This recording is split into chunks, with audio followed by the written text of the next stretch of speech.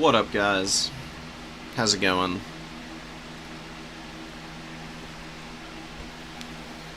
Alright. Without much further ado, tournament's gonna be kicking off just a couple more minutes.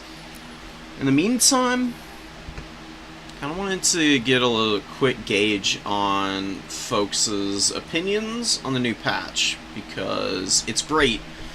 It fixed a lot of the big problems, and even added in some cool stuff that I really didn't think that was going to actually get added. The elite infantry cap weight being the big thing. It's actually kind of huge for a couple of factions. Specifically Nurgle. Nurgle loved their Chosen already. They're even better now, which is really awesome to see. And there's more of a reason to interact with them, so they don't just get kited around nearly as much.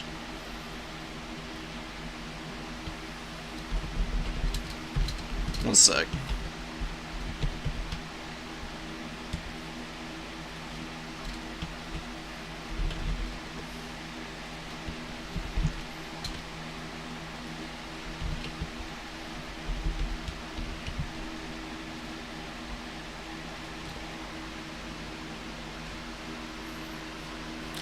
Yeah, Storm Vermin not getting the elite infantry was a little surprising, but I think the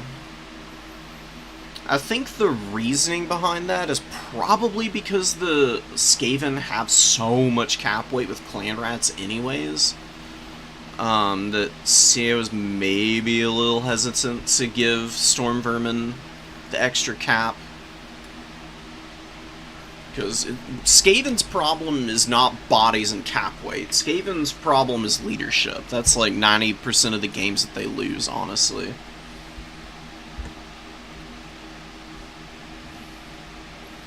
All Skaven is chaff. I don't know. The Council Guard getting the elite infantry would be cool. I think the Council Guard at the least should get the extra cap weight. Because they're really not that much better than a standard one. The Unbreakable is, like, cool and all, but it's not worth, like, 400 extra gold or whatever it is. Yeah, the Zote's got the small buff. That's really awesome. I was actually looking at Zotes the other day while I was just, tooling around with a couple of Wood Elf builds on quick battles. And even before the patch, this was like a couple days before it, I was looking at them and I was like, I really don't need a whole lot. Just like a couple of little changes and they'd probably be a solid unit.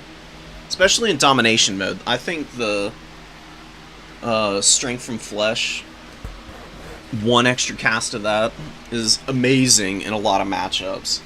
Because there honestly aren't that many units with magic damage. The 60% protection for such an expensive unit, if Minotaurs had Strength from Flesh, like Zotes, like a Khorne Tor, it would be probably the most unstoppable unit in the game. So I'm curious to see if people start bringing them a little bit more and trying to get more value out of the bound spells. Zargard should have got it. Zargard's another one that probably should get looked at.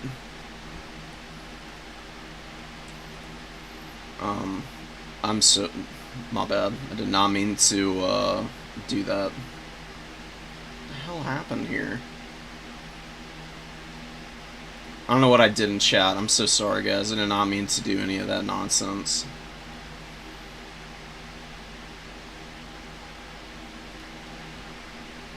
What am I doing? Anyways.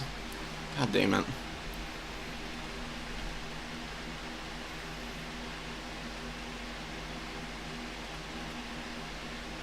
Worry about that later. Anyways, let's get into the actual tournament. I need to go grab people. What have we got going on in the group stages?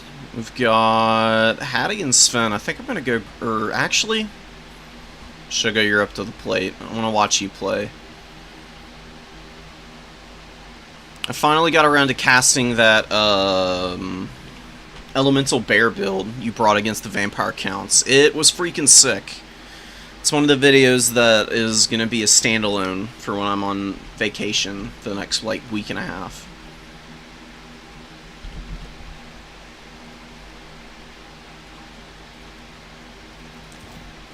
Let me copy this. Let me paste it here. Let me see if I can undo whatever I did in chat. I have no idea what I even pressed to hide somebody's messages.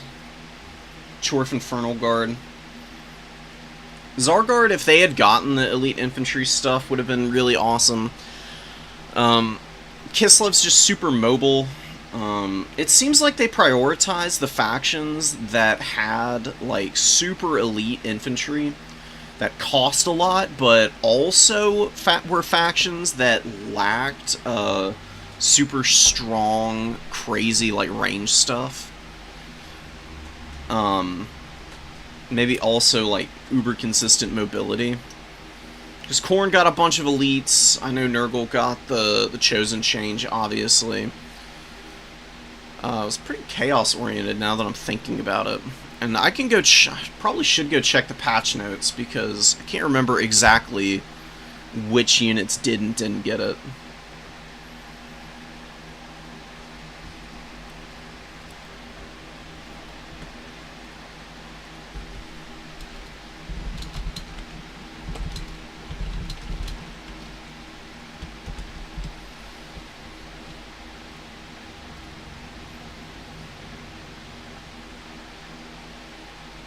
I've never, ever interacted with this other person.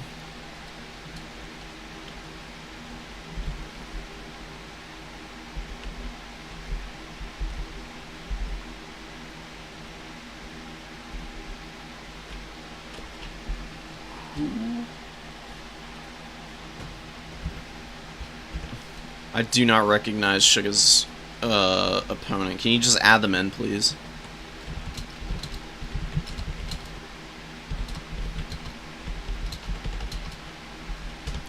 I have no idea who they are.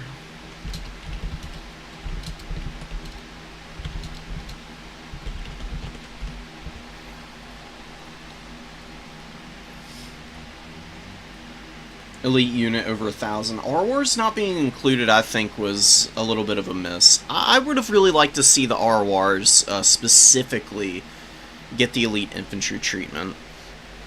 Obviously not for everything, but I think you could add that on to, at the very least, for Kislev, since the Zargard didn't get elite infantry. You could do it for the Dazh's Winterheart Guards, and do, what are they called? The Watchmen in the Night. The dual sword armored Kossars.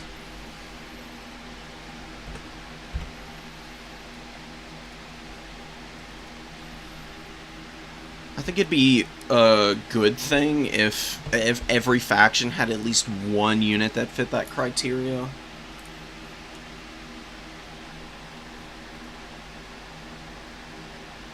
Just as a general rule of thumb.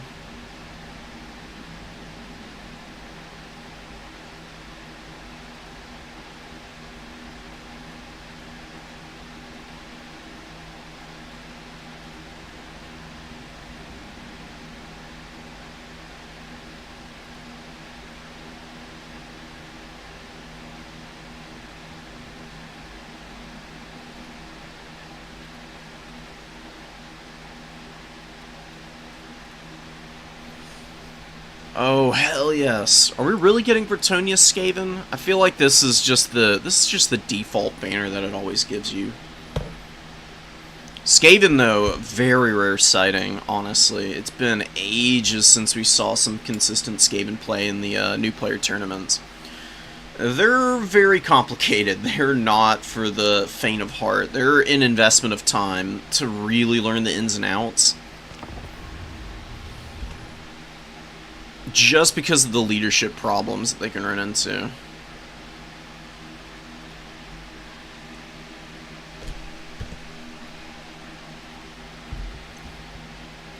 Is that their opponent?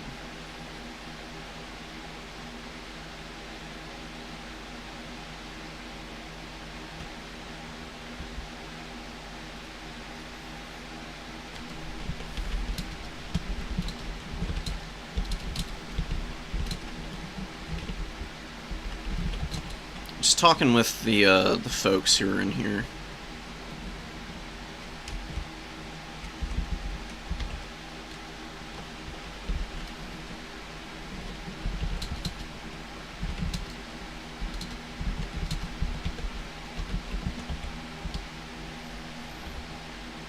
Cool. Eat the rich, amen. Considering knockdown fix. Interesting to see Lords for Skaven. That's true. I don't know. I mean, you probably still don't see any foot characters. They're still really vulnerable. Like, you'll probably just still see Ikit Claw all the time, even though Flensing Ruin got a small nerf. It wasn't massive by any means. It was a few seconds on each end of the spell, the Overcast and the standard form of it.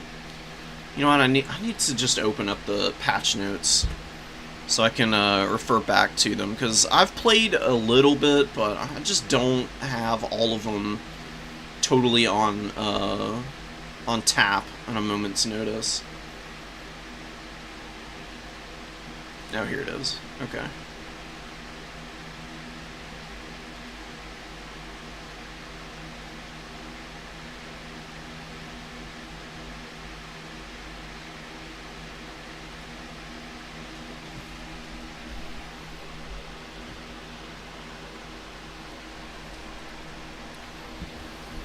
Okay, Suga is on Kislev. So they'll take a moment to finish up their army build. In the meantime, I'm going to bring us over. Just take a little gander at what we got going on today.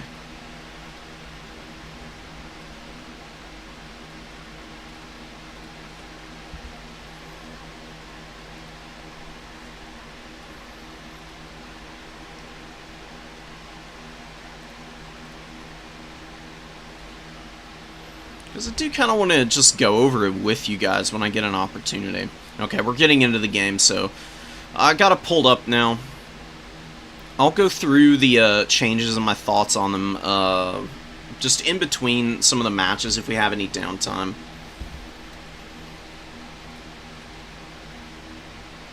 Really fun build here. Honestly, when was the last time you saw Golden Knight? She's been a very rare, she's made very sporadic and rare appearances ever since she got added, but maybe this is a pretty good matchup for her. Against the Skaven, like, Ikit Claw's got a decent amount of armor, but just the ability, the threat of being able to silence Ikit is pretty massive, and then she can still run around and beat up on Rat Ogres, who are a very common appearance. As long as she's not alone and isolated, should be fairly useful.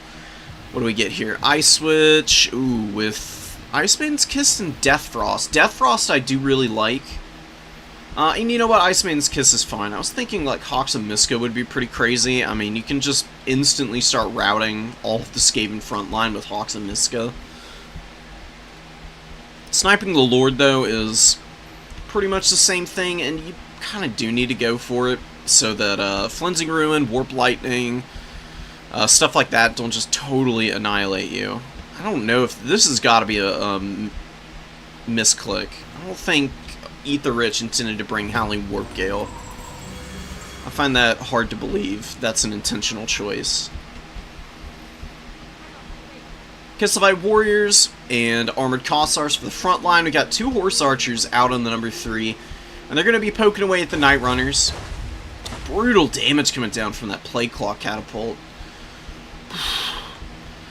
Yeah, the artillery pieces for the Skaven, the Warp Lightning Cannons, we're seeing a little bit more play, but the Plague Claw Catapults have been a fixture for quite a while. And they're just dangerous as hell. I mean, they do massive work against Skirmish Cav. They also pound infantry. They just hit so hard, and the explosion radius on the missiles is pretty damn impressive. Not quite able to grab this point. Kislev forced off, Skaven grabbed the number 3. More brutal damage going down on the Horse Archers, and we do get our first Flensing Ruin of the game. Night Runners get attacked by the Hero Squad, but no, I mean, they're gonna take a little while to clear this out. Rich really should rotate some Rat Ogres around the rock here to try and get over here and help out. They can either loop the safe way, or they can come under and try and snare from the other end, but, you know, Kislev's formation is finally moving up. Rat Ogres are pretty squishy, so you don't want to let them get poked too badly. Night Runners here, peeling out, just getting the hell away. Trying to survive the onslaught of these characters right now. Ikit Claw's going to get jumped by the Snow Leopard, a little late on the reaction. Not a lot around him. I mean, there's some Rat Ogres that should be able to get over here pretty quickly and help him out. Just wheel Ikit up through the monster's infantry, and he'll maneuver between these guys, and the Rat Ogres will catch the Snow Leopard, hopefully. They should be able to kill this summon in very short order.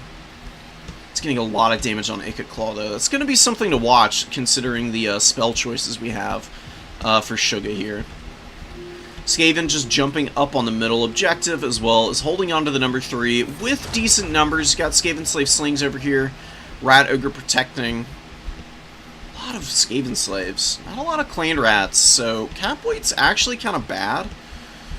Kislev could get up on the middle objective, and they don't even need to engage in the front line. I think they should be able to put enough pressure in terms of the Capweight, especially if they get their characters back, that they could force the Skaven into a fight here on the middle, and then still have enough units to cover off the number 1 objective with their Bow Kossars and maybe one of these armored boys here.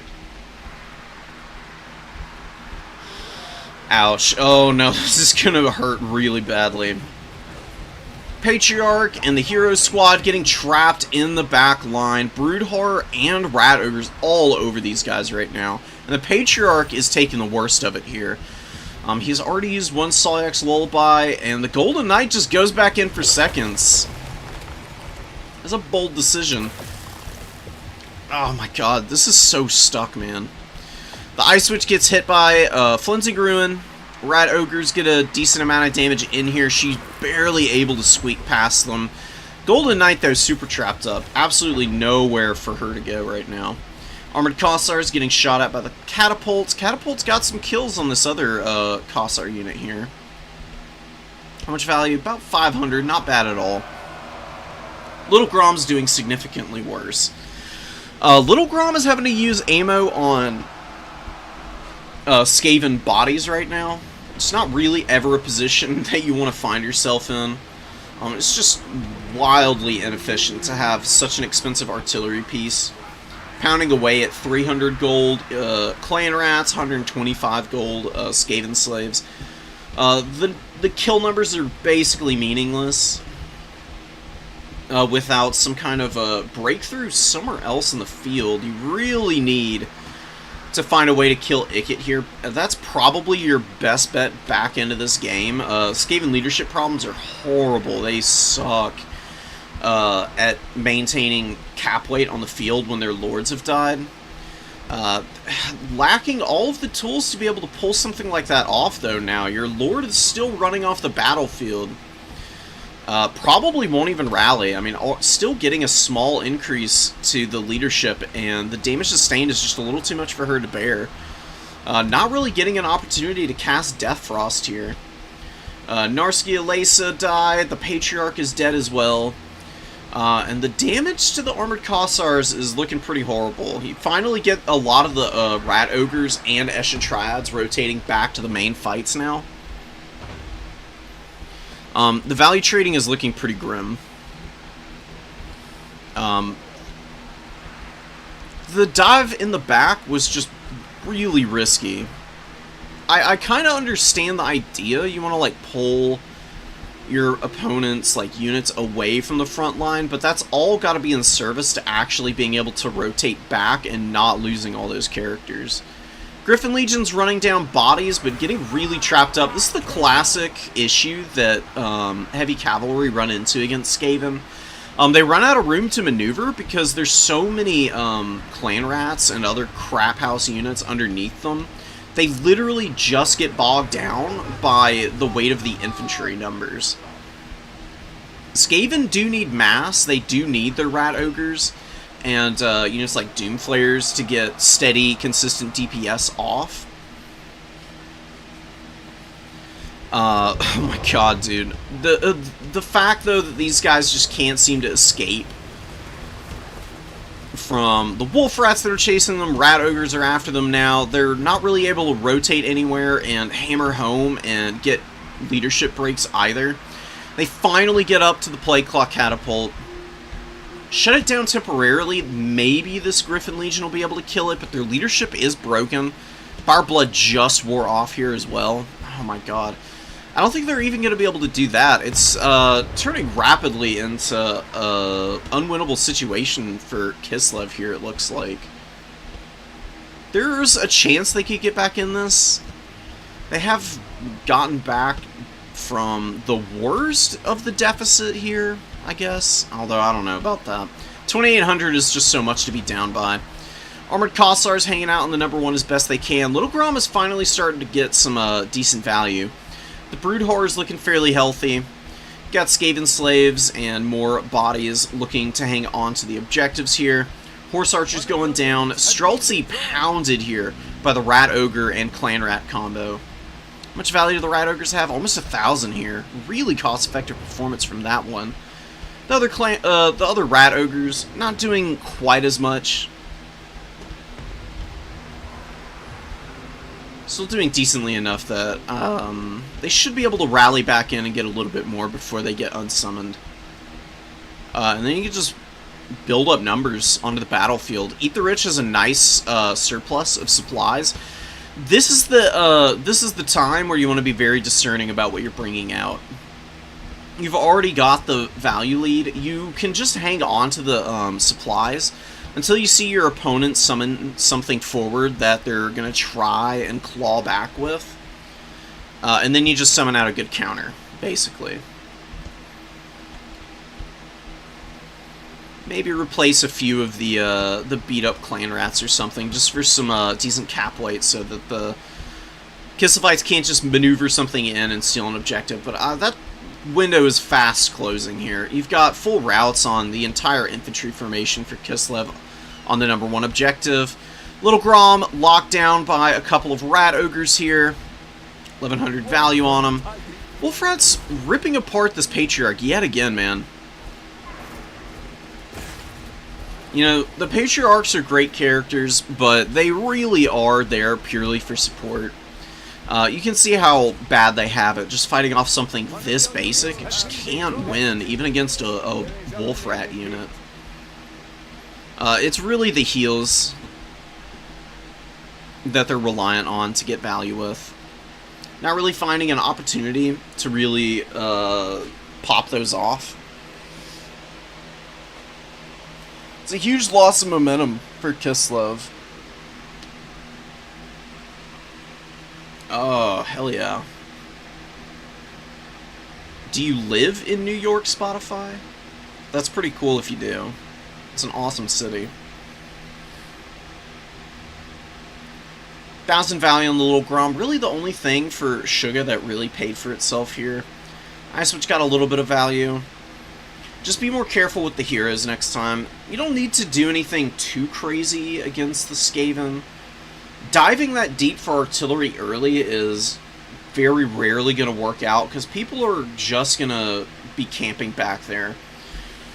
Artillery is dangerous, and the Plague Claw Catapult, it did well. It got 1,000 value, but that's really not a huge uptrade for an artillery piece. Artillery has got to get massive amounts of value to get you any kind of movement up on objectives, because it's usually easy enough to replace losses from artillery just because of how slowly the artillery fires. Most already has like a 16-second at minimum wind-up time before they're firing off additional volleys. And for stuff like cannons, it's 22 seconds. So there's a lengthy period at which you're going to be able to build up supplies to bring something out. There's no need to overextend into artillery early. You want to get a gauge on the damage it's doing. It was doing a decent amount of damage. You also want to work on nullifying the damage that artillery does by playing terrain. There's not a lot of terrain on Dunes of Kain. That's where you just need to play off the objectives. Cap 1 point, play off the objectives, stay out of range of the artillery, build up your forces, and then, if you really want to, when you push in and tank the mainline engagement, that's when you send flankers around to try and shut down the artillery crew. Are Patriarchs better on a bear? Not really, because they don't get that much more, they don't get that many more stats. And the bears are kind of expensive. They're 500 gold compared to 200. They get 10 more melee attack, 25 more armor, and 600 more health with a little bit more charge bonus.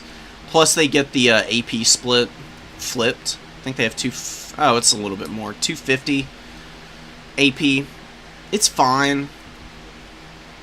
But they still don't perform that well on the bears, honestly, because once they get tired and they lose this melee attack edge that they have versus being on a warhorse, because of the scaling on vigor penalties, honestly doesn't equal out to being that much of a difference in terms of melee attack versus a warhorse and a bear. Because the bear gets hit by a percentage-based decrease. Brings it down to about as much as a exhausted warhorse mounted character. You just want those guys for the heals. Just play conservatively with them. If they run up to support infantry units in the front line, that's fine. That's something they're very capable of doing. Slower and don't have enough mass. Yeah, that's true also. They are slower. And the mass is like 1,500, I think, on the Warbear. They're not pushing out of anything. Oh, one last thing about the bear mounts. The Warbears are so cumbersome. They move slow as dirt, and they don't turn quickly at all. It's not great. The loss of speed is only it's only 3 meters from it. Yeah, 1,800 mass, 1,500 on the horse. That is kind of a sad little jump there. You'd figure that a frickin' polar bear, basically, would have more mass than 1,600. It's a little bit too in line with some of the other monstrous units in the game. I don't know, though. Are the war bears, like, magical in Kislev, or are they literally just wild bears that they caught? Because that would go a long way to informing me, like, the power scaling. And whether it's ridiculous or not that they're seemingly such lightweights.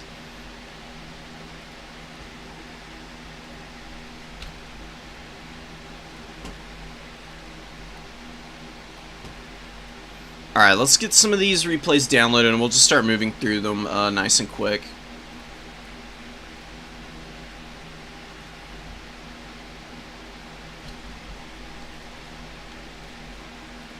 Oh, we got a Norsca mirror match? There's no freaking way. I know people don't love mirrors, but I'm always intrigued by them. That might be our first replay that we throw out here.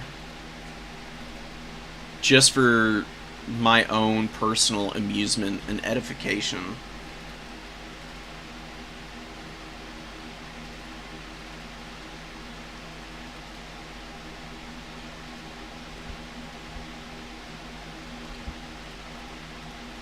Actually, I've got another plan for that replay. I'm gonna hang on to it. I'll get to the mirror at some point.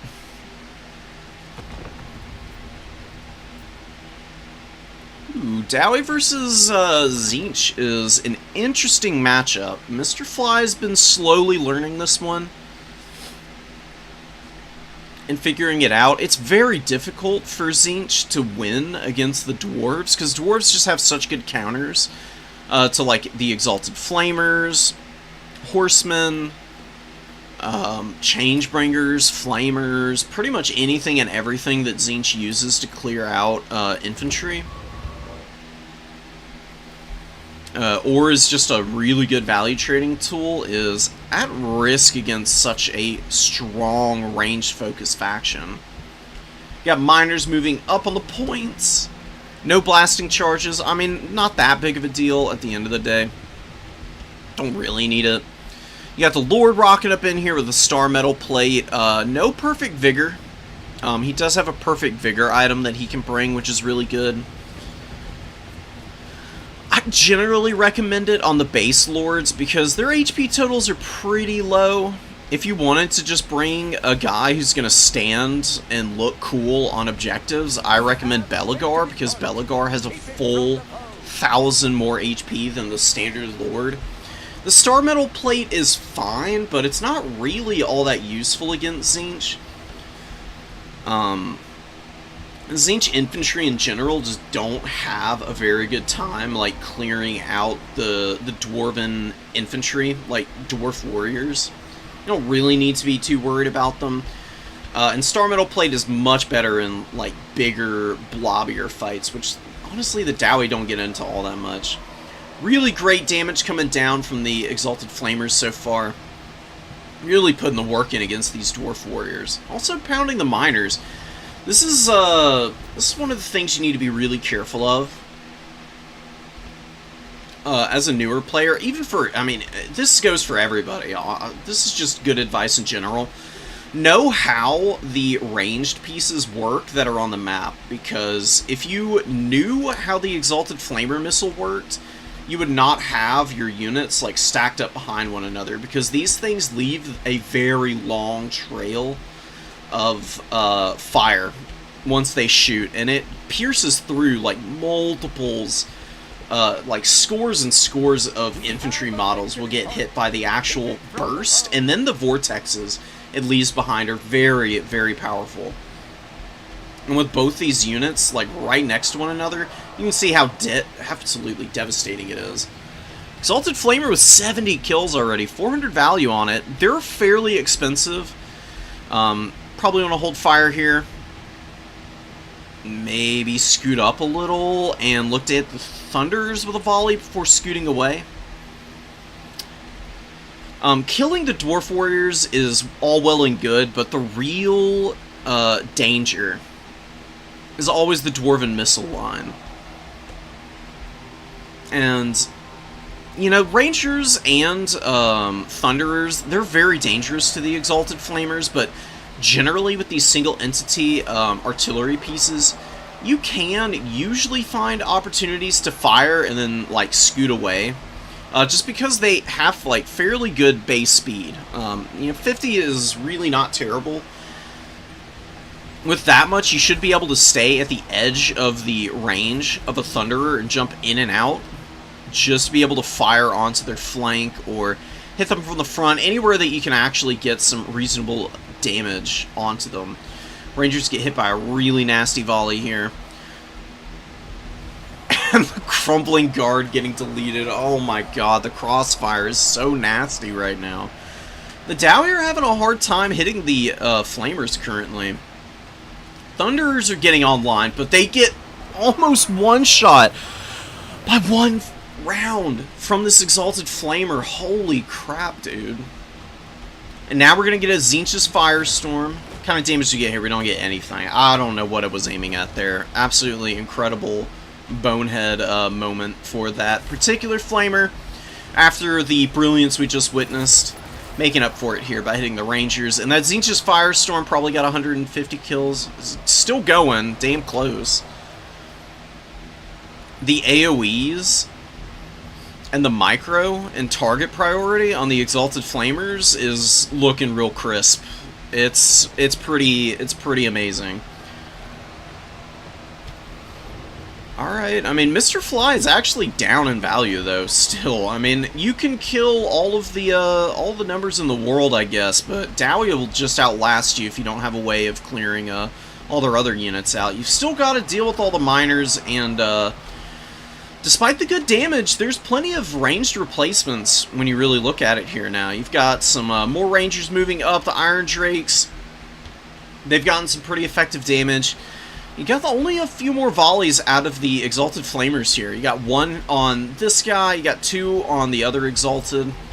1,500 value and 1,800 here. What's going on with these Furies? Oh, the Furies getting brutalized with the Grim Delvers. Before they're able to execute the dive, more Furies hanging in the wings. One being forgotten about. That happens a lot. You look at the bottom of your screen where you got the unit cards and make sure that you've got everything accounted for. God, dude. I played in the tournament a few days ago, and that was something that happened to me in 2 out of the 3 games that I lost, was having like one, or in one of them I had 2 units that were just sitting in the back that I'd thought I'd given orders to, but were actually just hovering out of view. It was a very sad moment. You don't really ever want to feel like a forehead for leaving something back here. It's a very easy mistake to make, but always one that you need to be very careful of. So, Tzeentch actually manages to outmuscle the Dowie on the middle point. Zangor's getting shot to pieces, though. They really haven't value traded all that great. Marauder's also doing similarly poor amounts of damage. Thunderer's rallying. Iron Drake's very healthy, lots of ammo. And Village is looking for another Firestorm opportunity here. So he's going to be dropping the Triple Vortex spell. We'll see where they end up going. Not rotating very well right now. Kind of tickling the edge of this Ranger. Alright, finally getting into the meat of that unit and really tearing them apart finally. Very nice. Thunderer up on the high ground. The singular target for the Tzeentch army ability, the bombardment, going to be roasting these guys as it lands in. Fortunately, they do kind of pull out of here with a decent amount of HP, all things considered. I mean, losing half your HP total, not really amazing for you, but at least you're not dead. Dowie are off the points now, though. This is always a scary position to be in as the dwarves. Like, value leads can mean a lot, but sometimes they can mean very little, especially if you've lost all your momentum as a very slow faction, kind of like the dwarves here. Because your opponent's going to be able to move infantry forward and replace their losses much easier than you are. And then you've got the Chaos factions. You can always throw Furies out. And Furies are an ever-present threat for the dwarves because all of their missile units are vulnerable to Fury dives. The only things that can hold up under it, probably like Iron Drakes, but even then they still need support. Iron Drakes just have so much armor, it takes ages for a Fury to eat through them. Usually the Dowie will be able to bring forward some kind of peel. But the Dowie range tools getting shut down finally, and I think that could be the death sentence for them. I mean, some really nice magic out of Village, got a good win on the point, and then also killed some of the other shooting units out here. You've got the Sour Guts, the Marauder Horsemen, they've been getting some semi-effective value firing into the armored infantry. It's not great. Dowie are just so resilient, but you gotta do damage somehow, right? And at the very least, the blues and the pinks are still cap weight, and they are still able to anchor this number 2 here. Being able to leave open an entire edge of the battlefield against the dwarves makes a big difference. Because they're just never really going to be able to send anything forward to backcap you. Like, imagine the Dowie might summon a Miner out. By the time the Miner gets up there, you can have summoned out a Fury to intercept, and they'll kill the Miner outright before they even get on the objective. That's fairly easy to defend your back points. And if they brought something with Stalk out, maybe they'd be able to get up there. Another Firestorm going down from Village. Oh my god, 2,000 value and 300 kills on that bad boy. And the Exalted Flamer back for seconds. Rocking up with the weird claws. Throwing down some hot flames onto the Iron Drakes, who did get pretty good value. What is going on there? Like, got picked up by the Vortex and flung around a little bit, it looked like. Cynagor has been used very disruptively. 1,000 value on this Cynagor unit is amazing stuff. Mr. Fly looks to be controlling this battlefield very efficiently. Despite the value lead for Spida, it is looking like kind of a paper tiger force. There's no teeth here anymore. There's not enough shooting. The infantry are just too vulnerable here to either being stuffed off the points for 1, 2, the Exalted Flamer, and 3, Furies just like rear charging them constantly, and then maybe Village having enough magic for like 1 more Firestorm here. They're just never going to be able to sit comfortably on these objectives. Another Cynagor out here on the field now. Kind of value. Only 92, just made their way out. Hoping to clear up any potential pressure onto the number 1, and they should be able to get some really good charges off here into the Dwarves. Getting into the rear of this Dwarf Warrior fight. Beautiful damage. Coming from downhill also. Really tossing this little Dowie out of formation and up into a little bit of a conga line of doom for them. Pinned up against the terrain feature here. No way they'd be able to pull back. Even if the unit was able to be saved, yeah, they've taken some pretty heinous damage. Slayer's going to be the target, but we're going to get a tap out there. The Dowie were getting some work done flipping this point. I don't think they'd be able to hang on to it even if they did capture it. We got more units moving up.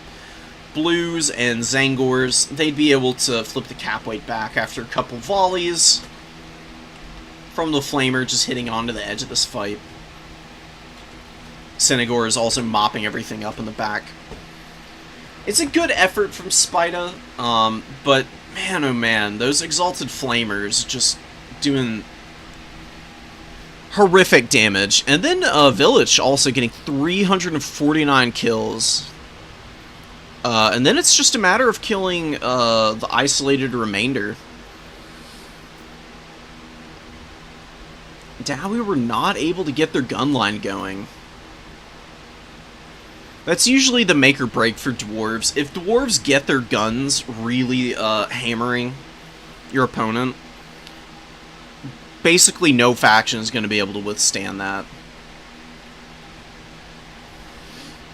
If they struggle to get their missiles online, though, they're a fairly easy faction to beat. It's just a matter of, like, juggling the numbers, right? Because Dowie are so cost-effective. They can bring so many bodies to the table. Sometimes just getting, like, swamped and stuff and having to juggle so many potential threats can really overwhelm people. Yeah, Bretts and Ogres. I actually do kind of want to watch this. One, Lucreon is a really cool guy, and playing the Ogres, he's been mixing it up with a lot of different factions. I also want to see the Leadbelcher nerf in action. I want to see if it's actually lessened their overall impact on the game. I played the Norskemir. Def say you struggled. I actually think I might do a standalone video just to talk about not just the Norskemir, but mirrors as a concept, because you do run into them sometimes in this game. Knowing how to gameplay and into a mirror match is fairly important. I'll see if I can do that before I leave for my vacation tomorrow. One sec, guys. I'm just downloading a couple more replays, and then we'll get into what we got going on here. Hard to deal with the Dwarves when you don't have enough AP. It happens to a lot of factions. There's quite a few that don't have the kind of tools that are really needed to be able to beat the Dwarves consistently.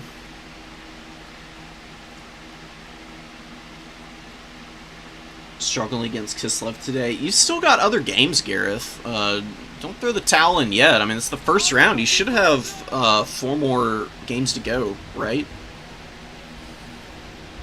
Because this should be the same Swiss format we've been running for a while now. Blood Vultures chilling out here, looking like they were maybe going to think about tussling with the Mounted Yeoman, but thinking better of it. Bretonnia taking the very early ticket lead. Ogre Kingdom's playing pretty passively back here, just sitting way off the objectives here, but going to be motoring up to the number 1 in short order. Leadbelchers are going to be damn good at clearing out all the men-at-arms, obviously, but they've always been really good against infantry. It's their performance into Cav that I'm most curious about, because really I haven't seen a whole lot of Ogre Kingdoms play on the new patch yet. Haven't really been running into them on ladder, and I haven't really been watching too many other people playing the game. I've just been really busy with other projects. Wow, that was shockingly limp in terms of damage from Leadbelchers. Is that just the new normal for them into cavalry?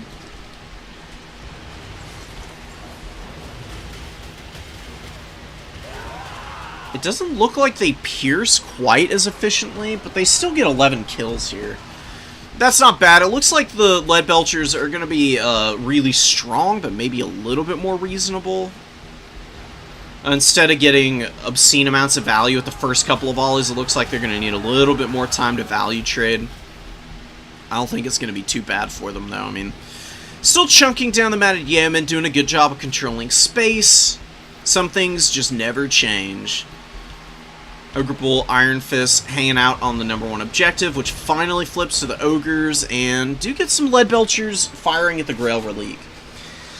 Leadbelchers are semi-effective against single entities, but usually only larger ones. Against little targets like the Grail here, you can see how many of the shots are missing. It takes about 400 damage, though. It's really not terrible. I think I would still prioritize the men-at-arms. I mean, they're not like a dangerous unit by any means. It's better to shoot at something than nothing. You might as well hit the men-at-arms and see if you can force the yeomen in to then counterfire those guys. And get another Leadbelcher coming up. So triple Leadbelcher. Oh my god, man. Ugh. It hurts. It hurts to watch people get smacked up by these things. This is the kind of game situation where you just want to pull back everything. Like, get everything out of range of the Leadbelchers for a minute while you get all of your Knights of the Realm in. Maybe like a Grail Knight or something, just for Mournfang Cav. Or what have you, and get ready for the dive. Going in a little early, I would say. Bretonnia is going to be having a hard time closing the gap on the Leadbelchers. Leadbelchers are probably just going to pull back, and then the Iron Fist and Gnoblar combo will probably be enough, at the very least, just to hold the men-at-arms back, if not outright win, because none of...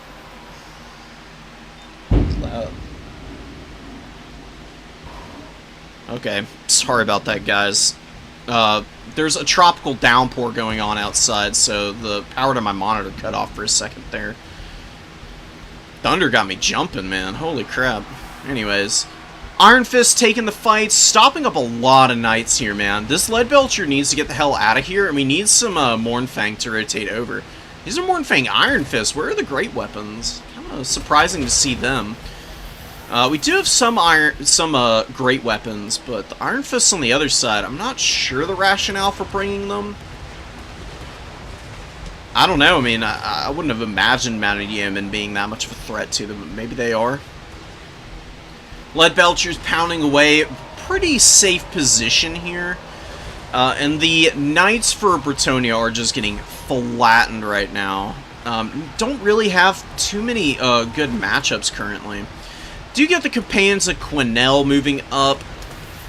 They are able to break through the Ogre Bulls with the Iron Fist here, although they just, guys do get a Troll Guts of all things. An upgraded Troll Guts on an Ogre Bull is definitely a choice. I would not recommend that. Just not expensive enough. Just pop it on any of the Mournfang you have here instead. Troll Guts is a very slow heal, you have to remember. It's only 0.8. it lasts for ages, so what you really want to do is pop it as you get into an engagement, so your units stay healthy as long as possible, and you lose as few models as possible, because healing does cap out at however many models are in the unit, unless there's special modifiers and specific phrasings that do mean that they get like resurrected entities once they get healed up. Mournfang Great Weapon's going crazy, but the Iron Fists are getting folded up like wet toilet paper, honestly. They're doing horrendously right now. This is the worry that I had. I mean, Knights of the Realm and the Companions here doing a pretty good job of beating them down. Plus, you get some Pegasus Knights up, and you lose one Leadbelcher back here. The other two looking like they're in trouble as well. You've got Spearmen at Arms and Alberic on the Leadbelcher on this side here. High Ground 1 gets charged down by Pegasus Knights. Pegasus Knights are going to kill this Leadbelcher in about 2 seconds. They've probably got another 3 on this Mortal Coil before the entire unit is gone. Mournfang Cav charging around, trying to get some kind of impact going, but honestly looking pretty limp right now. More Knights of the Realm moving up. Mounted Yeoman just running away from Blood Vultures in the back line. Honestly, I mean, the Blood Vultures really wouldn't be a bad tool to have over here right now. They'd be doing some pretty good damage to the Men-at-Arms. Men-at-Arms actually turning out to be fairly sticky. And the Ogre Kingdom's efforts are all coming to naught here. I'm really curious to know if the Wrath of Manon was able to really get any breakthroughs. I saw the first one, it got some good damage, but it didn't really do a whole lot to move the needle. But he has used the second one already. Curious where it went down. Mournfang Cav and both Iron Fist variants over here. Fighting against the Damsel and trying to beat down Alberic, but gonna struggle because they don't have the anti-large bonus to really hammer against him. The Mournfang Cav, the ones with the great weapons here, getting chased back by the Peg Knights. 1400 value on them, Knights of the Realm. Following up the Pegasus Knight charge, helping out a little bit. Dragging those guys down. I think that's probably going to be it. I don't see Lucreon being able to scrap back into a winning position after this. You're just going to get a steady increase in the number of cavalry coming out from Bretonnia. This is one of Bretonia's better matchups, if I'm to understand correctly. They were doing pretty well at a really high level last season against the Ogre Kingdoms. Meat Feast going down on the Iron Fist Cav. Only 5 models though, so you can see stagnating out pretty early on how many heals these guys are getting.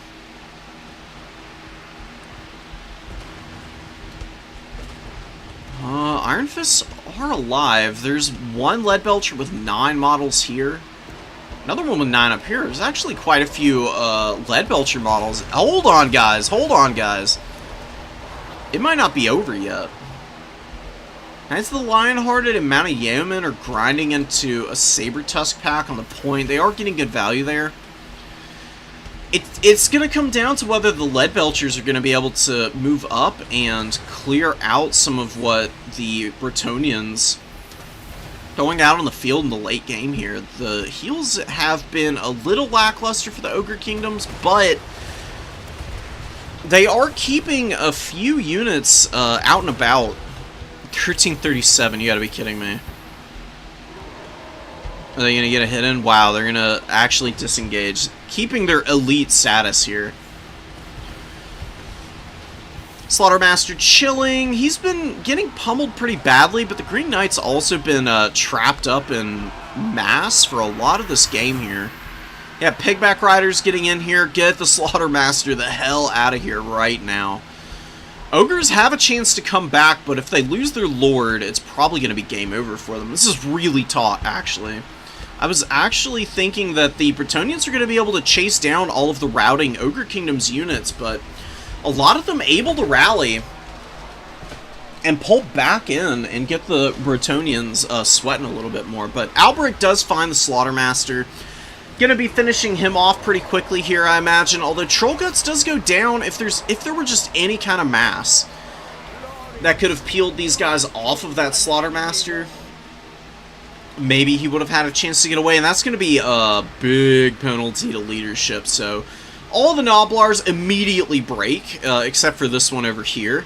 And then you get some Terror Routes going down on the Mournfangs, and they're also going to be Turning Tail, trotting on out of here. Knights of the Lionhearted don't have a whole lot of value, but they can clean up these Lead Belchers, and that should give, yeah, Bretonnia all the forward momentum. It was a good rally attempt from Lucreon, but can't afford to let your Lord get sniped. Need to play really carefully with Slaughtermasters. They are, they're a decently durable caster,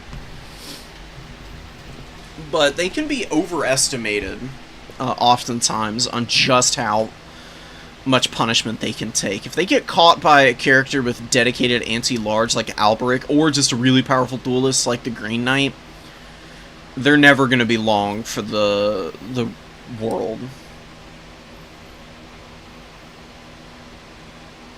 Knights all getting some respectable value. This Knight of the Realm didn't do so hot, but made up for everywhere else that mattered, honestly.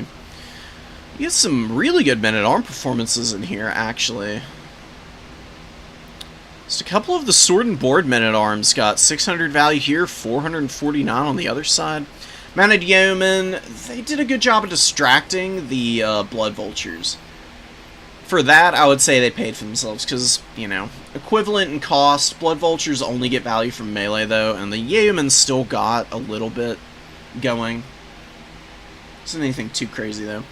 Iron Fist Cav actually proved me wrong. They didn't do too well in the early game, but once they rallied up and they got a little bit of heals, and they were able to re-engage, get some counter charges, that's where they really started to do some damage. Still think I'd prefer to see the Great Weapons, honestly, though.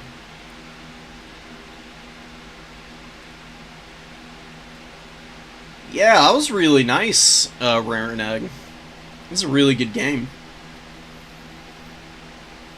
Lead Belcher's kind of stinky compared to before the patch. Where they were before the patch, though, was in a realm where they were an absolute nightmare. They look much more respectable now, and it looks like the Ogre Kingdoms may need to reformulate some of their standby strategies. Early in the season, though, they've got a really good win rate, so I think plenty of people are figuring them out as they're going along. Oh, a Kislev mirror? Oh my god, so many good mirror matches today, then. Holy crap.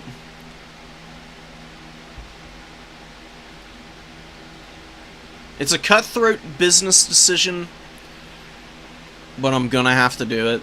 We'll cast the Norska mirror match, since one of the participants in that game said they were struggling. That way I can give them some coaching now, and then for my video on mirror matches, I'll do the showdown between the Kislev forces. Empire, you and Suga have played the Kislev mirror before, right? Am I crazy for thinking that?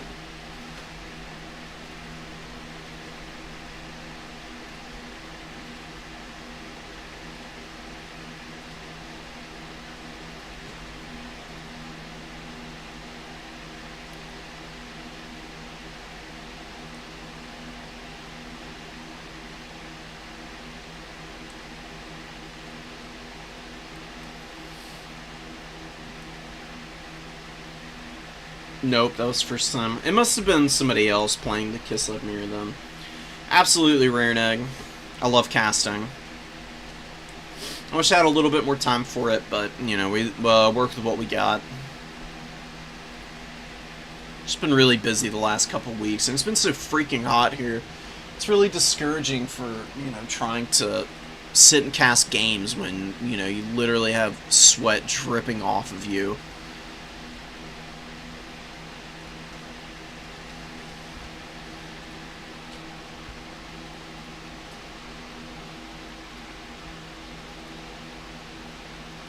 Rename this one, just some nonsense. My naming conventions are an absolute joke. Don't worry about it, though. Let's move all the replays in. So we're going to get into some round 2 stuff, just so that we can watch something on some different maps and see what we get going. These are duplicates. So, goodbye. Could watch Rareneck play Bretonnia again. Schmurda and Eat the Rich are playing.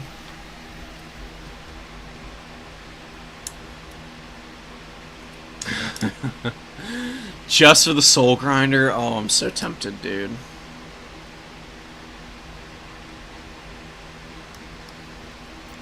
Alright, let's...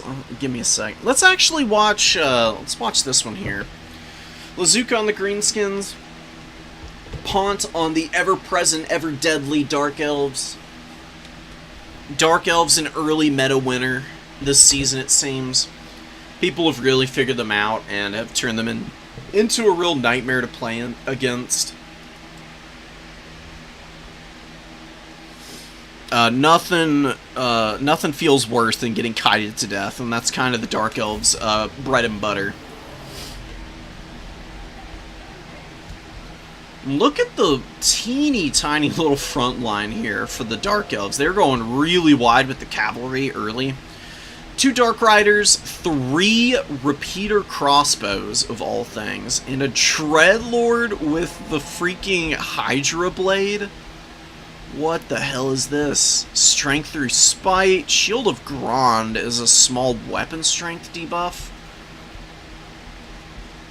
Honestly, not bad against the Greenskins, considering how much non-AP infantry they bring to the table.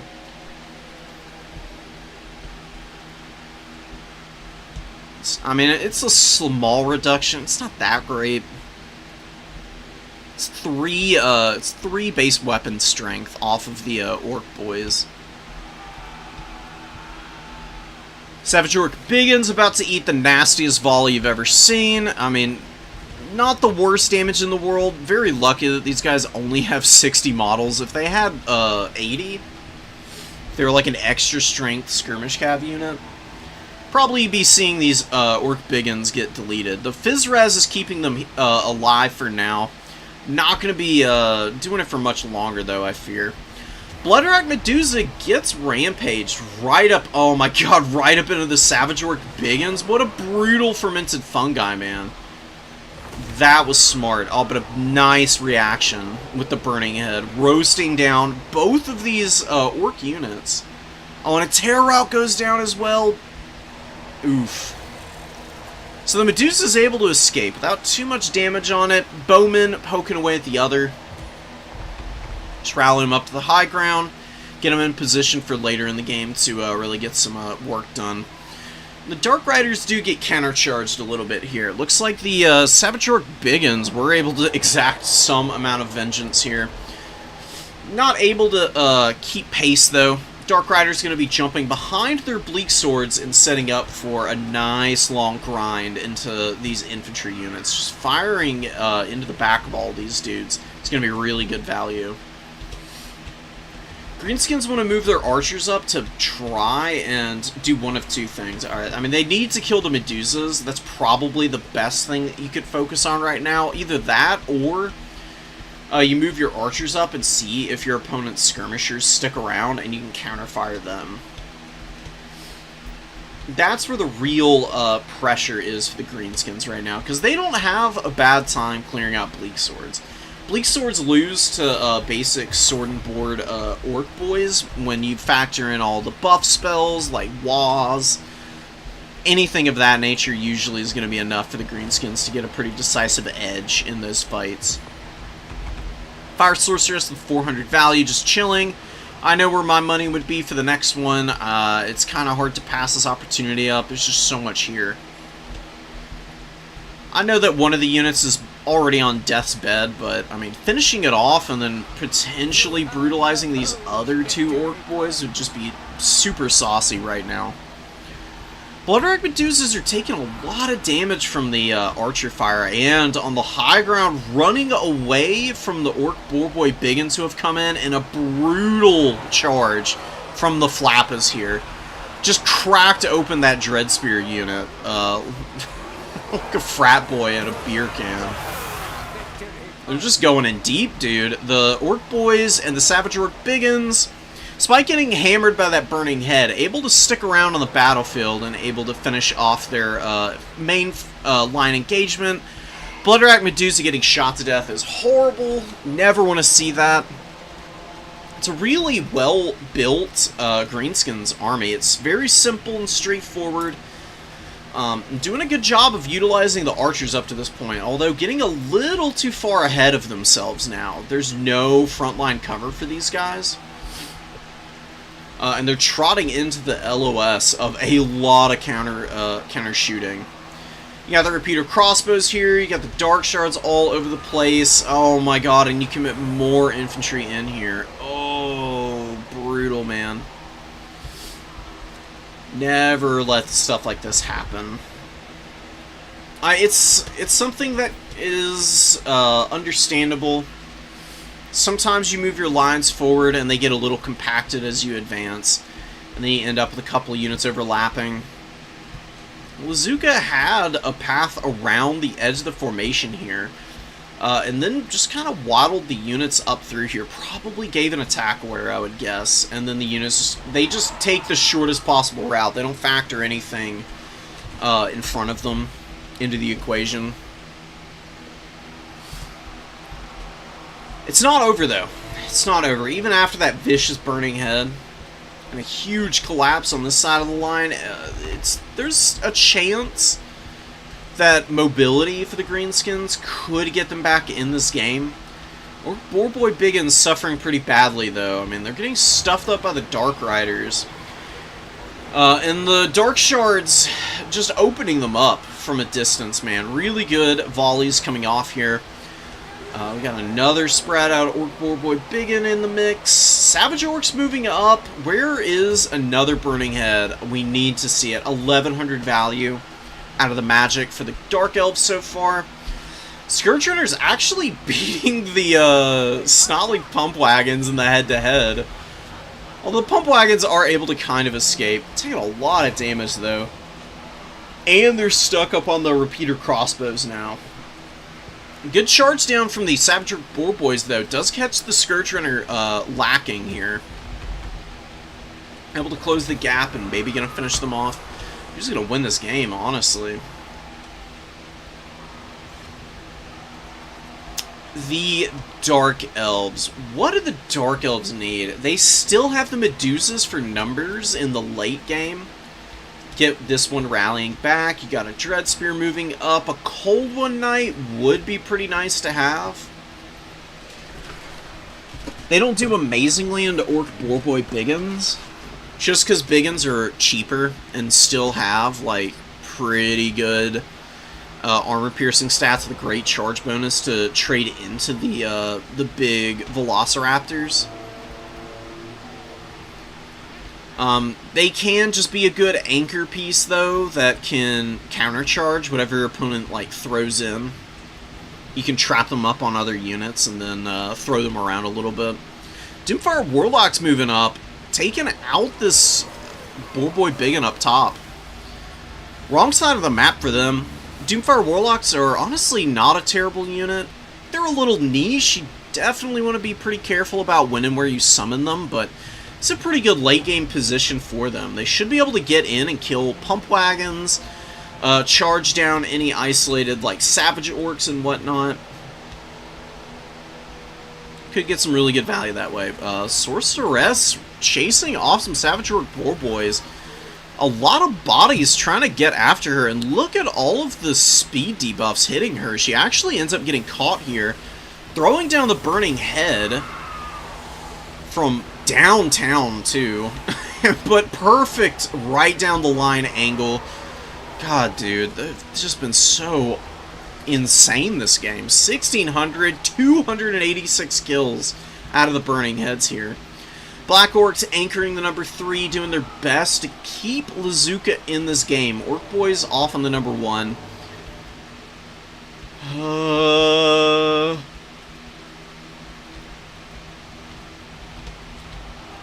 Dude, I just can't, yeah, I can't call it. It's just too razor close right now. We got Goblin Wolf Riders moving up. Looking to get after the Dark Shards. They are able to close ground and make it into contact with the Doomfire Warlocks being so close by. Those guys are probably going to tear these little Wolf Riders apart in short order. They also have poison. Doomfire Warlocks having poison is really huge because they massively counter annoying cheap little units like the Goblin Wolf Riders. The Wolf Riders are designed to rush up and cycle charge missile units into oblivion, and they're usually pretty good at doing that with 92 speed. But just the fact that Doomfire Warlocks will have them in an absolute chokehold if they catch them, not leaving a whole lot of room for them to be able to operate as cleanly as they want. Get that Dread Spear over there and hang on to that point. Dark Elves do get the number 3, but they probably don't want to stick around here just because of the Boar Boys that are chilling up top. They are able to close the gap, and they do get into the Dark Riders here. Dark Riders hiding in the trees, both, all the units here, getting debuffed as a result, you know. Terrain does affect them, although actually, oh wow, are you kidding me? These guys are technically not in the forest, so not losing any stats at all. Wow, okay. That's pretty hilarious. Now they're losing the speed and the melee attack. Not before they kill the Dark Riders, though, and Dark Elves looking a little gassed now. Their infantry are just never going to be able to outtrade the Greenskins.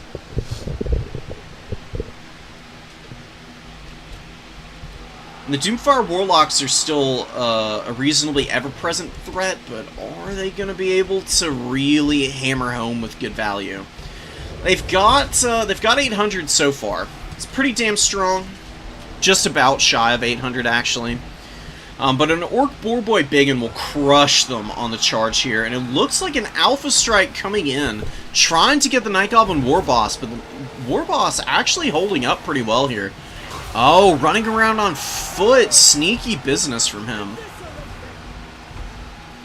Yeah, the Doomfire Warlocks, they do eat a decent amount of damage, but they get some Dark Riders coming in to support, and those guys are actually buffering out a lot of the damage from the Orcs here.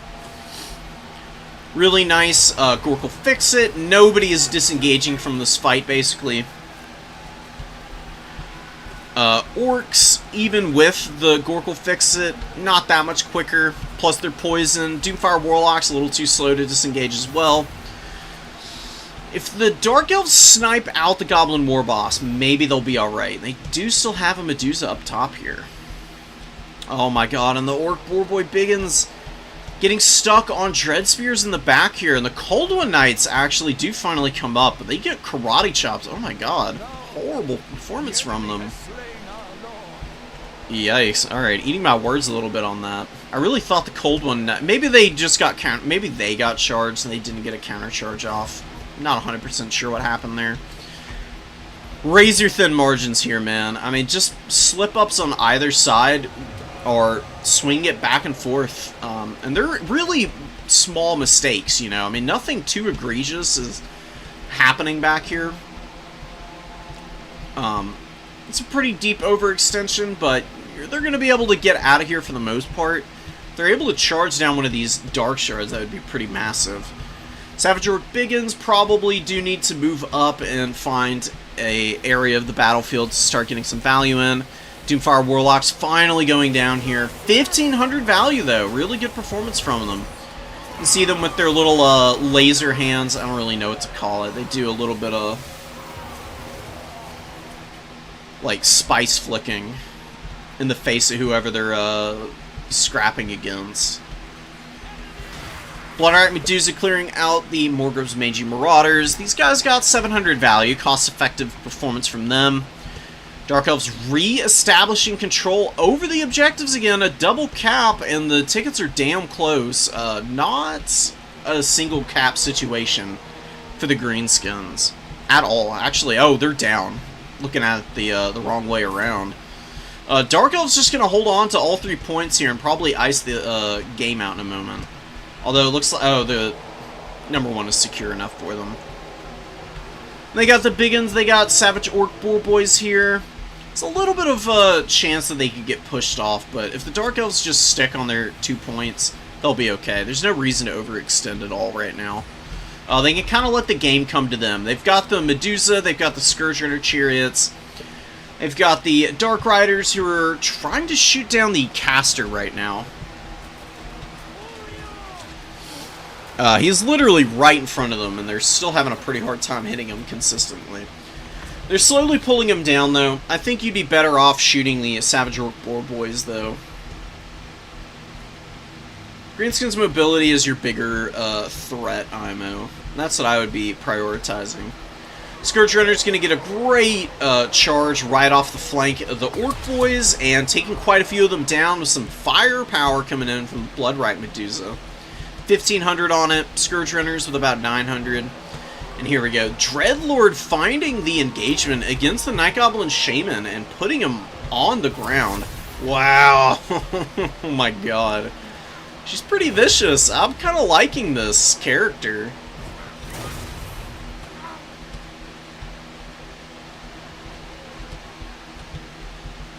Not able to kill him, but shattering him is just as good. Especially for a foot caster. Shattering them, this guy's never going to get back on the battlefield again. By the time the game is over, he'll probably only be about halfway to the edge of the map.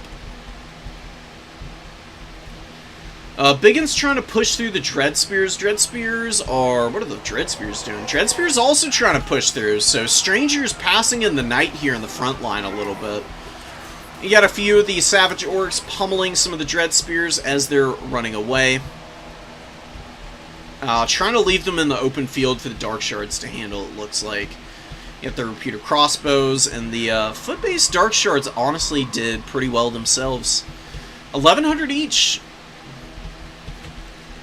Damn good performance for a 650 gold unit, right?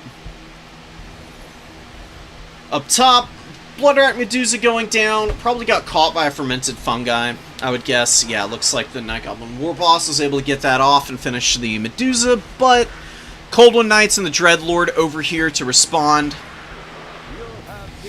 That's going to be GG. Greenskins were playing fairly scrappy, but Pont did a really good job with Burning Head of clearing out the numbers early. And then just controlling the aggression of all of the Boar Boys until the late game when Pont was just able to bounce between objectives, giving one up and then taking another, vice versa, just back and forth, and keeping the Greenskins from being able to really focus in on any one area of the battlefield where they could concentrate.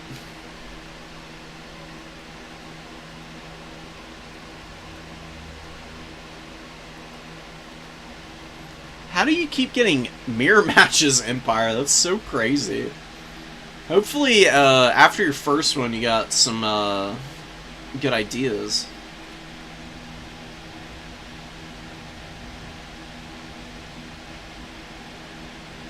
Yeah, the bow line was doing really well for the Greenskins. Losing the bowman was a huge loss of momentum that the Greenskins never really recovered from because it kept the Medusas back. One Medusa only got 400 value, but the other did get 1,600 and did also kill about 200 entities. And that's kind of the name of the game against the Greenskins, so leaving even one of those around to do that much damage was just not enough. Gotta play a little more close to the chest with the Boar Boys. The Boar Boys are really good at countercharging. They're not so good at taking really aggressive deep fights because their stats are just really low, so if they get caught and then surrounded by a bunch of lower tier units, they can get dragged down fairly quickly.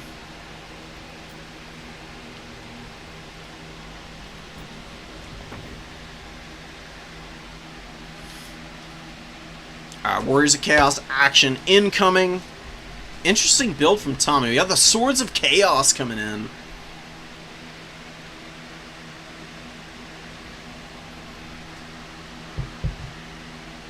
So the Swords of Chaos got a really cool change. They used to have splash attacks. I believe the way it worked was they were hitting like one entity at a time. Or, I mean, they were hitting two entities at a time, and now the way they work is they hit one at a time. So they spread that 80 weapon strength. Instead of across two models, they just focus it in on one entity. So they should be a little bit more consistent at taking down infantry and other enemy cavalry units. They're honestly already really good against single entities. I kind of liked them even before the patch. Cool to see somebody experimenting with them a little bit here. Searing Doom, Spirit Leech, good spells, Slayer of Kings, Armor of Morkar, and Fighter Die. I mean, all those buffs on an elite unit like the Swords of Chaos is honestly pretty worthwhile. It's going to make it very unlikely that the Dowie are going to be able to drag these guys down effectively. Blasting Charges moving up onto the point. Hattie doing a very good job of just getting set up early. Hellstriders with the Hell Scourges, though, are going to find a really good fight against these Miners. Miners have awful stats, so the 28 and 34, it's not the scariest stat line in the world, but more than a match for these very poor Dowie here, who really aren't going to be able to get a whole lot done. I mean, the value is in the explosives that they're carrying, right? Not being able to fire any volleys off before they get collapsed on is never a good spot for the dwarves to be in. More blasting charges getting shot to bits. Grimdelvers and the Rangers moving up. Hattie has Belegar and Double Dragon Slayer. So Double Dragon Slayer, they're fairly independent, and then Belegar can kind of sit on the middle point. That would be the best strategy for the dwarves here, but they do need to actually get the number 3. They lose one miner here. And a really solid disengagement with the Hellstriders. Getting away off to the sides so they don't get trapped up on the miners, and then the dwarf warriors collapse on them. Do want to make sure that you chase this miner unit all the way down. Killing every last model is going to be nice, because they can still come in and throw all the blasting charges that they start with. Marauders take some pretty nasty damage, but they're still up. Knights of Immolation. Where are they going to be going? I would be trying to use the Knights with some infantry to charge down stuff like the Grimdelvers. If you can kill the Grimdelvers, then the Knights of Immolation are not going to be under any kind of threat from Rangers.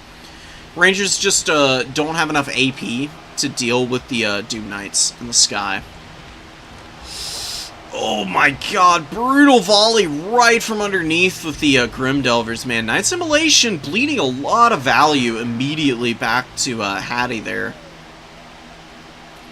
Hell Scourges, though, are able to close the gap, and a beautiful Searing Torrent onto the Rangers there. Honestly, I'm speechless. I had no idea Searing Torrent... Wait, did he get buffed?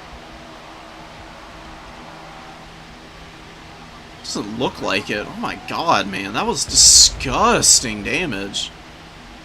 I almost one-shot that Ranger. Holy hell. Alright. Go off? It's going to be a easy cleanup for the on the Grimdelvers now. The Knights of Immolation just get a great rear charge right into those guys. And the front line for the Dwarves. Some of their units getting rolled up here. The Swords of Chaos getting in and doing some pretty effective damage. I mean, not a tremendous amount of value, and they just get shot in the back, which is awful for them. You got to be very careful with the Soul of Damnation, because it absolutely can kill your own stuff. Wow, and the Dragon Slayers just went straight for the artillery piece. Amazing guts on these guys. Cutting through their evil brethren here. I don't know what this other Dragon Slayer is doing. He's just posted up. He's kind of like giving the all clear to his compatriot. He's just like, yeah, you get him, buddy. I'll keep an eye out for Archeon. You know, he's like scanning the horizon here, sweat-soaked brow, looking for the Ever-Chosen.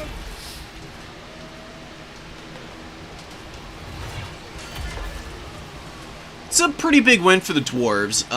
The problem is that their missiles also died here. And bringing up Iron Drakes, I don't see going very well.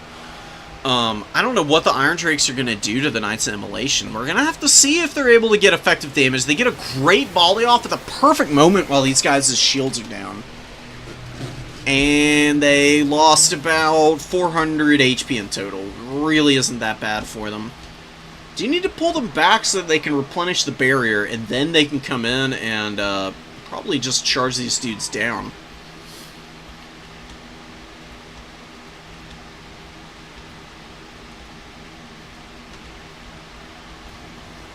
Swords of Chaos really beat up. Only 700 value on those guys. A little bit shy of it.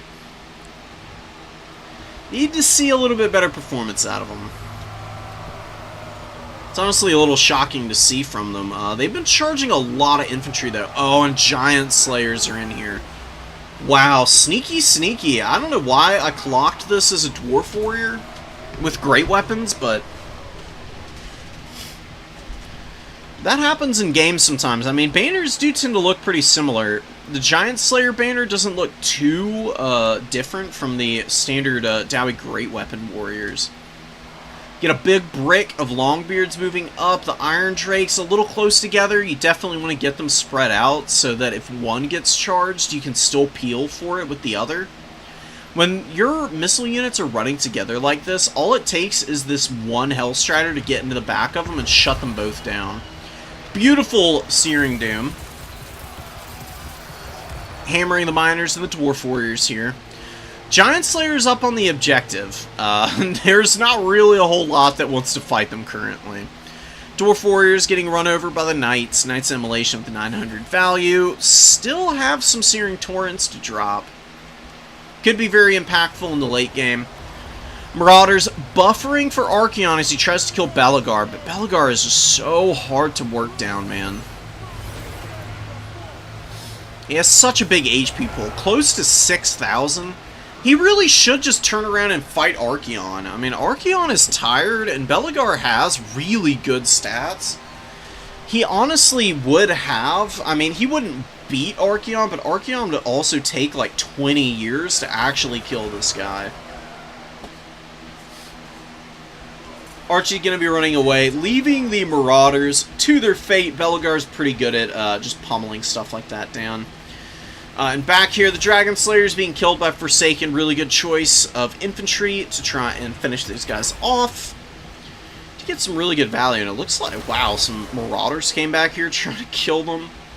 Oh my god, wow. The Dragon Slayer is going hard in the paint back here. Clearing out quite a few infantry.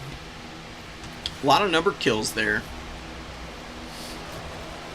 One of them dies, the other not too far behind. Dowie do grab the number 3, and they're still holding the number 2. Tickets will become an issue for the Warriors of Chaos eventually. They do a very good job of shutting the Iron Drakes down, though, with the Rotting Riders and the Swords of Chaos, getting a great charge into them. And Belegar doesn't have any peel for him, right? I mean, Archaon's still sitting in here, slowly chipping Belegar down. You can see how long he's holding up, though. He's only at 2,000 HP last we looked. He's avoided quite a few blows, but not able to dodge that one there. Hit by another Spirit Leech. Archie's still trying to finish him off. But Belegar is going to break here, and with Archaon being on horseback, he should be able to get at least one sword strike in there to finish the job. That'll be a very dead Belegar. Rotting Riders in a little bit of trouble here, but do have one last little avenue of escape that they're going to be taking here, and do slip past the Giant Slayers, who are looking to try and hold the points. It's going to be hard for the Dwarves, having to bounce between these objectives in the late game. Oh my god, this Searing Doom. Oh, yeah, baby. Big, beautiful Searing Doom there from Archaon. 1,700 value on him. Got rid of Belegar. Did a lot of damage to the infantry here. Probably has, I would guess, maybe one more Searing Doom, maybe two.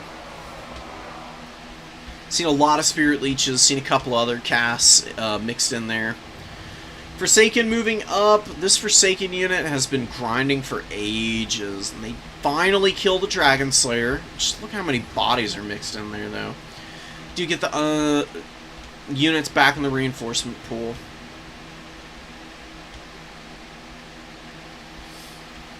Chaos Trolls advancing too. Chaos Trolls will be a really good answer for all the Dowie Warriors, obviously. Very durable unit. Chosen great weapons up in the pit here as well. Making their way in under the guise of a cheaper unit as well. They've got a pretty good... I mean, there's not a whole lot the Dowie can do to disengage from this position to begin with. There's not really anything to peel for them, and another Searing Doom. God, the Dowie are so packed in here. They're just like little sardines being shotgunned in the face by Archaon right now. Gets another 200 out of the Searing Doom. Thank goodness for the spell resistance on the dwarves, or that probably would have finished this fight already. Slayers against Forsaken. Forsaken going to get a ton of value here, and the trades for Hattie are just looking worse and worse as time goes on. Last second diversion, though, wow, that was a great response from the unit. They don't even make contact with the Slayers there. Amazing stuff. Yeah, the Chaos faction, Warriors of Chaos, just wanted to anchor on the number 1 and the number 2 here, it looks like. Rotting Riders moving in, going to be trying to get a tear route on the Miners with blasting charges here. Hellscourge, Hellstriders, continuing the rampage, stopping up reinforcements. Very textbook counter Dowie stuff. The more time you spend killing the Dowie away from objectives, the better your trades are going to be. Razor close game. I think Tommy might actually need a triple cap, if just for like a minute. Not even a minute, probably just 20 seconds would be a guarantee. It's just a little too close for me. I do think that it is triple cap range. Regardless though, I don't think it matters. You've got the Chosen, great weapons, and the Forsaken here ripping apart this Slayer. These guys make a very valiant effort of it, but it's just not going to be very efficient value trades with them being just jumped all over by one unit that's just way more powerful in the Chosen, and one of the more cost-effective anti-Slayer units in the game in the Forsaken. Forsaken with the big weapon strength and solid melee attack with the Frenzy active just make absolute mincemeat out of Slayers. Very regularly you'll see Dowie Stew on the Chaos Warrior menu. Grim Delvers getting charged down, the Rotting Riders on them, and then Hellscourge Striders able to get in here, get the Terror out, and the Leadership break. That's going to be it for them. Really good use out of this Chaos Warhound, intercepting an Iron Drake Trollhammer Torpedo. You can see how long it's taken the dwarves to be killed by the doggos here, thanks to all that armor, but the awful stats of the Iron Drakes kind of preventing them from being able to fight the dogs off, though. It's 700 value on this little Hound unit. Another really good Searing Doom. How much are we up to on Archaon? 2600 performance from Archaon. Pretty textbook stuff for him. The Dragon Slayer fighting some trolls. Hey, I mean, he got 3 trolls down. He's got 2700 value on this Dragon Slayer. It's kind of crazy. But the Dowie is just so pushed back, man. Oh, it's so ugly for them. Swords of Chaos coming up. Ready for round 2. They didn't do too hot the first go-around, but should be a really disruptive piece that'll keep the Dowie on the back foot. Hellstriders and Forsaken not around to stop the Dowie from capping the number 1 objective. That cap is flipping so slowly. The trolls are probably going to get over there and slow it down even more. It's going to give time for the triple cap to come in for Tommy regardless. It's going to be pretty short, but that might be all that you need here. You can get the Swords of Chaos. They're going to be intercepting the Dwarf Warriors. How are they doing?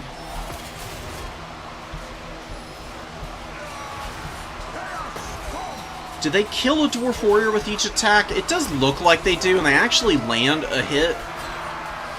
It's like they're fairly efficient at killing these guys. Still not really what you want to be using them for, and it looks like they are trying to push through right now to get after those Rangers. Flip comes in on the number 1. A triple cap, though, did catch Tommy up quite handily. I think that closed the gap.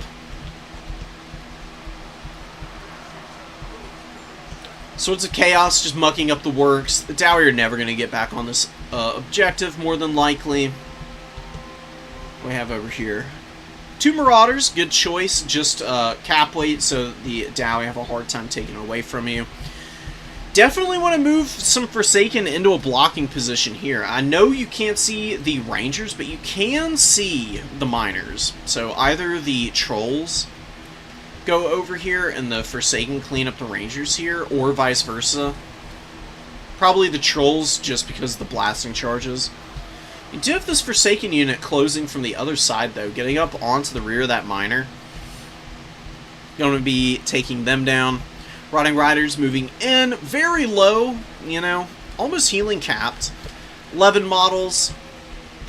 They should be able to get some respectable value on the top of their price point there. Forsaken getting hammered by the charges, while the Hellstriders are able to get on the flank, and they're going to muck up both of these units here. And the Trolls and the Forsaken are just able to clean up those Rangers, and they will be able to grab this. Wow, it was not close enough. Tommy very close to losing this game on the points, but barely going to be securing the number 1 and stuffing back those Dowie reinforcements as they were trying to get up here. Super clutch late-game intercepts. The Forsaken, and these Trolls honestly got an MVP performance here. Love to see it, man. Rotting Riders also put in a ton of work there at the end. Swords of Chaos doing some good stuff. Archaon, cost-effective as always. Very rare that he doesn't pay for himself. He's just one of the best lords in the entire game. Very hard for him to be the wrong pick. And with that, I think we're just going to fast forward through the remainder of this. Damn close game. Really freaking close.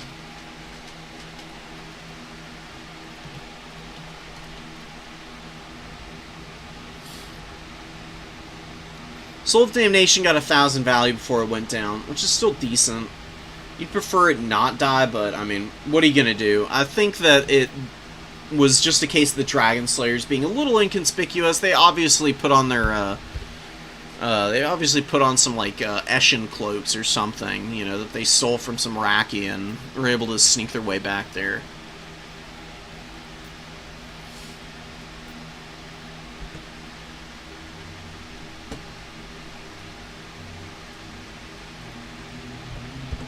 Let me go check the bracket, guys.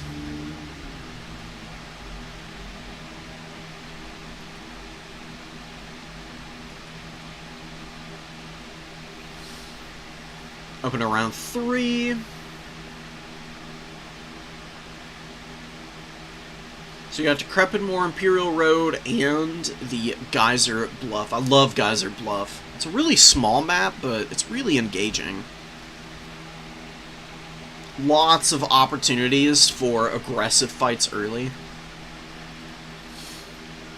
You can even play back a little bit in value trade there, because you do have some really good lines of sight for artillery and stuff like that, but it does take a little bit of finagling to get them into position. But once they're there, they can just wreak havoc on your opponent.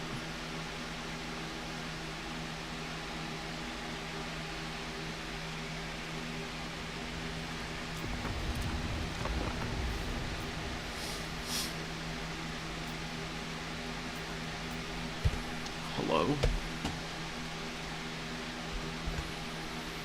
I'm moving stuff around wrong.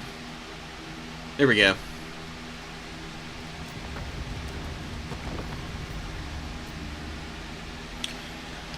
Khorne Dowie, do we really want to see the Khornate forces running over the dwarves? I don't know about that. Although we may want to watch this just to see how vulnerable Skulltaker is on the throne now. Curious about it. Whoa, never mind. We're watching this one. Okay, dude. Alright, buddy. So Lucreon is bringing Greasus in. Greasus did get Monster's Impact. I mean, it's basically impossible to run away from Greasus with that. 60% debuff to speed.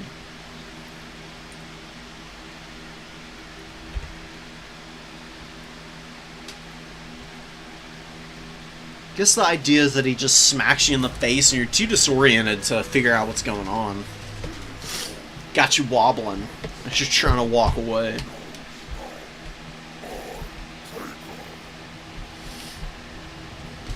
Exalted Bloodthirster, going to be flying up. Korngors hanging out on the number 3 here. Karanak, some Marauder throwing axes. And some Chaos Warrior halberds. The halberds are really durable, man.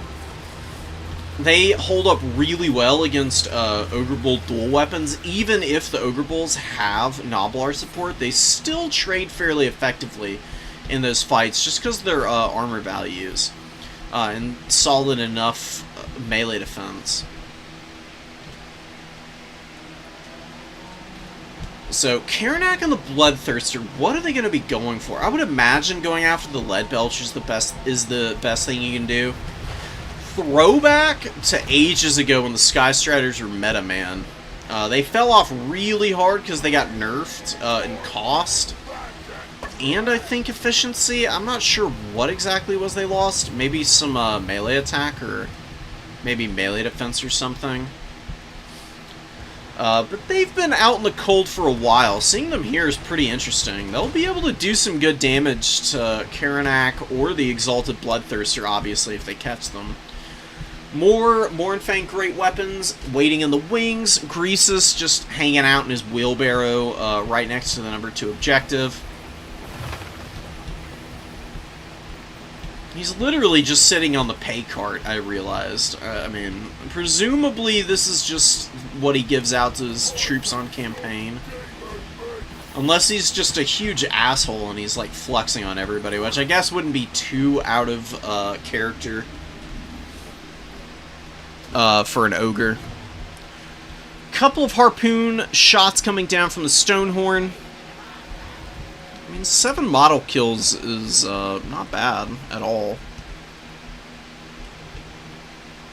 And the Horsemen just staying out of range, not wanting to get too aggressive. They don't need to stick around to get poked down by the Leadbelchers, so they're just going to give ground to the Ogre Kingdoms and wait for the Ogres to try and get up on points here.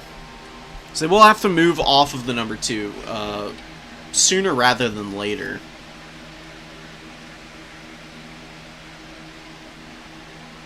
I would say the safe zone for the Ogre Kingdoms is they've got maybe another 3 minutes to build up, and then they really need to pull the trigger.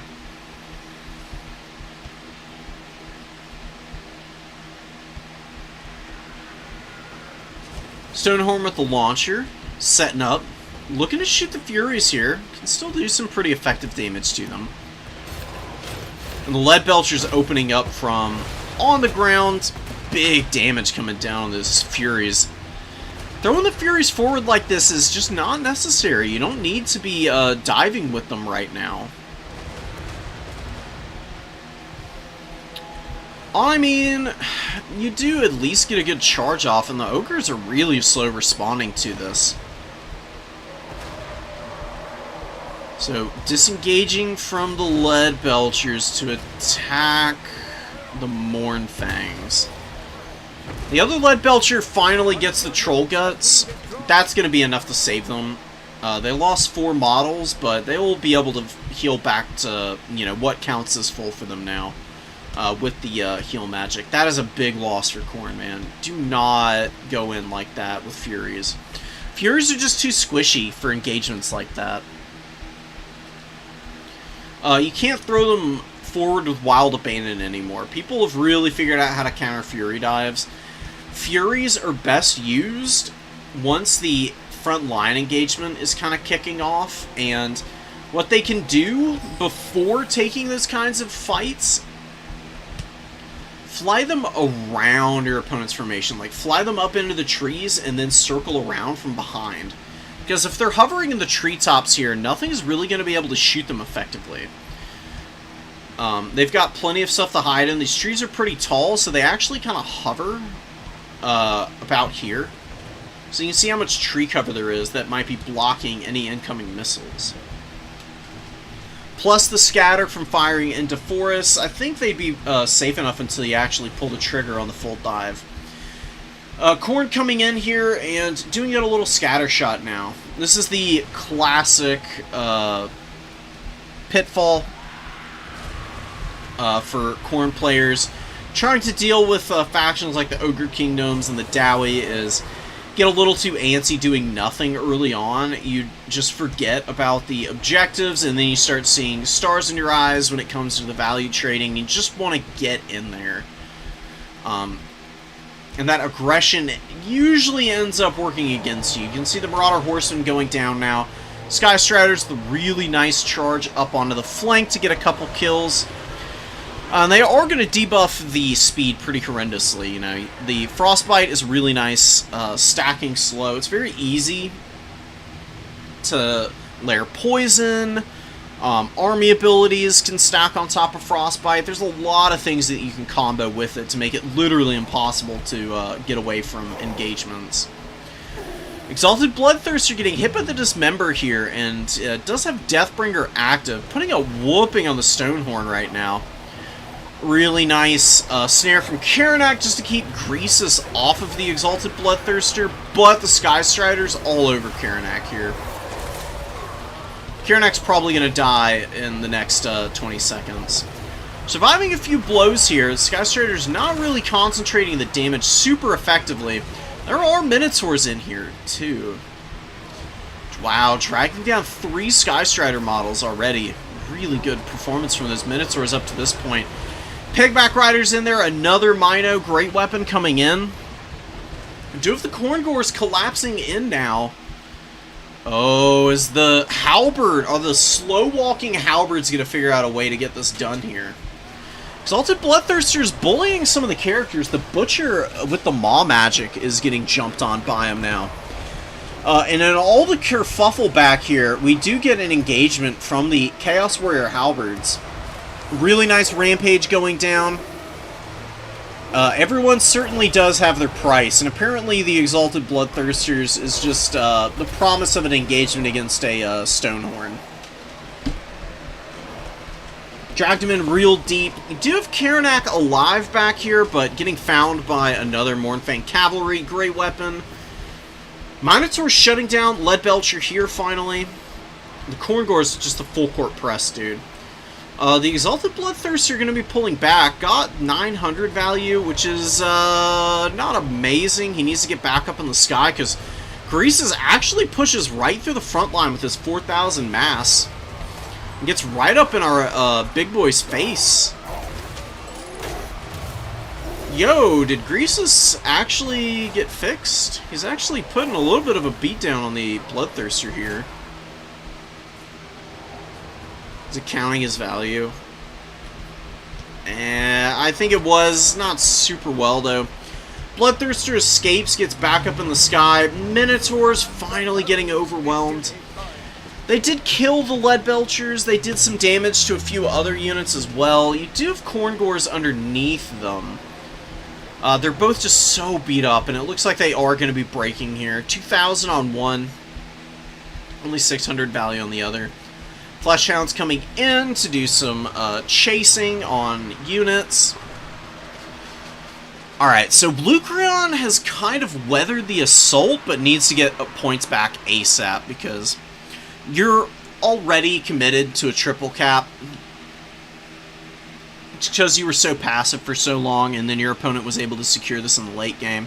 They get over 1,000 and you're still at less than 500. It's going to be a question of time now. The Ogre Kingdoms do need to continue value trading. They definitely need to get up here and start securing the objectives. Gold's Maneaters are a very safe unit to throw forward. With a minimum amount of support, you can probably summon out something like a Blood Vulture to help them, and they should secure the #1 pretty easily from there. Khorngors, Pigback Riders, Golgs, Maneaters, and the Mournfang Great Weapons, all in the same fight, stirring from the same pot, and just, looking to do some damage. Trying to figure out how to get the, leg up in this, competition here. Sky Striders on their way out. Only 2,000 value on them. They didn't even pay for themselves. That's why you don't see them too much. Like, 2,000 value on something like a Minotaur Great Weapon? Amazing. Absolutely clutch.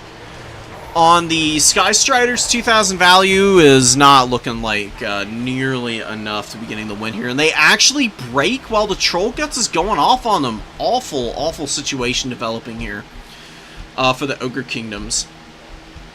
Where the hell did Greasus go? What the hell happened to him? Did he seriously get killed by the Halberds that quickly? Where is he? Wow, Greasus died, just somewhere in total anonymity. It's pretty hilarious, man. How do you lose a, like, 1,000+ pound, 9-foot tall monstrosity with an insatiable appetite? No idea where he ended up dying. Oh, here he is. No, that's not him. It's just a horse.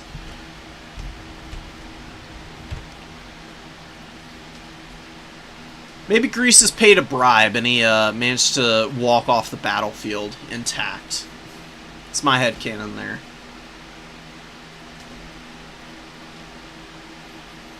Alright, some more round 3 games here. I already downloaded these. Whoops. So round 4, actually. Going through the tournament at a nice clip here. More replays for the replay god. See if we can find some rare matchups for the next few.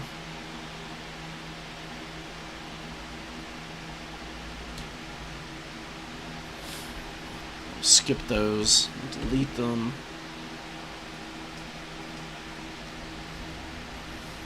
Halberd's super effective. 1,800 and 2,100 here. Kiranak with only 5. Bloodthirster with elite damage output. Very funny. Very funny. 2,100, 933 here. The Furies, just be a little more patient with them. That dive could have gone a lot better, but we do still get a win here for Khorne. Clearly Greasus is still a little mediocre. It was kind of funny watching him fight the Exalted Bloodthirster, but he was just not able to get it done against the Halberds. I think the Halberds just brutalized him.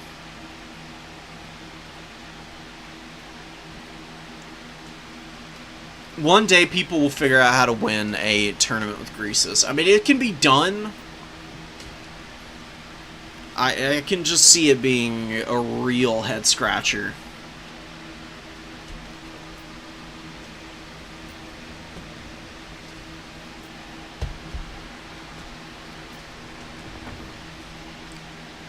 This is the kind of matchup that we're looking for. Two very off-meta factions. Demons of Chaos usually pretty good into the Monogod factions just because they get a little bit of everything. And the Demons... So Demons on release were kind of terrible because they had bad leadership and demonic instability was just so devastating. Oh my god, it was horrible. But Demons ended up getting a leadership buff across the board, and now all of the demon units are honestly pretty cost effective, if a little vulnerable to missiles because they're low armor. You hear the wet, sticky, slapping noises of the Nurglings moving up with their amazing animations, dude. You can see them like carrying his little buddies on his shoulders here. This guy's just doing a little bit of hopping around him. Just forming these little transformer balls. This is like one of the coolest units in the game. I mean, they were really going hard in the teaser trailers showing off these guys there. Even just looking at them in-game, though, they just give such a vibrant little acrobatic performance that it's hard to ignore them. Oh my god, they look like one of the Flood models from Halo 3. The Hulks, or whatever they are. We have a victory point. Keep it from the foe. Exact same, like, vibes. Shots coming in from the Noxbringer, but missing there. Very unfortunate, not destroying any ammunition.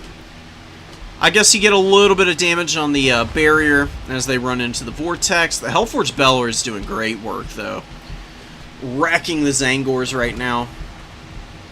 Nice shot onto the Blue Hars. Destroying Blue Har ammo is honestly not a bad idea. It doesn't say it's actually destroyed a full volley, though, is the problem. But whatever, we'll keep an eye on it. I think the Noxbringer does percentage-based ammunition damage. If it just destroyed, like, one volley per each shot, that would be way better, in my opinion. Not entirely sure how it's tabulated. More shots incoming, looking to be spreading the damage around to pop all the barriers before the mainline engagement, which isn't a bad idea. But you don't really want to be fighting Zangors with a bunch of Nurglings. I would try and get those guys out of there. Seekers moving up, going to be taking a head-up charge against the Zangors here. Seekers did get nerfed. They are not nearly as broken as they once were. They're still a really strong unit. I don't know if they're going to be able to outmuscle the Zangor quickly enough, though, before they start taking some pretty serious damage in their own right. They do take about half the HP off the Zangor. You get another Seeker coming out, so Bobby going real hard on the old standbys. Blue Fire making its way in here, looking to get after the Herald. Herald looking to run away. Taking some pretty serious damage, even with the barrier active and fully charged.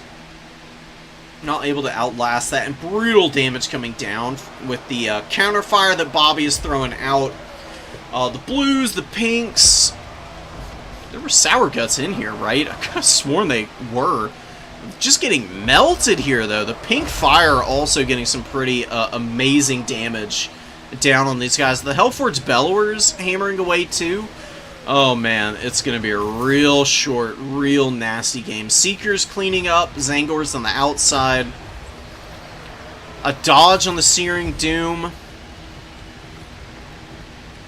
Do get the Screamers moving up. Gonna get an engagement on the Noxbringer. You got Marauders looking to overwhelm the edges of the fight. The throwing the javelins here. The throwing horsemen. Sitting a little too far outside any of the fights. They just don't have any targets to really hammer right now. Furies get hit by Final Change Mutation, as does the Exalted Lord of Change. Did center the radius on that guy. Alright, getting a little bit going there. Mr. Fly is not totally out of this yet. That was a decent army ability. Frolickers, Bubonic dying horrendously there. Seekers, though, getting a great charge off on the Skirmish Cav. There's no disengaging from Seekers, so it's honestly worthless to try. 100 speed units, gonna 100 speed, you know. Not anything that can outrun them at their base value anyways. Plus the poison, I mean, you're talking pretty short pursuit from the Seekers. Now there's the army ability going down. How many of these are we going to get, dude? Wait, was the other one from the demons, maybe? It hasn't been 2 minutes.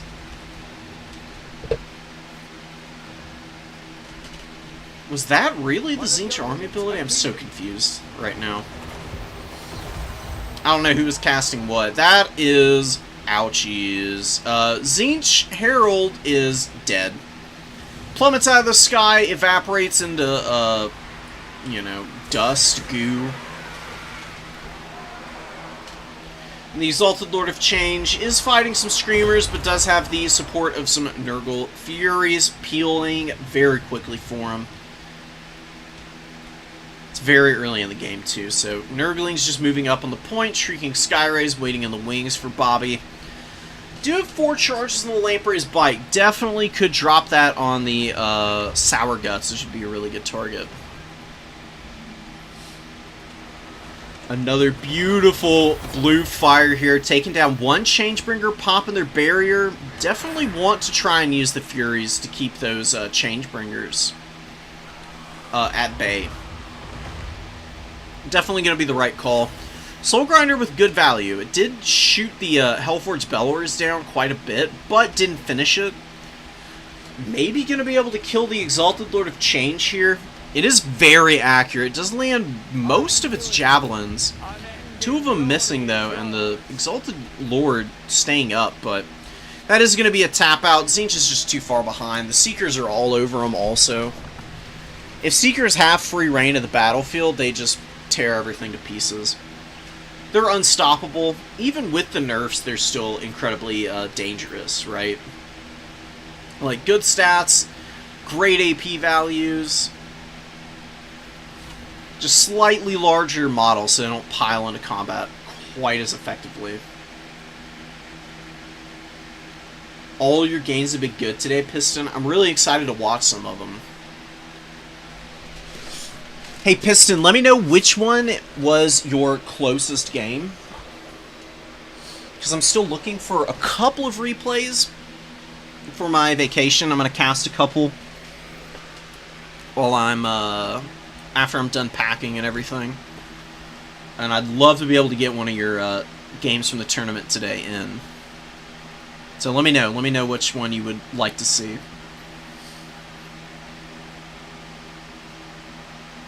The demons did kind of get nerfed, just because light magic got the buff to the passive.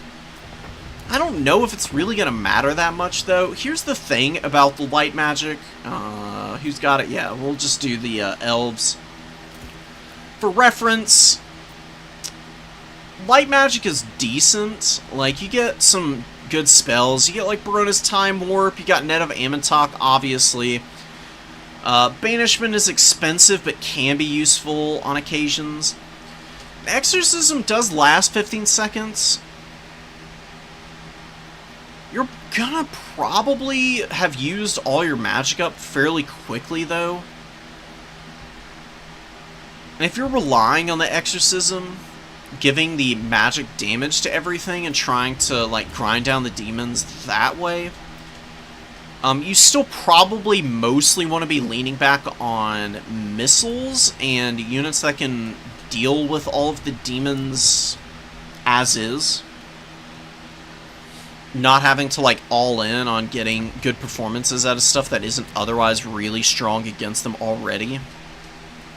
The magic damage should just be a sweetener that makes the matchup a little bit less chaotic and painful. A Shems caster? Oh, yeah, Shems is pretty strong. It is definitely pretty good at shooting stuff down.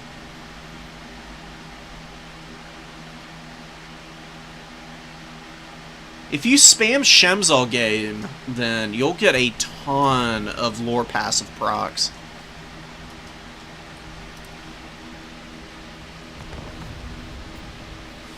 I think we're going to have an elf meta, by the way, because it does seem like all of the elf factions are doing really well currently.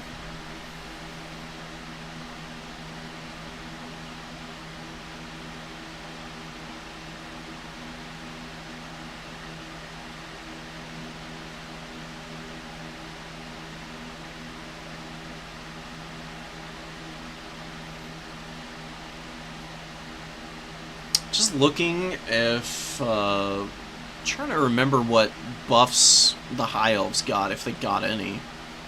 I don't really recall anything off the top of my head. I think really what it is that people are just kind of figuring out the High Elves as a whole now. Oh, their characters got some changes. Tyrion got a little better. Elithanar is cheaper. His items are stronger. Our Master Hoeth got a small buff. Sister's cheaper by 50 gold. And the White Lions, that's right, they got more HP. That was something that I was hoping they would get. And then the Dragon Princes are faster. Better acceleration on them, same with the Silver Helms, and more responsive cav now too. It's actually pretty good changes. It's a lot of stuff that isn't really reflected on the unit cards necessarily, but does come in handy. Just for having the ability to outposition your opponent so easily with superior mobility. The White Lions buff I like. I did play Tim's High Elves as the Beastman. He just dunked on me. I didn't have the right kind of army for what he brought. I was just not on my game either. So I have seen him play the High Elves, and he looks pretty freaking dominant on them. Norsca versus Grand Cathay, or let's do some High Elves now, actually. We haven't covered them yet. Lolelo and Lazuka. Gonna be scrapping it out here. You got Heralds of the Wind with two regular old Illyrian Reaver Cav, with the bows, of course. Storm Riders, Arwar, very nice unit. They have Vanguard deployment, they move fast, they fire while moving too. I do like having them in reserve though, personally. I think they're a little bit better from there than they are in the starting army, but we'll see what they can do. Airboys and the Rugloods moving up. How many Black Orcs? 2 Black Orcs here. Grom the Paunch waiting in the wings, and then the Night Goblin Shaman. Ever present as always with Vindictive Glare, Itchy Nuisance, and Gork will fix it. All really good spells. The Vindictive Glare, I don't know if it's super valuable against Eltharion. Does okay damage. Doesn't have a lot of armor piercing is the big problem. Don't really want to hit the Noble either. I think that hitting Eltharion is still the right call. I mean, you'll hit him very accurately since he's a large target flying in the air. If you just sit on him all game with Vindictive Glare, you'll probably get about 3,000 HP off of him, all told. Should be pretty damn good considering how expensive Eltharion is. The more beat up you can keep Eltharion, the less time he gets to use Mistwalker's Barrage, which does some really heinous damage after the buff to it. Arcana Forging, Apotheosis, really strong spell kit. Arcana Forging is just going to be really good for potentially sniping the Night Goblin Shaman. This little guy is under threat of being discovered here, and a Noble and Eltharion will beat him down pretty quickly. With the Arcana Forging hitting him, it could probably be a one-rounder in terms of the time it takes. Probably just need like one good shot in from Eltharion plus a Noble strike. And the Arcana Forging would probably do the rest there. Noble gets right up into the Night Goblin Shaman, trying to disengage, but gets bumped by Grom and then pushed into the Black Orcs here. Uh-oh. Noble very stuck up now. Wow, Grom is doing some big damage to this guy as well. Oh no. That's going to be game, set, match for the Noble here, I think. Black Orcs are pummeling him pretty good, but it looks like Grom is continuing to push him out of this fight, actually. Wow, Grom actually saved the Noble here a little bit.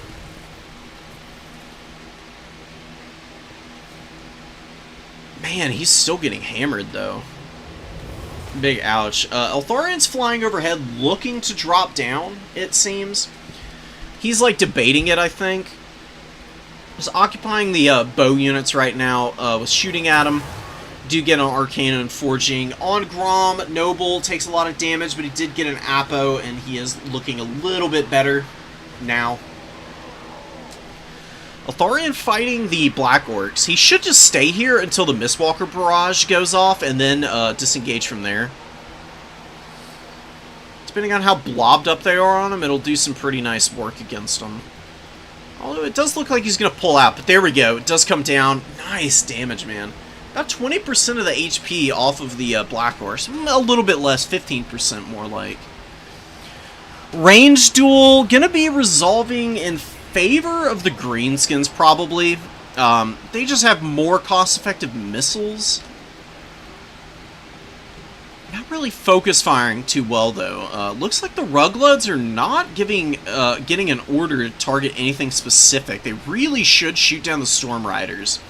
Storm Riders are crazy effective with their bows because they're an ROR. They hit so accurately, they will wreck anything that they get into a fight with, unless they get burst down by concentrated bow fire.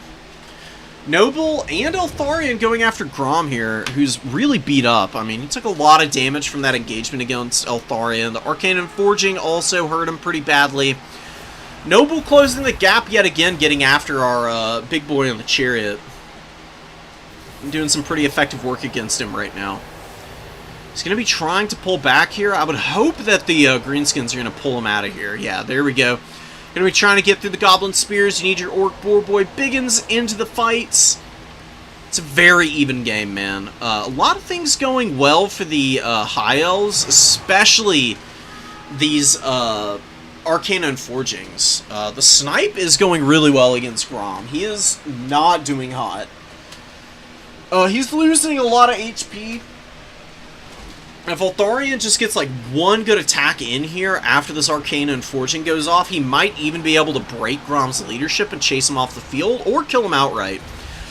And yeah, Lazuka is a little too slow to respond to it, and there goes Grom, just absolutely iced out by the Hippogriff character. Very appropriate. I imagine this is kind of how the campaign would go. High Elves are still pretty good in the campaign. They're pretty saucy when it comes to fighting off the Grom invasion, usually. So we get the True Blue showdown. The armies may not be like super like crunchy lore-wise, but Lord Selection is really fun. We are getting a pretty good scrap here. I mean, even with the character snipe, Lazuka still has a decent amount of value and has crushed a lot of the infantry and supporting elements that the High Elves have been bringing up. The White Lions go down. They still did not trade well. Oh, that's so disappointing. White Lions, please, dude. To be fair, they are fighting like Black Orcs and then getting countercharged by Boar Boy Biggins. Shot by Savage Orc Air Boys, Rugloods, all kinds of nastiness, just piling in on them. Kinda hard to survive all of that. Silverhelms fighting Goblin Spears, really awful fight for the Silverhelms. They do not want to be engaged on infantry like this. They are a cycle charging unit. They should be like hammering down the Orc Boys and the two Orc Boy units over here. I thought there were some Goblins, but just two of the standard Orc infantry units. And then also countercharging stuff like the Swamp Things. They don't want to stay in combat too long. Fireborn come in. They're going to get a great engagement here. They will easily be able to push back the Swamp Things. Maybe they'll be able to find a way to rally some forces, but I think the Greenskins' numbers are starting to really come to the fore. And the High Elves are just a little too overwhelmed. They just aren't able to anchor anywhere. And their units are just a little too squishy still, I think. The Fireborn are getting some great damage in, though.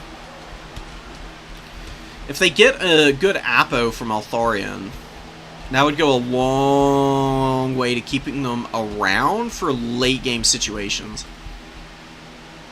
You could rear charge that and then bounce to the other side.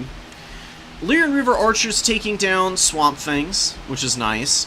Very expensive ROR troll unit being taken down here. Storm Riders just getting totally overrun, though. 1100 value on them. Really solid performance But with that route, the High Elves do not have a single infantry unit on the field, and they're going to be very reliant on their characters now. Neither of whom are great at clearing out numbers, right? I mean, the Noble definitely isn't.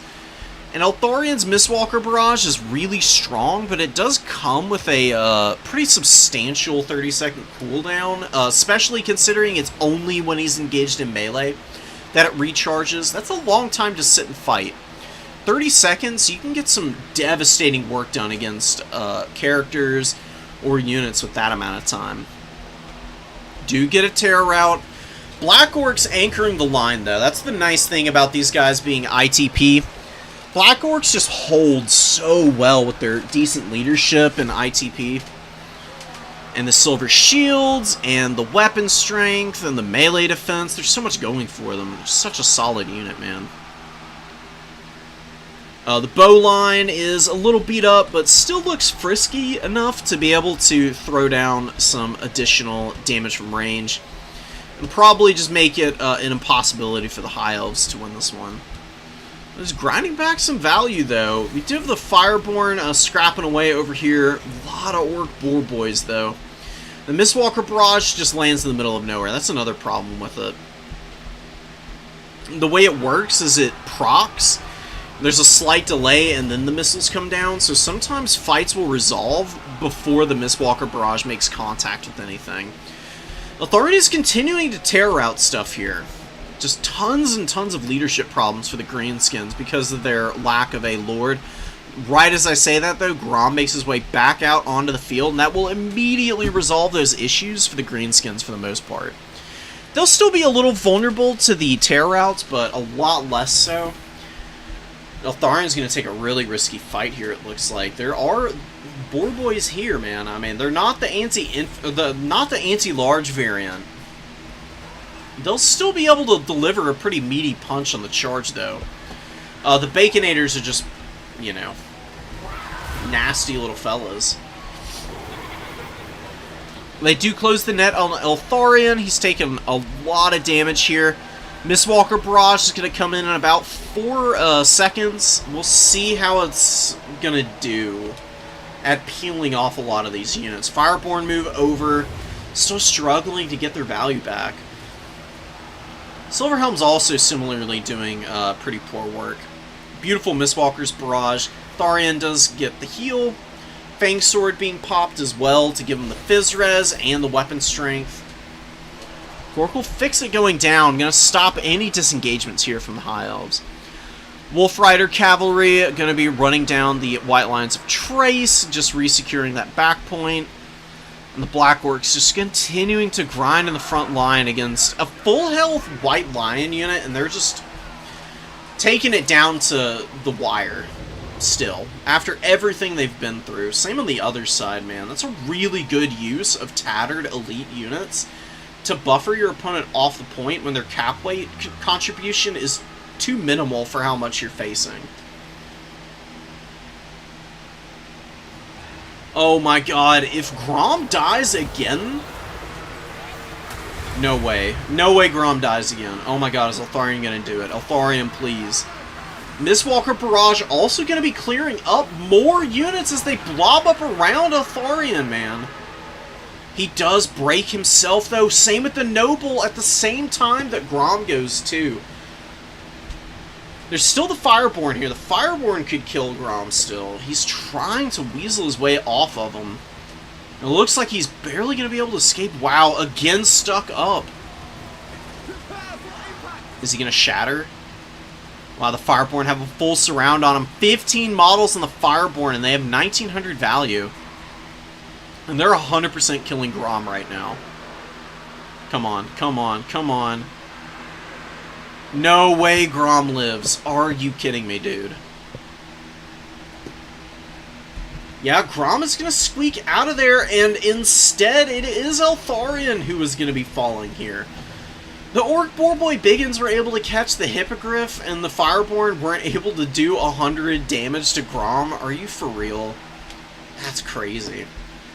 Greenskin's gonna win this game just because their Lord's not dead. I mean, yeah, he's running, but there's nothing to chase him off the field. He's regenerating this entire time. He may rally. Even if he doesn't, he's taking the longest possible retreat path. So it'll be a while before he goes off the field, and the pump wagons will just be able to clean up Rangers with the assistance of whatever infantry the Greenskins can throw up. Just Orc boys, and then maybe a resummon of a Black Orc later on would be a good choice. Rugloods with their little hoods, dude. I love the Rugloods Arrow Boys. They're such a fun unit. Very unique ROR. I would like to see some more RORs with this design philosophy of, like, units that are, you know, ostensibly very similar to one thing, but function totally different as a result of the minor changes in their functionality. Like, Rugloods really are a true, like, ranged sniper-type unit for the Greenskins, because people are worried about the Arrow Boys already. The Rugloods having an extra bit of range, so they can fire from a little bit of a safer position, as well as having a shield. They are excellent at keeping opponents at bay. Absolutely indispensable unit. They're an auto-include in, like, conquests and land battles, I understand. Almost an auto-include in the Dom side of things, too, I would say.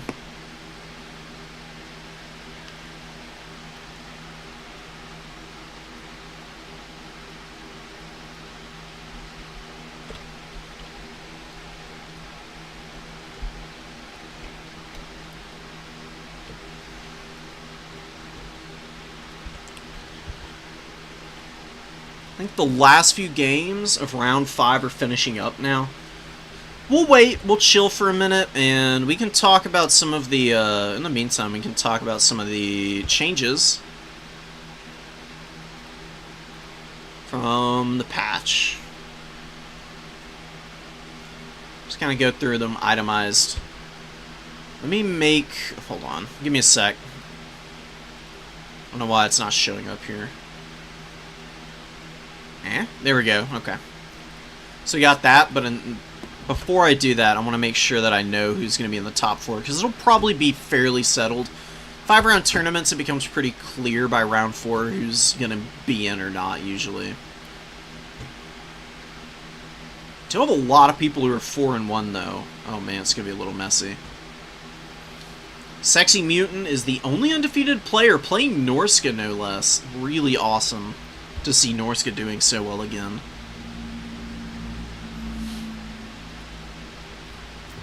I'm going to make a lobby real quick and go ahead and invite Mutant, because I'd really like to see them play.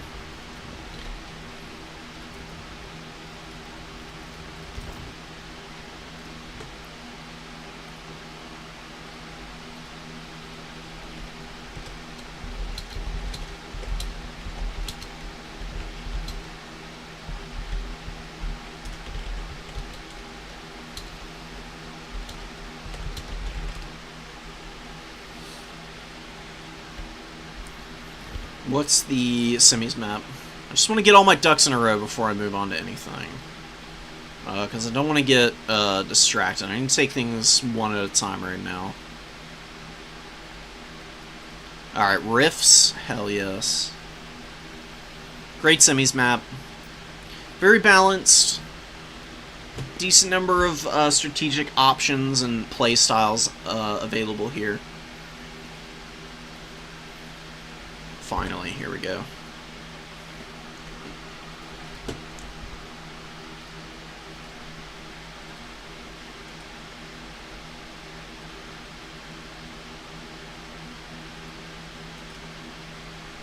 What's going on with my mouse? I think I got the DPI turned up too much.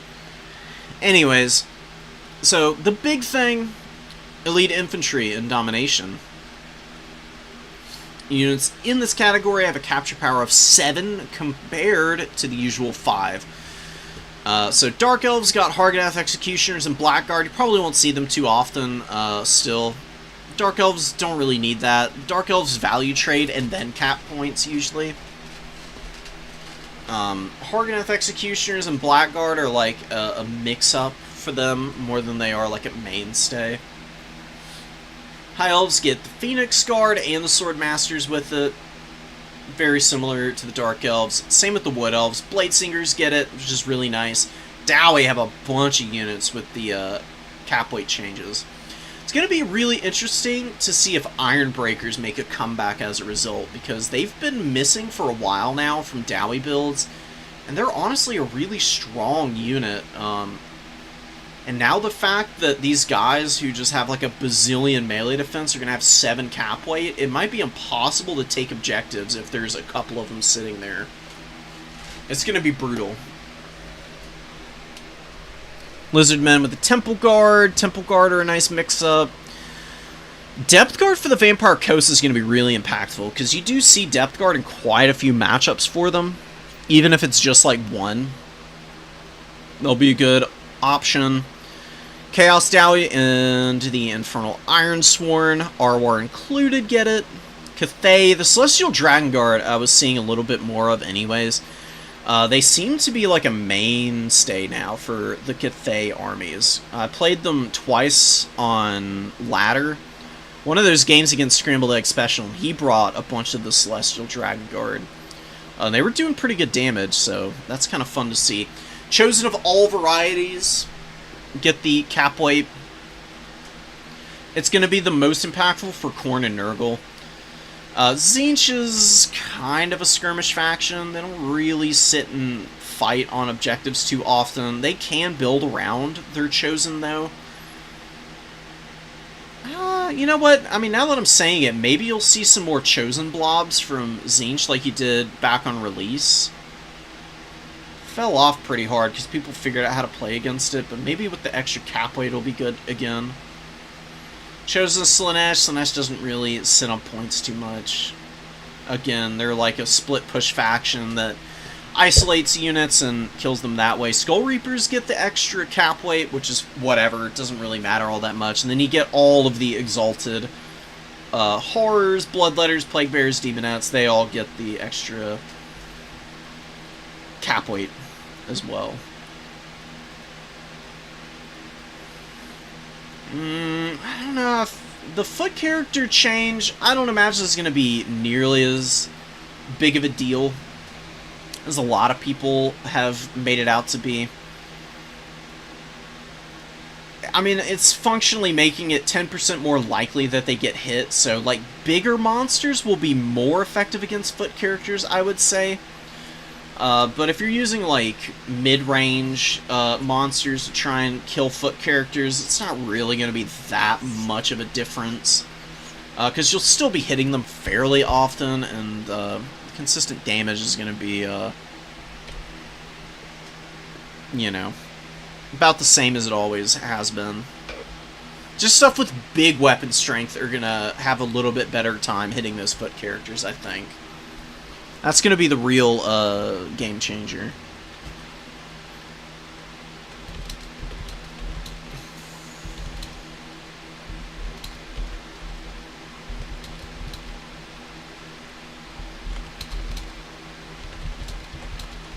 Just letting Sexy Mutant know what to do when it comes time for the semis.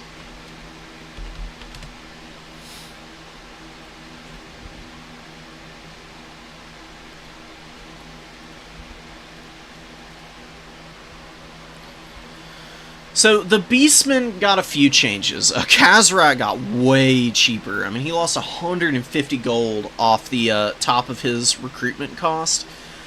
I honestly have got to admit that I am a Khazrak enjoyer, unironically, and this is just going to make me more likely to take him.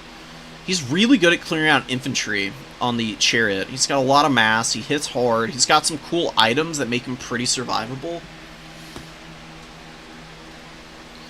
Malagor is 100 gold more expensive, literally not going to change how often he gets brought. I mean, he is an absolutely crazy character. He's super cost effective.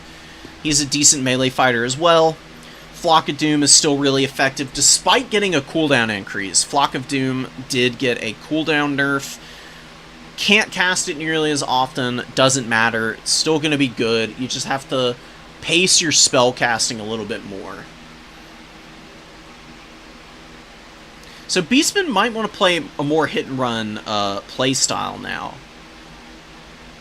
Even more than they already were.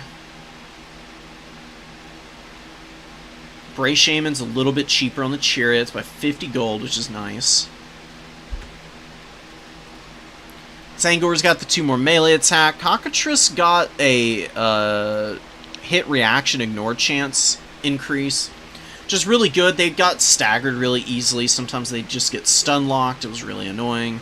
A lot less likely that happens now. 50 gold cheaper is awesome. I like Cockatrice as like a good flyer. If your opponent has the kind of units and single entities where they can go with a really aggressive flyer squad, that's where a Cockatrice can be really good, because they are pretty cost-effective at countercharging stuff like that.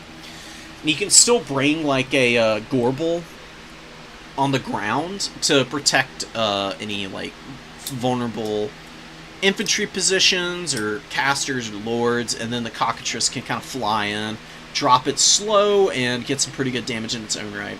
Chron Elemental up to 80 leadership is great, going to be a lot more effective now. It could crumble out fairly early. Previously, it was really painful. Unger Raiders, oh yeah, I forgot about this. They got a reload time nerf, so they don't fire nearly as quick, and they might even be a bad unit now because of that. I mean, I know it's just like 1 second.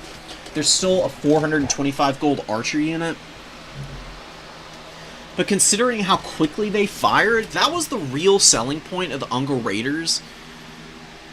And it's like more than a 10% reduction to their reload speed, right? I mean, it's, if you want to be like super accurate about it, it's what, 16.5% nerf? It's pretty substantial. And I did play in a tournament as the Beastman in SFT, and every time I brought a bunch of Unger Raiders, they just don't seem nearly as powerful as they once were. I think that might be just enough to tip them over to being a little bit more of a low-key summon, not like a centerpiece of an army anymore. Chaos Spawn buffs are whatever, who cares? They're still Chaos Spawn. They're going to be pretty mediocre no matter what. There's a few matchups with Spawn are not terrible, but on the whole, they're just a very lackluster unit for their price points. The Mono God variants are too expensive. The Beastmen and Chaos Warrior variants just don't do quite enough damage to really be worth it. They'll be slightly more effective, but still probably not going to be getting their up trades very often.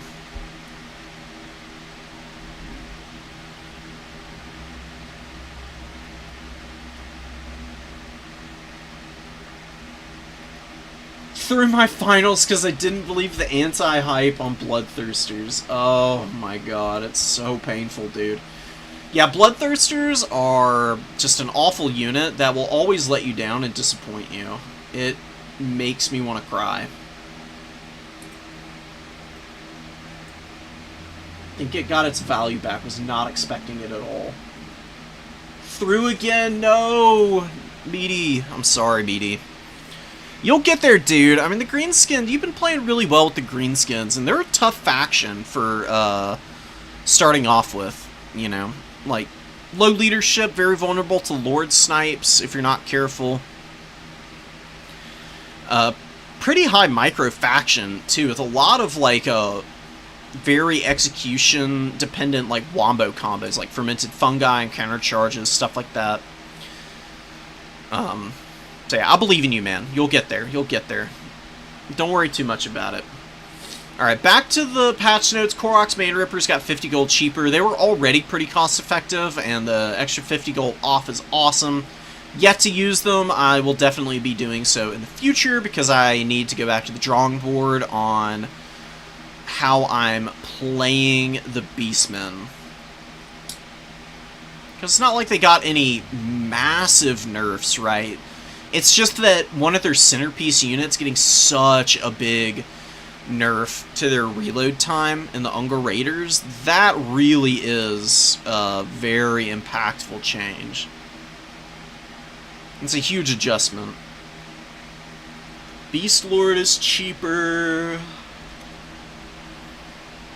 Is the Beast Lord on the Razorgore chariot gonna be any good for how cheap that is? I don't know, man.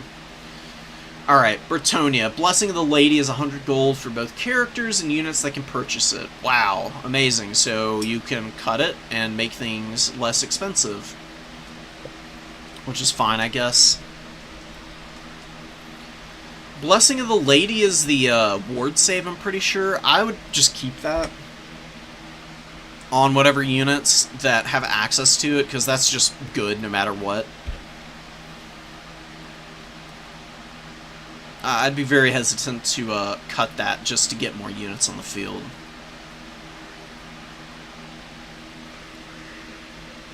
Although I guess you could cut the I guess you could cut that and then get peasant mobs for all the savings. Huh.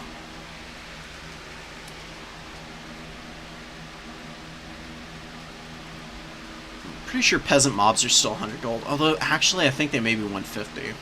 Never mind. Battle Pilgrims got a silver shield. Huge. Melee defense buff as well. Holy Wardens got 5 for bonus versus infantry. Foot Squires 25 gold cheaper. Leadership up. Melee attack and melee defense up by 2.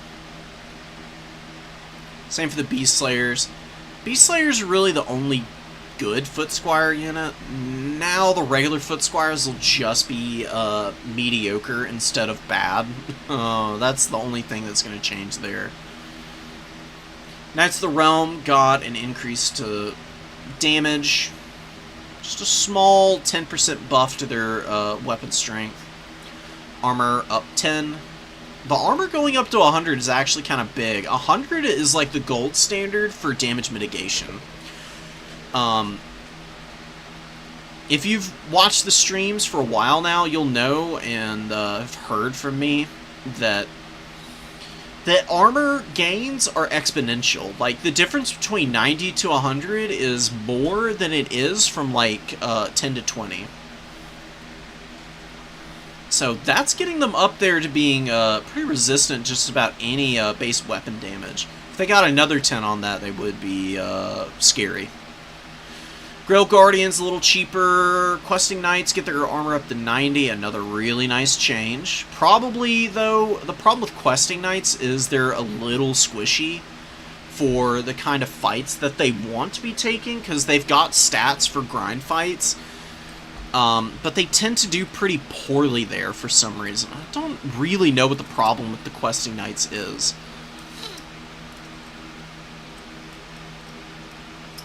Could be their model sizes. They are pretty bulky.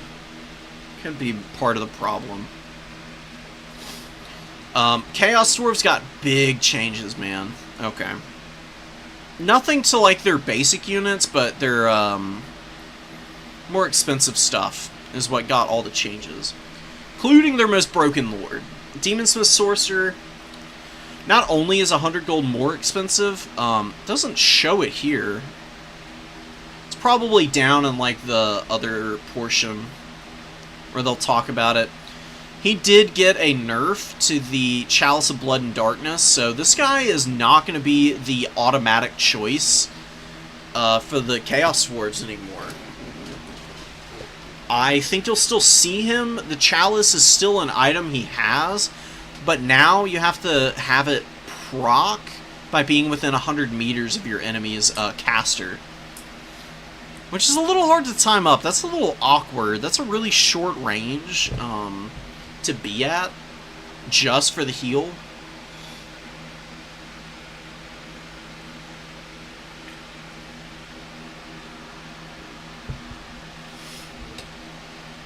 It's going to leave those big Bale Tauruses open and very vulnerable to shooting, for sure. Castellans up to bonus versus large of 15. Let me ready up for these guys. That way when it's time to go, they can just jump into the game, and I'll be keeping an eye out for it. So That's out of the way. Hatchet Stark Ravagers cheaper. Kadai much cheaper. Kadai Fireborn being 75 gold cheaper is massive, dude. Huge cost reduction on them. Kadai Destroyer down to 2,000 gold. And getting a buff to the melee attack, melee defense, and Hellish Frenzy. Got a buff. Used to be above 75%.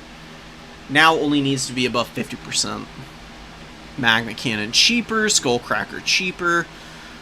Skullcracker and the Dreadquake Mortar cheaper. Iron Demon increased in cost by 50 gold.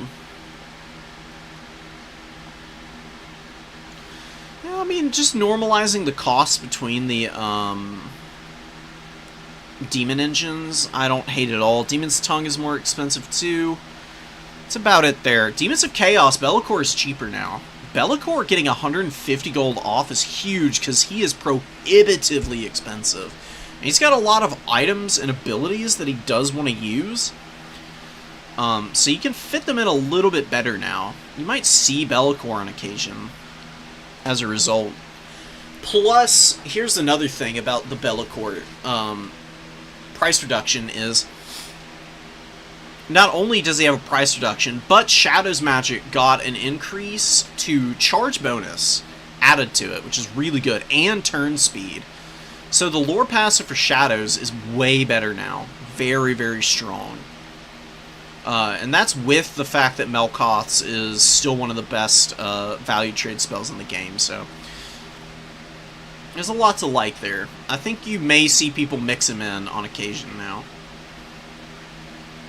All Scourge-Runner Chariots got a reload time, nerf, whatever. Cold Wind Chariots got another buff. Acceleration up, deceleration up, charge bonus way up to 65. That's going to be really brutal. Curious to see if people start throwing those out on the field a little bit more.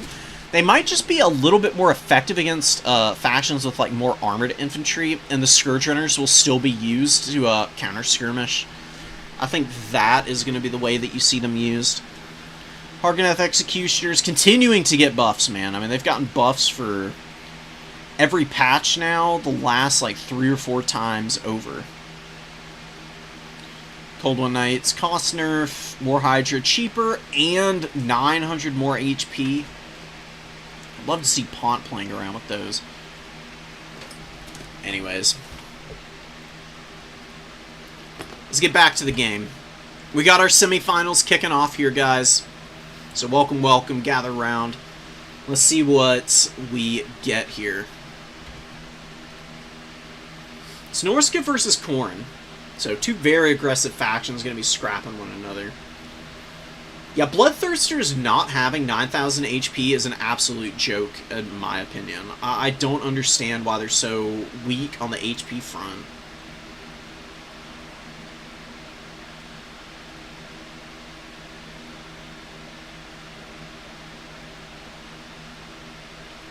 Questing Knights have to be animations. That might also be it, Ross.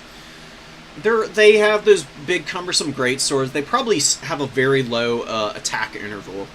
There's so many hidden stats in this game, even after playing this game for almost, like, what? I've been playing Warhammer in campaign for the entire time it's been out, but the multiplayer side of things I've been playing for, like, 3 years now. Not nearly as dedicated as this last year as I've been doing YouTube stuff, but even with all that experience under my belt, there's plenty of things that I just don't know off the top of my head. And that game knowledge makes all the difference in the world, man, because I promise you guys like Anticity and Tim know every in and out for their factions.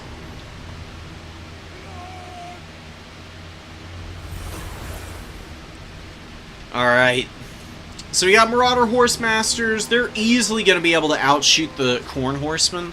So final boss is going in? Really? Oh, trying to close the gap and charge down the Horsemasters. Uh-oh. Oh, now they've got the script flipped on them. This Khorne Horseman's going to be going down here, and it's gonna be pretty ugly, and it's 675 gold that you're losing right off the bat. Cutting your losses there, probably the way to go about it. I would not overcommit here, because the Beasts of Tashnar are available to countercharge you now. You've still got all these Marauder Horsemasters running about. Fleshhound's coming in, though. Right onto the flank. No, no, no, no, get the throwing axes over here. This is the opportunity. Beasts of Tashnar are going to collapse onto the Fleshies. Fleshies do pretty good damage to these Hound-type units, but you can see here the damage, man. Oh my god, vicious stuff. The isolated Fleshhound's getting wrecked. Beasts of Tashnar with some respectable value. Fleshhound's not doing too bad, but they're not getting any support, and the Fleshhounds are going to start crumbling here in a moment. Their leadership is just not good. It's a whopping 54. Or a whopping 60 right now, and they're hovering on 1 with the damage sustained at 54. And there they go. Leadership breaks, and they're going to crumble out now. Really unfortunate. Demonic instability is so painful. It's so punishing. Marauders just hammered to hell, and look at the Berserkers just bench pressing them. Oh my god. Wow, the Marauder Berserkers getting in there and wrecking that Marauder. Record time win there. Marauder Berserkers on the other side not doing nearly as well, but they are fighting Chaos Warriors, so it shouldn't be too surprising there.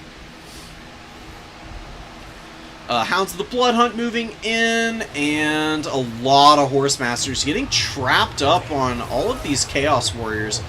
Fate of Buda going down on the Hounds, but really not that bad for them. They do have Gore Feast, and they're technically in melee contact with the Horsemasters, so they are healing.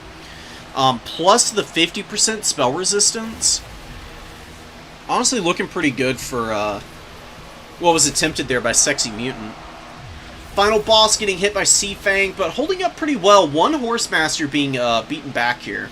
Really not doing all that much work in the value trading game. Throwing axes going down to the Beasts of Tashnar, who have paid for themselves. Marauder Berserkers and some regular old Marauders chilling here, looking for some good fights. Marauder Champions fighting the Chaos Warriors of Khorne. Not going to be a great fight for them, but Bloodletter Summon going to be able to get a flank off here and should be able to help clean up this Marauder Champion if you get them charging in quickly. No, come on, the Bloodletters need to be in here now. They're on a very short timer. They only last 60 seconds. Every second wasted here is just so painful, man. The whole point of bringing those cultists is to get excellent value out of the summon. Otherwise, just cut the cultists entirely. Cultists are like respectable fighters. They just don't do that much work. Really what you're banking on is for the cultists to get about 500 value, and then the Bloodletter Summon to get about 3 or 4. Because then it all equals out to about the 900 cost for the cultist.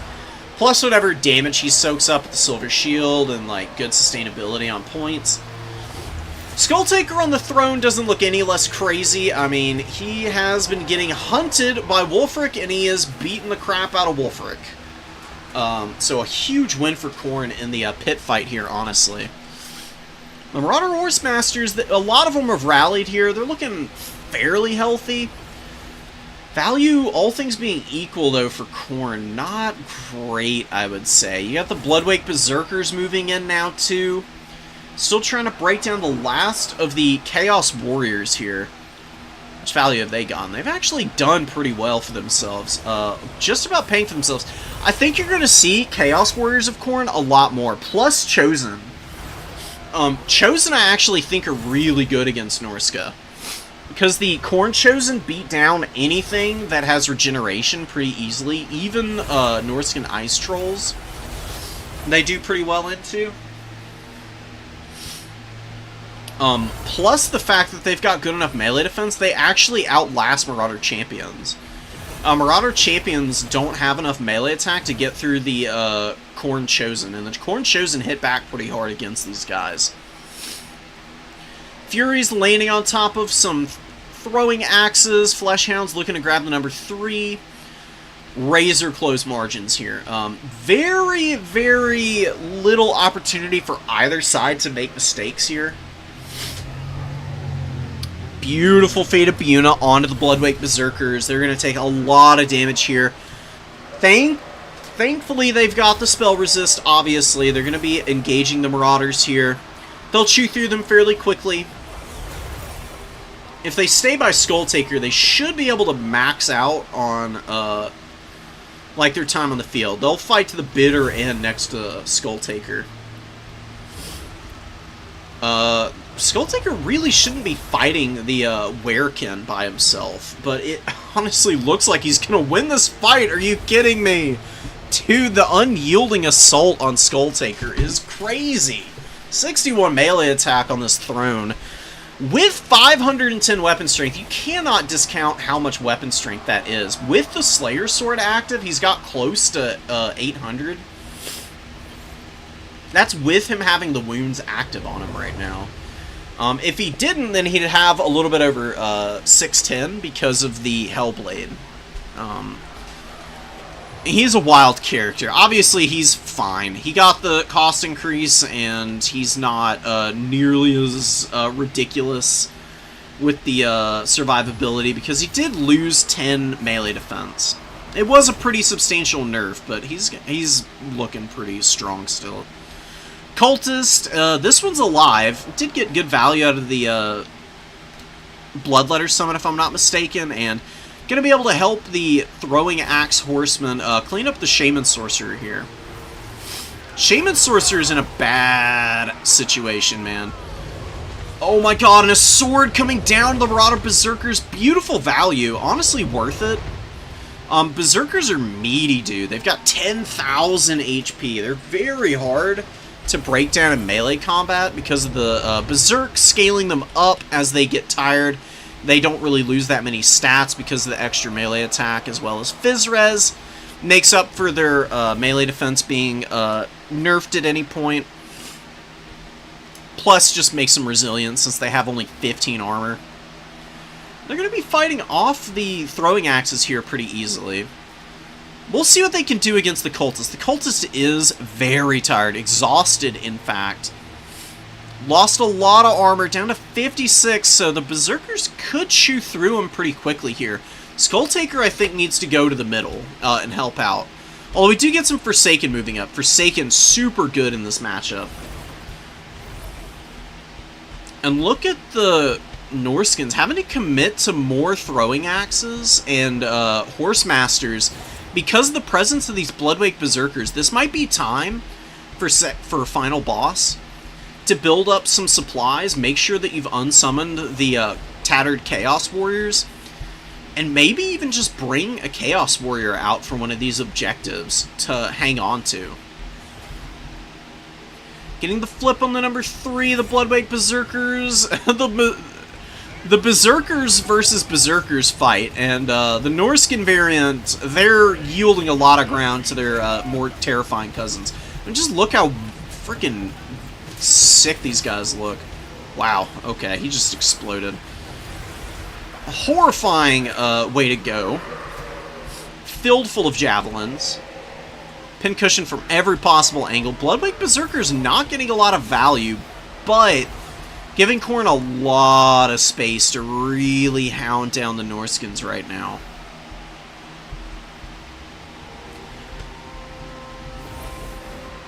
So, chasing back the throwing axes and then going back to clean up the Marauders.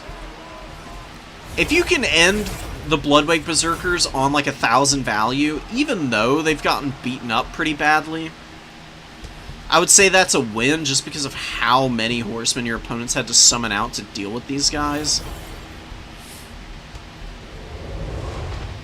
Definitely want that Forsaken to rotate back. You cannot afford to make any mistakes here, man. It is going to be the death of you if you overextend anywhere on this field right now. Your opponent has some very healthy infantry coming in. Fleshhounds, very limp charge onto the Berserkers. You probably want to let the Berserkers get on the objective and then just honestly abandon the number 3 for now. rotate to the number 2 and see what you can do to secure this one away from your opponent.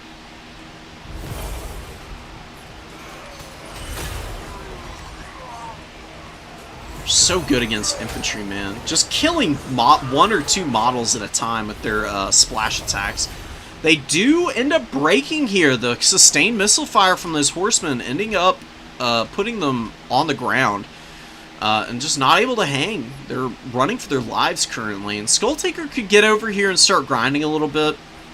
Hounds of the Blood Hunt come in to attack the Marauder Berserkers, getting some really good damage, but Beast of Tashnar come up as a counter. And I think this is where Sexy Mutant starts to take this game back over. Got Marauders moving up. You got a lot of infantry on the field. And Horsemasters actually do have respectable enough stats to be able to rear charge cheap infantry, like these Marauder dual weapons and the basic sword and board Marauders. They can definitely suffer under the rear charges from those guys. Oh, the Hounds of the Blood Hunt crumbling here. No, don't let it happen, please. Come on, doggies. Hang in there. Doesn't look like it's going to happen. Another sword going down, but honestly a pretty good dodge over here.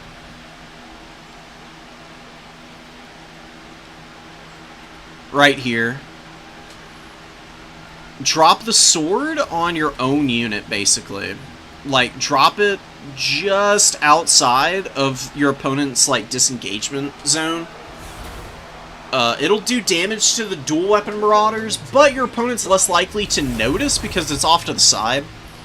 They've got, like, a winning fight here. Dropping the sword in on that when they're not paying attention is a little bit more likely, I would say. You've got plenty of stuff here to hold the number 2. Didn't really need to commit anything over there. Alright, the dual weapons and the Furies, with the Khorngors just barely managing to hold the line, is actually getting Khorne a dub out here on the number 3 objective. They don't have the cap weight to take it right now, but they're forcing Norska to send and allocate more resources to hold that objective right now. And Skulltaker with 2600 value, he is just a nightmare. Oh my god, dude. He is aura farming up on that throne endlessly. And nobody can do anything about it. Oh, yes. Meaty charge out onto the Marauder Champions here. Skinwolf's trying to close the gap. Oh, and a Spirit Leech. Oh my god, dude. A downtown Spirit Leech from the Shaman Sorcerer. Trying to kill Skulltaker in the latter stages of the game here. Down to 800 HP. He does not care. 46 leadership with no health left. It's kind of wild. The leadership buffs are nice, but just the base value of 80 is pretty amazing in its own right. Skull Cannons and Skull Thrones have 60 leadership, which makes them very vulnerable to crumbling. Skulltaker gets around that with an extra 20 at base, plus both Revel in Slaughter and the Totem of Endless Bloodletting, which only him and the Herald are able to access. Horsemasters being broken down, they're throwing axes on the edge of the battlefield, and the slowest cap of all time from these Marauders, while Skulltaker is going to be parking in the trees. No, it does actually not. He's going to be rotating around. What's the Buna on? Khorngor's being hit by the Buna. Okay, fair enough.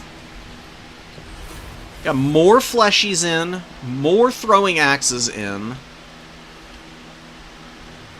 God, dude, I'm so surprised that Norska, despite doing a pretty good job with their horsemen, has not been able to win this game. The Berserkers, I guess, have been the real letdown. They had a couple of good engagements early, but they've really fallen off here. Khorne has just done such a good job of outlasting the Norskins. The Bloodwake Berserkers here with 800 value. There's still 7 of these guys committed to the fight. Running around with support, chipping away at a lot of elite units. The Marauder Champion unit that was out here also kind of got folded up. It got run over by Skulltaker. And then isolated. To where, I mean, 2,000 value is great, but a lot of that value is from the first go-around, where they got, I think, 1,200, so much less efficient the second time in. Korngor's breaking, Fleshhounds, just more and more Fleshhounds and mobility. I really don't mind it. They're cleaning up a lot of really annoying units, like the Beast of Tashnar. They've been fighting Ice Wolves as well. A very good job of pushing back these Norscan Ice Hounds. They're going to be able to charge down Marauders and keep the throwing axes back. This might be the way to go as Khorne now. Go back to maybe some simpler, more straightforward builds with like Chaos Warriors, backed up by Skulltaker with all the buffs. God, dude, the swords have been so nasty this game.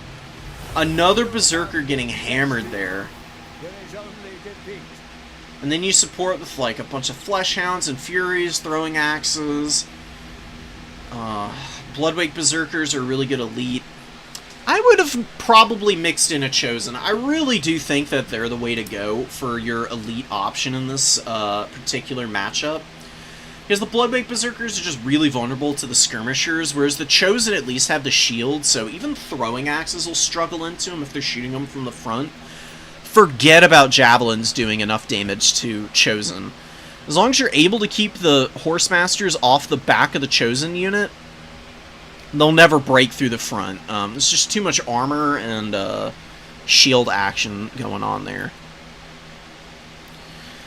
Yeah, I mean, it really was just the champions and then the horsemen that were value trading. Everything else was kind of lackluster except for the Werekin, which got 1,700, but just wasn't able to kill Skulltaker. 3,000 value on Skulltaker, good enough value on the Cultists. Marauders hanging in. I would cut one of these Cultists. Cut one. Cut the Chaos Warrior.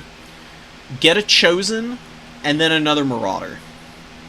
And other than that, no notes.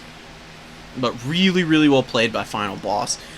Great scrappy play. That's like Khorne in a nutshell. Khorne in broken battlefields is honestly a top-tier faction. It's usually when they can't break their opponent's formation apart and they can exploit gaps and vulnerabilities at will that Khorne ends up turning into a pumpkin. Because they're just so vulnerable to kite. They have a really rough go of it if they don't have, like, a decisive mobility edge or good infantry positions to play off of. It can be pretty difficult for them to persevere through it all. Yeah, losing Wulfric hurt a lot.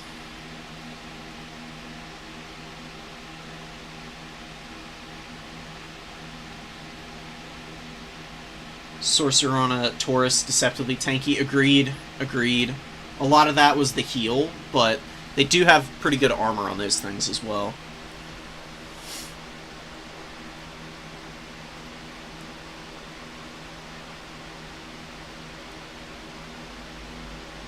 Okay.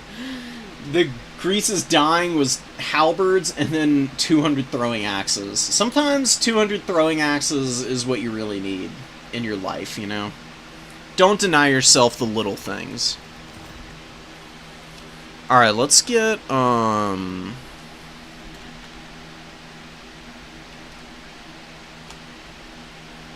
let's get our dude in here.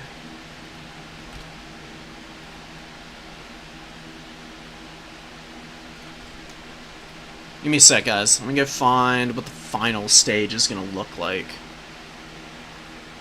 So we got Final Boss and Bobby Shmurda. I'm going to invite both of them.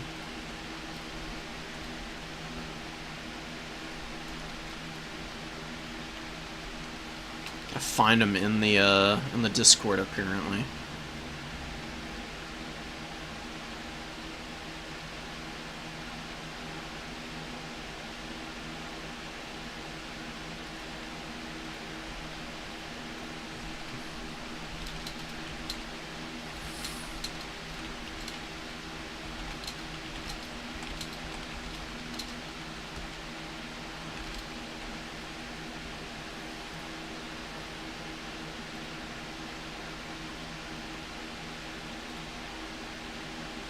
Oh, did he open up a, slot for me? I just messaged Final Boss. I just want to get, everyone else in here. Oh, Pont dropped all of his replays. Hell yeah. I'm really curious if Pont brought any, War Hydras today.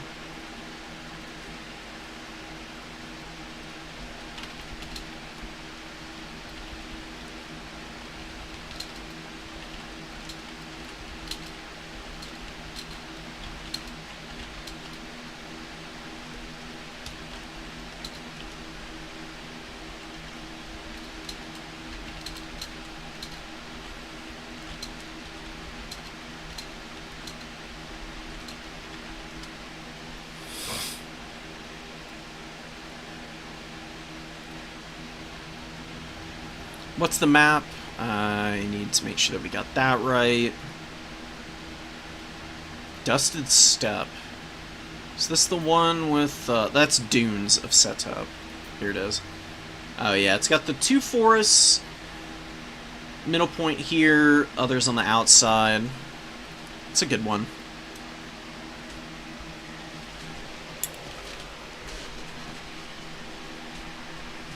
Oh,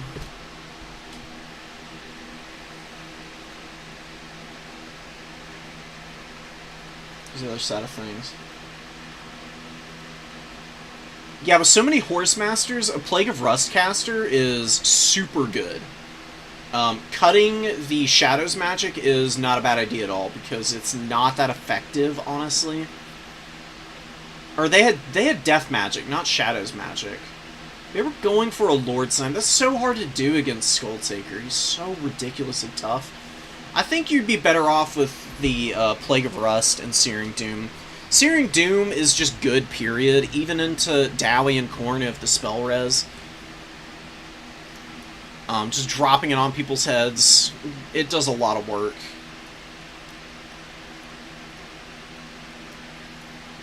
Yeah, the slow on Melkor... the slow on Melkoths is nice. Plus the speed and charge bonus and turn speed buff to the passive is good. I don't know if it's enough to really make up for it. Khorne doesn't really want to play a mobility game into Norsca that much.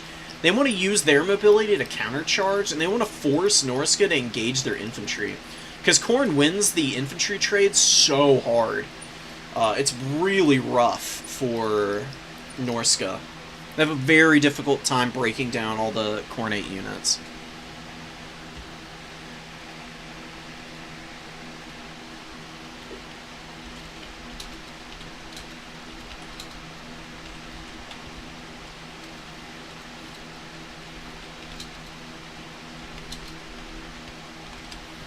Who is... didn't even... oh yeah, it's Bobby, that's right. But who the hell... what is their name here in the Discord? Oh, okay. Babatunde, okay. Thank you for pinging me.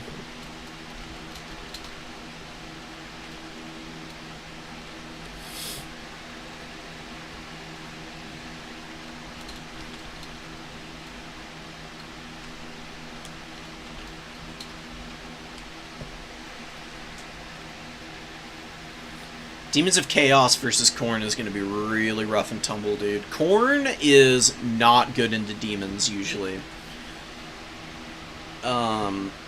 Maybe with the Seeker buffs, or the Seeker nerfs, I mean. With the Seeker nerfs, the Pavane restriction... although, is it restricted? It was restricted last tournament. Oh, but that was before the patch, of course. Duh, what are the rules? No restrictions. Oh, except Thunder Tusks. Those are still banned. Okay, so... Pavane did get reworked, so it rampages after doing damage, so you got plenty of time to respond to it. Pavane previously literally just ruined Khorne's entire day. I mean, there's no way to stop your units from just getting shit-canned by whatever the demons or Slaanesh could throw out. It was really awful. With the adjustments after this patch, maybe Khorne has a reasonable chance of winning here. Question mark. I say with an upward inflection. I really have no idea how this plays now. So much changed since the last time I saw anybody play this matchup that I really couldn't tell you how it's going to shake out. Not with any kind of certainty.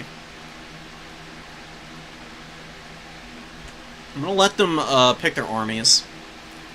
Get back to talking about the changes. Charybdis got more melee attack. It really needed it. It was kind of terrible before with 55. Now it's got 60.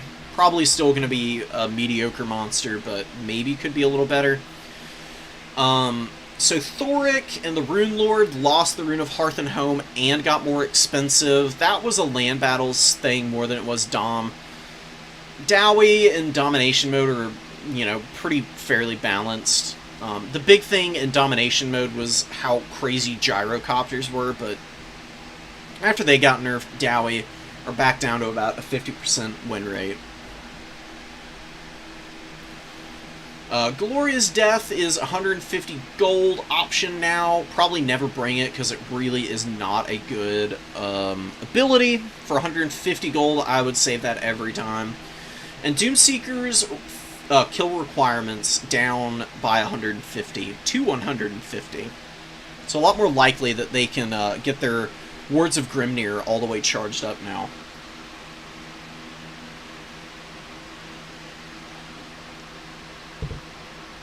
Volkmar got more melee defense and bonus versus infantry on the War Altar. They've been trying to get Volkmar back to a playable state for a while now. Maybe this is the last little push that he needs, because he's honestly not bad as is. It's just that he's a little bit less strong than some of the other, like, Chariot SE options. Like, we saw Skulltaker in that last game. Volkmar wishes he was as good as Skulltaker right now.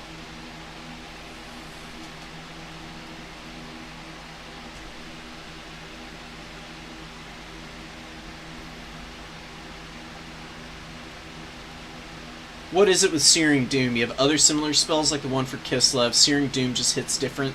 Hailstorm does pretty similar damage. The thing about Searing Doom that is the reason for its damage output, I think, is that the bombardment is really short and intense. So it hammers units really hard, really quickly. Hailstorm actually lasts for quite a while as it's being used by Kislev.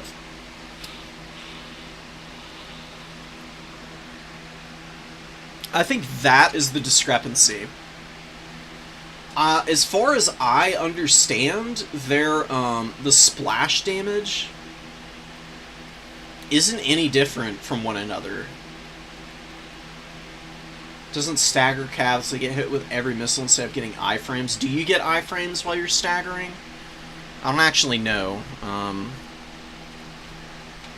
That I couldn't tell you off the top of my head. I don't think that's true. The only time you get iframes, as far as I understand, is like foot characters getting knocked over. Or like, you know, big monsters getting knocked over. But they've been trying to, like, minimize the odds of that happening for a while now. They really want units to take damage, just, you know, when they're locked in melee combat, because in the Warhammer 2 days, missiles reigned supreme because they fired quicker than they do in Warhammer 3. They also, there was also a lot of jankiness with melee contact for a while in Warhammer 2. There's some weird shenanigans going on. You could do a lot of twisting and weaving to, like, dodge attacks. It's a little bit better in Warhammer 3, but there's still plenty of it. It's just like, it's a little bit less common to see, especially in Domination mode. In land battles, like, squeezing every last little bit of HP out of something is a little bit more important. In Domination mode, your positioning and macro decision-making is way more impactful than, like, really, like, minuscule micro moves, you know? Those are still important, but they're a little bit less heavily emphasized. Very cool builds on both sides here. So we got a bunch of Nurglings. We also got Exalted Pink Horrors with Sour Guts and Chromatic Abominations. Herald with the Metal Magic, Searing Doom and Plague of Rust going to be trying to hammer down the armor. I mean, the Khorne Gors are going to be a great target for Plague of Rust. It gets them down to 0 armor, and then they just get annihilated by missiles at that point. Hellforge Bellers and the Noxbringers here, too. Okay. Yeah, let's go, Skulltaker. He's getting hype. So here's the thing. Skulltaker can actually beat the Noxbringer in a 1-on-1, and he can beat the Hellforge Bellowers in a 1v1. He's had the stats to do it for a while now, and you got the Slayer Sword on him. Final boss is eschewing... Oh, the Cloak of Skulls is here too, so going with a very expensive Skulltaker. He's got pretty much everything other than the Locus of Fury, so, I mean, you got Revelant Slaughter, Cloak of Skulls, Slayer Sword, and Bloody Onslaught, so he's 2450, I think. Maybe 2550 there. It's a lot of money to spend on him. Noxbringer getting some damage, losing a little bit of HP, but nothing too terrible. Pulling back now and trying to preserve the ammo. Just deny value to the Hellforge Bellers and the Noxbringer here. One of the volleys here, a couple of those shots hitting the treetops. Marauder Horseman scooting away from that, totally unharmed here. Slaughter Guard need to hide in the trees. They do not need to get shot by the Hellforge Bellers and the Noxbringer. In fact, what Khorne really needs to do is actually get... So they need to get the Slaughter Guard in the trees. They need the Khorne Gors in the trees. They need the Marauders to position up over here. And have Skulltaker and the Cultists just nicely buffered out, because Noxbringer and the Bellowers are not going to get great value shooting against Marauders. Khorne is giving up momentum by being the one pushing aggressively here.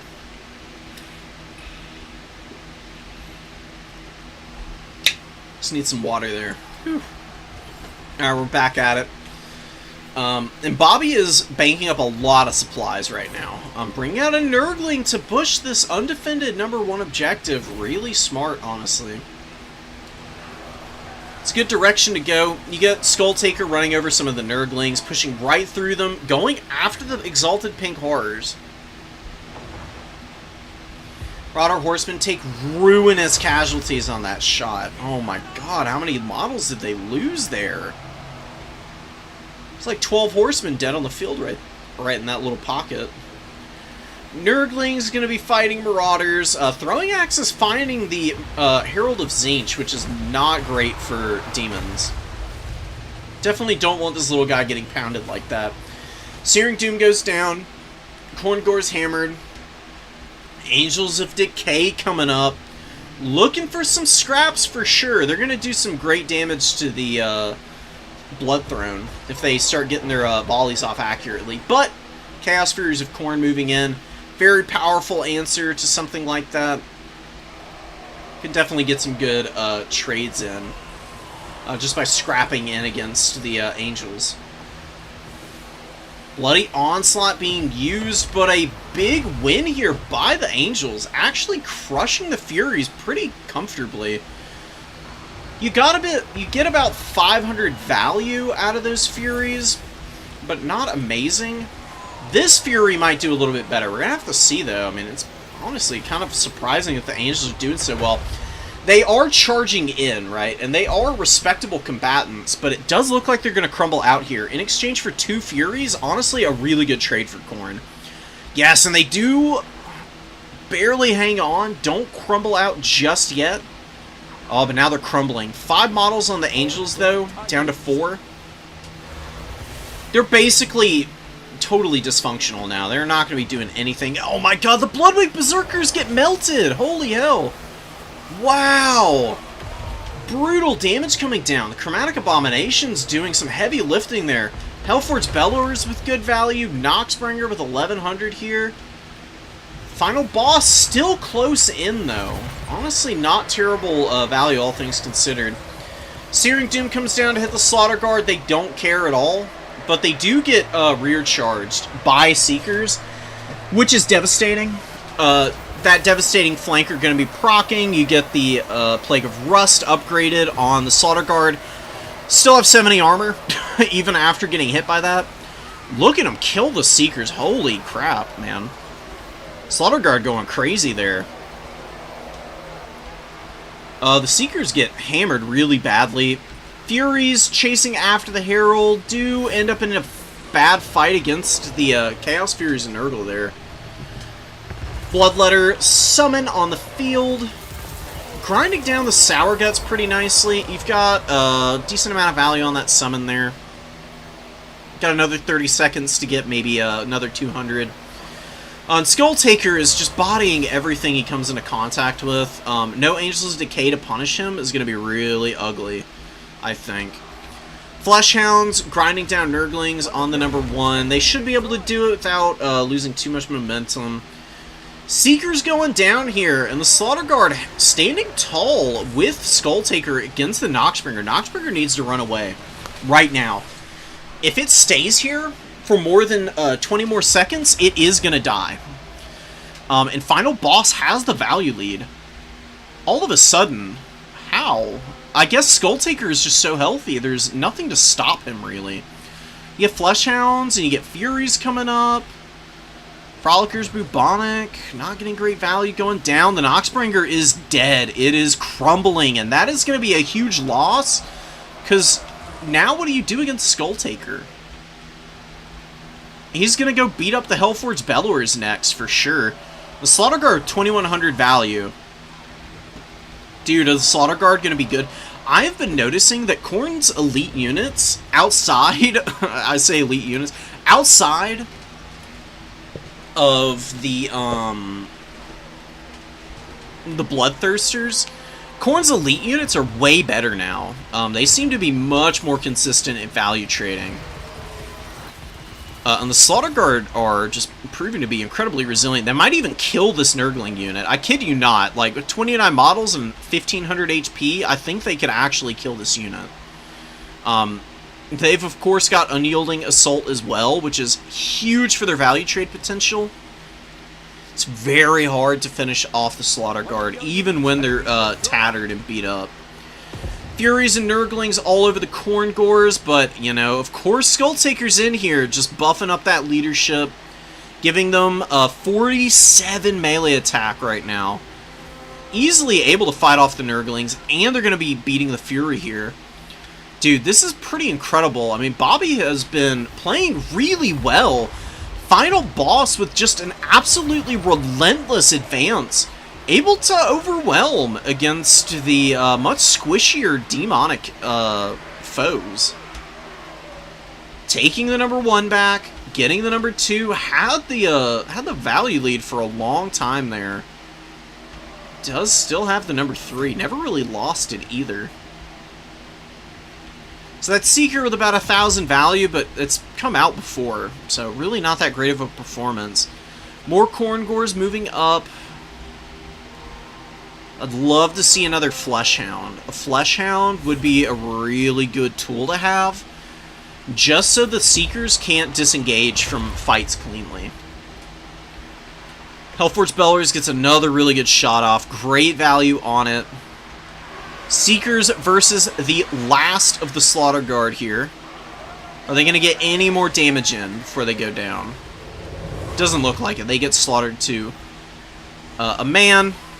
Cultist, isolated and alone. Not really well suited for fighting Seekers. A little too vulnerable to them. Not able to get any damage though. Although he does get a couple of blows in there and gets a little bit of damage in. Khorne Gore is getting charged down by the Seekers. I'm a little worried about that, but the Hellforge Bellowers does get killed by this Khorne Gore unit. And Skull Taker running around with them. It's going to be very hard to break up this little pocket. Khorne Gore is on the number 2. Looking to charge down the Seekers. Seekers going to take the head-on fight here. They really shouldn't. They are going to disengage. Frolickers, Bubonic moving in. Chaos Furies moving over the top. Fury, and Throwing Axe moving off the number 1 where the Fleshhounds are hanging out. Chaos Furies of Nurgle. Not going to be doing a whole lot of value trading here. They're very weak to the Khorne Furies. Khorne Furies are just the best variant, period. They just body all of the other ones because the Frenzy that gives them the extra melee attack. I mean, 47 melee attack is pretty crazy. By the time the Cloud of Flies comes online for the Chaos Furies of Nurgle, they're usually crumbling, so actually doing a little bit better than they normally do here, honestly. Furies still end up winning. They've got a decent amount of HP. They can, at the very least, get like a charge onto the Seekers and the Frolickers here. Seekers sandwiched between Khorngor units. Skulltaker in there as well with the Cultist. That is going to be a big GG to the Seekers. And Skulltaker with 2100 value yet again. Looking every inch the Meta Lord option that he was last patch. Obviously, the melee defense nerf really does not make that big of a difference to him. I'm sure against some bigger monsters it makes a little bit of an impact, but it doesn't seem to matter too much right now. He just runs over infantry with reckless abandon still. And the animations on the Blood Throne are very scattershot. They're just all over the place. So he's oftentimes like attacking away from units that are damaging him while still hitting them. And then he can just easily trundle off to go somewhere else. Amazing performance from Final Boss, man. I mean, this once was a bad matchup. I swear it was one of the worst matchups for Khorne, period, in fact. But Final Boss made this look easy. Did a great job against the elite units. Like, Noxbringer didn't get its value back. Hellforge Bellower's barely up-traded. Pinks. You know, the Chromatic Abominations and the Sour Guts paid for themselves, but the Exalted Pinks didn't. You also have the Nurglings, who just aren't going to be doing any damage. Only one Seeker. Do you have the Fiends? Angels of Decay, yeah, I liked them. There just wasn't enough protection for them in the sky. Like, multiple Khorne Furies was enough to take down the Angels, and from there on out, without the answer to Skulltaker, he was just able to wheel around and smack everything down. With the help of the Slaughter Guard, he got 2300 value. Bloodwake Berserkers with a very poor performance here. Exceptionally bad, in fact. 229 value before they died. It was really thanks to the Furies and the Slaughter Guard that Khorne was able to take that win there. I'm going to have to go give a congratulations to everybody, because this was a great tournament. We had a lot of really, really good games today.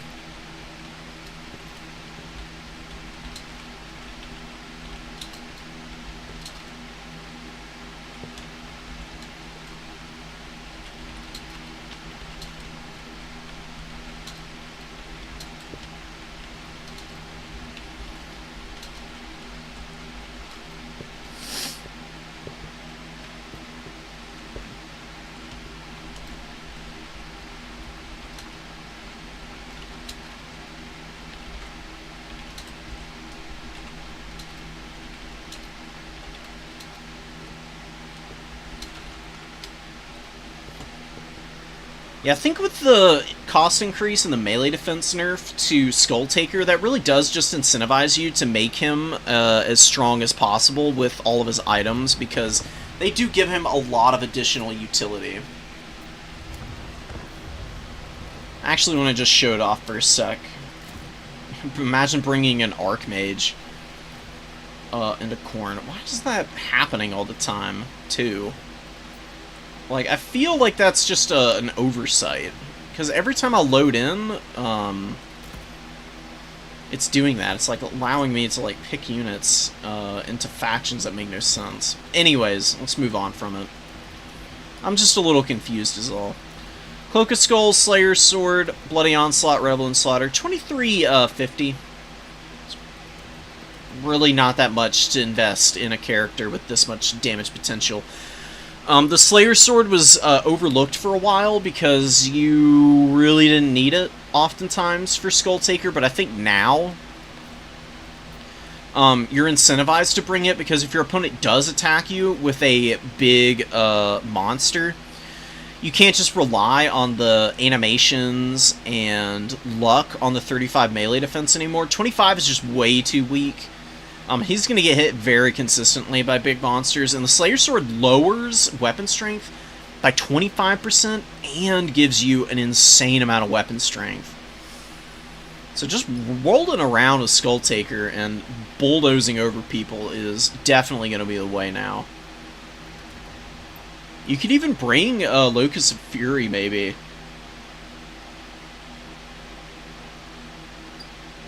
It is a pretty decent item. I mean, the problem was never it being bad. It was just, you know, making Skull Taker affordable. Maybe it's a little too much to spend on him. I don't really know. But it might be worthwhile checking out what he can do with all of his stuff active. I mean, just he gets up over 1k if he's got Hellblade, Slayer Sword, and Locust of Fury. Add on to the fact that he's got so much melee attack at base that when the Slayer Sword procs, he's going to be up around 85. It's nutty, man.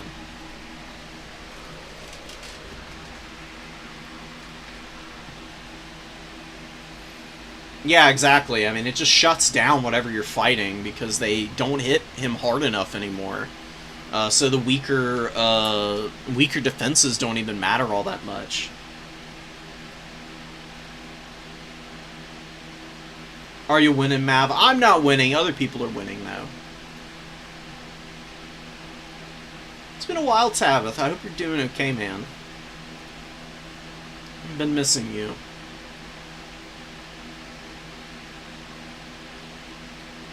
Start playing in tournaments again, Rost. It's super fun, man. They're great community.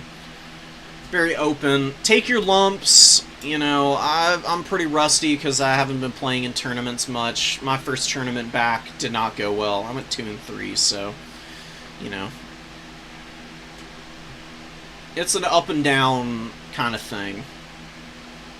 The more practice you get in, the better you're going to play more consistently.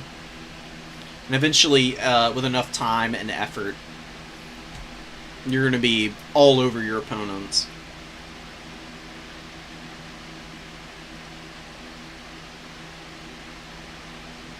He goes, yeah, it goes up past 1k weapon strength, so if your opponent has single entity, worth it. 150 goes a long way to keeping your mobility healthy. I mean, that is true. You get a huge charge bonus. I think it might be fun to use Locust of Fury with the Knights of the Brazen Throne because let's actually go look at the patch notes real quick for Khorne. If I'm not mistaken, the Juggernauts all got more HP, right? Our ball got cheaper.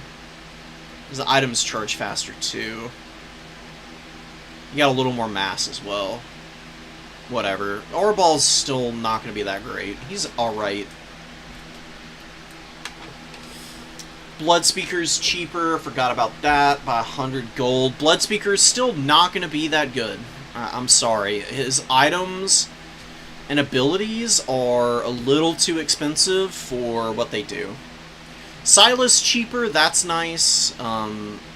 75 gold less. Honestly, he's not a bad option. In a handful of matchups where you can use his damage rampage aura to hit like skirmish cav and stuff like that, he can actually perform pretty well into factions like that. Like Tomb Kings he's pretty good against in general. Also not bad against Warriors of Chaos. As long as you keep him away from Hellstriders, he's fine. Can actually beat up on Archaon pretty well. But anyways, here's what I wanted to get into. So the Skull Crushers, they got 8 more health on 32 models. They got another 200 HP. So they're up past 8100, 83.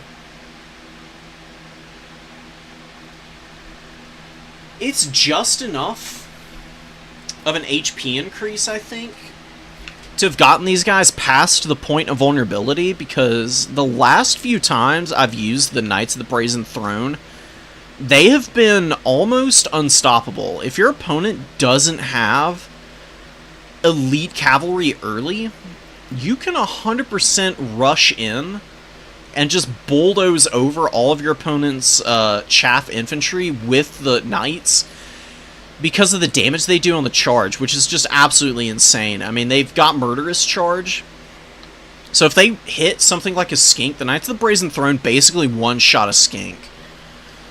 And then you can just have like corn gores and stuff that they can run back to if your opponent's like trying to catch with mobility and whatnot. I actually think there's a lot of play potential with those guys now.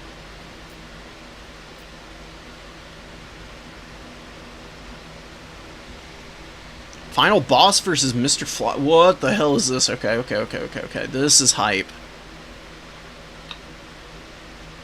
Do we watch this one on stream, though? I don't actually know. I'm just looking at some replays from when we get there. The spawn got a small weapon strength increase. Still not going to be all that good. Slaughter Brute got more acceleration and deceleration. Probably still going to be really bad. It's just too cumbersome, dude. It needs much more, it needs a much wider turn radius. That's the biggest problem with the Slaughter Brute.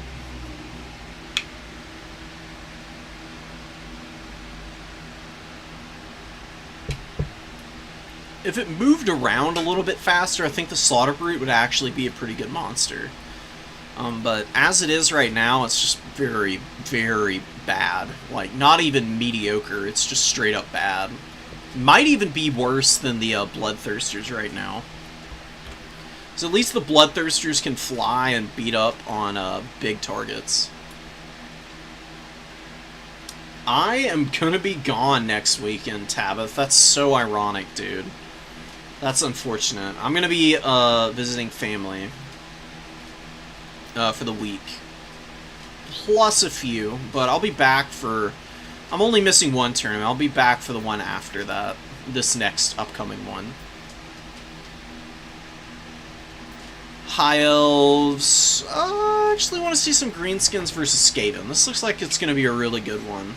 Just based purely off vibes, we're going to run it.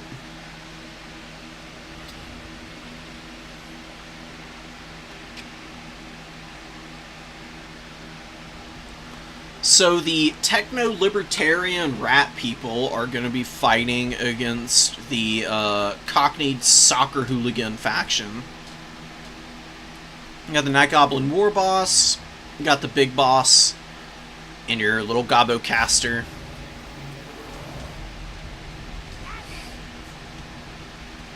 Just a really good hero squad. I mean, these little squig characters actually do pretty good damage.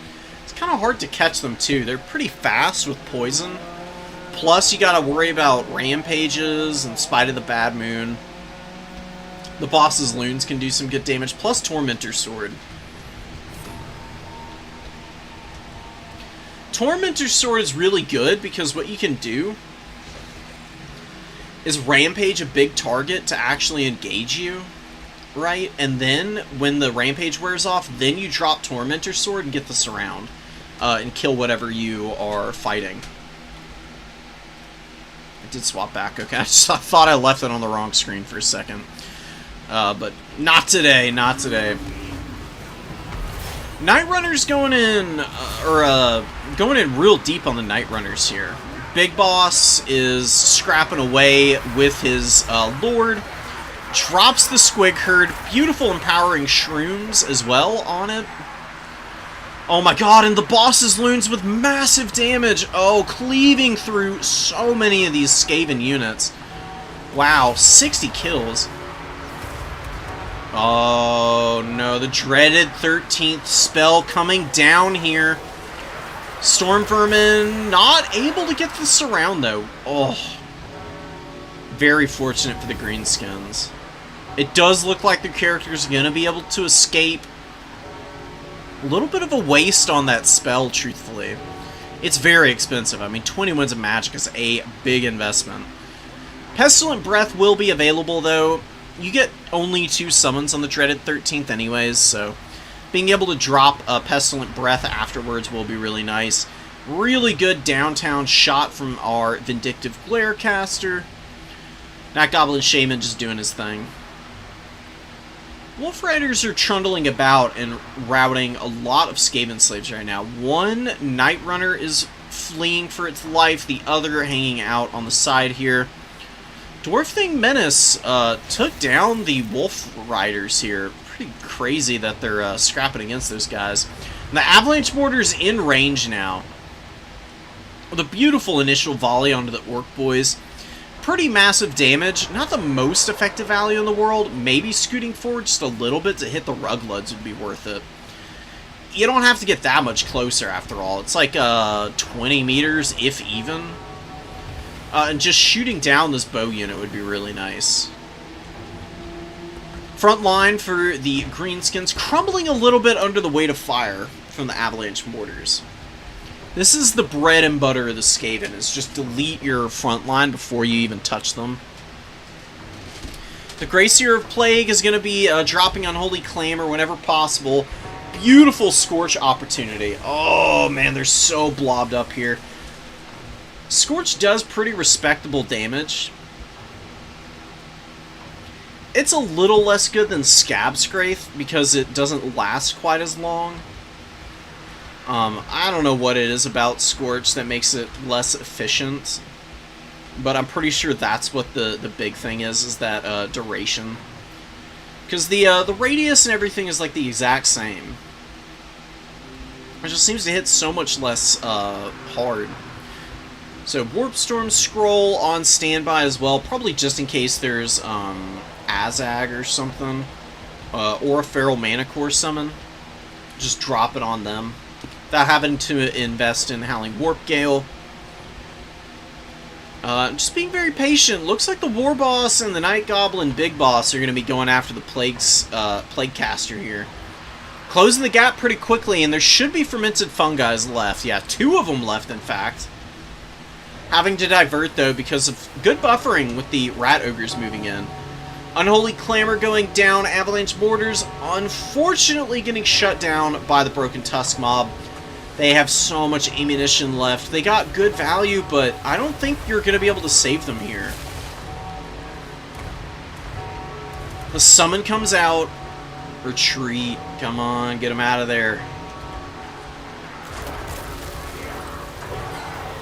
Alright, alright. Looks like Eat the Rich is getting the memo and is slowly trying to trundle these guys out of here. And we do get a leadership break. Storm Vermin summon with 500 value, killing the Broken Tusk mob there. And saves 3/4 of the Avalanche Mortars, in fact. They should be able to get back online really quickly and start dropping some hot fire onto the advancing Greenskin forces. A lot of Boar Boy Biggins out here, though, and not a lot of protection for the Skaven at this point. They've lost a lot of their units, man. That Skaven Slave front line not holding up well at all. And the Plague Seer just not really having much of an impact. I mean, the extra leadership is okay, but clearly not doing enough to make up any deficit. The Savage War Boys are running down the Avalanche Mortars yet again. You hear the clanging bell. It's super ominous because it's such a deep noise that like drowns out everything else around it. So it's honestly kind of eerie hearing it. So that's kind of how it would be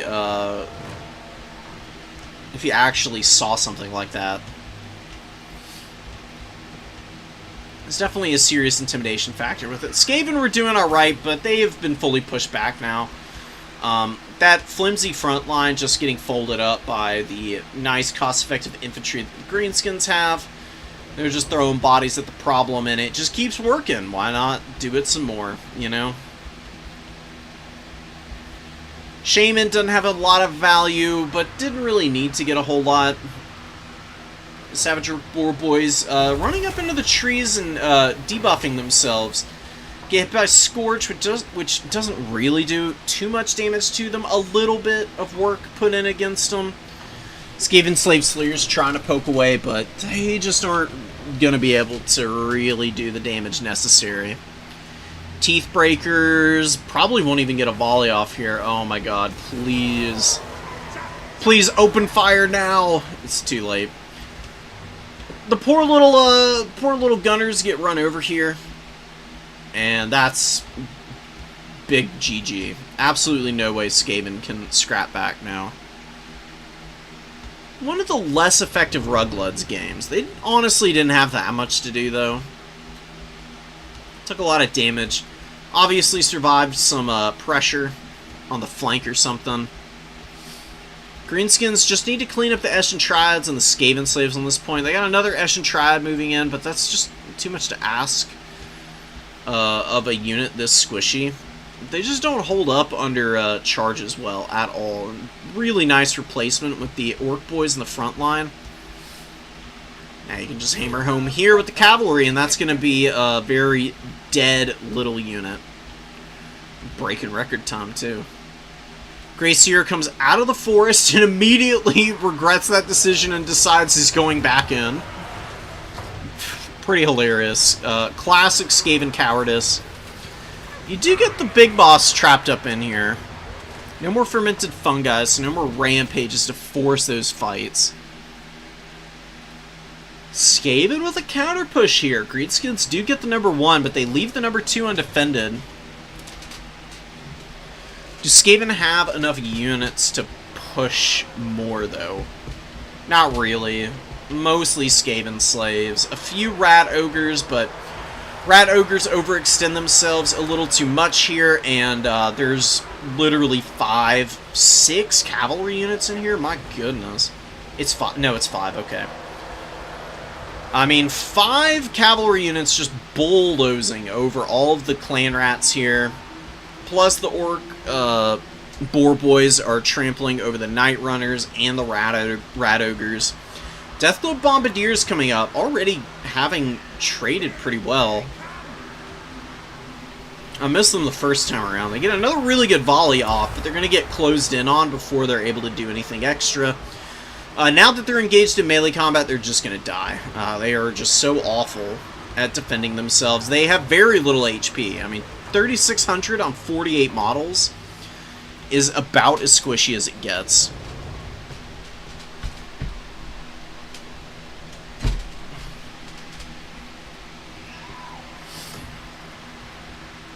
Clan Rats couldn't hold the line. Full Greenskins route now. Night Runners and some tattered Eshin Triads grabbing the middle. But things are well out of hand there.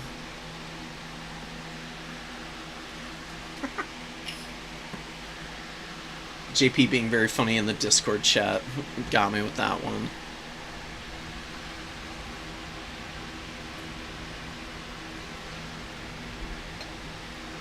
I mean, happy to be here and happy to cast these tournaments all the time. I'm a little sad that I'm going to miss one. It's been a while since I've been away from it. So I don't know what I'm going to do with myself. Probably just enjoy the remainder of the summer. You know, when I get back, hopefully it'll be a little bit less hot. Maybe it'll be cooling down a tiny bit. Praying for that to be the case. And then I can maybe sit down and stream a little bit more. Because every time I get done working on other stuff, like work things, and I want to, like, get on my computer, I'm dissuaded from that because my PC runs pretty hot. I don't have AC. And this fan only helps so much. So even right now, after it's rained and it's at, like, peak cool temperature for the summer, I'm still moist. Every second of every waking moment. Terrible experience. Playing Tomb Kings? Hell yeah. Get it, Tabith. Tomb Kings are awesome. Greenskins versus Skaven. It's not great for the Skaven. If he were able to keep the Avalanche Borders on live, longer to hammer down the Orc boys, maybe could have gotten a win. Kind of a tall order, though.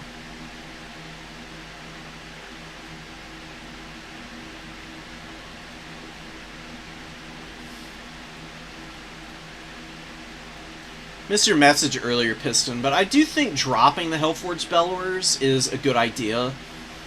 I think the Hellforged Bellowers is a trap now, because the nerfs to the Skull Cannons have been pretty brutal. They're not nearly as good anymore. And you've got plenty of anti-infantry options as Khorne that I think are just better now. Like I said, for Khorne, personally, they can just go with the Knights of the Brazen Throne. Demons could have cut the Hellforged Bellowers and gotten 2 Bloodletters into their build for the finals. That would have helped out a lot in the front line.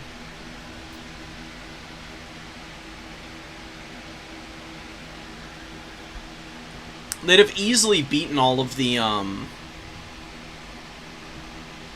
whatchamacallits. They would have easily beaten all the Marauders. My goodness. Tongue-tied. And also beaten up on Khorngors. I really love Bloodletters. Bloodletters are a great unit, guys. Massively underrated, in my opinion. People know how good they are in the Dowie matchup, but they perform really well into a lot of others. They just have good stats and survivability and put out a lot of AP damage.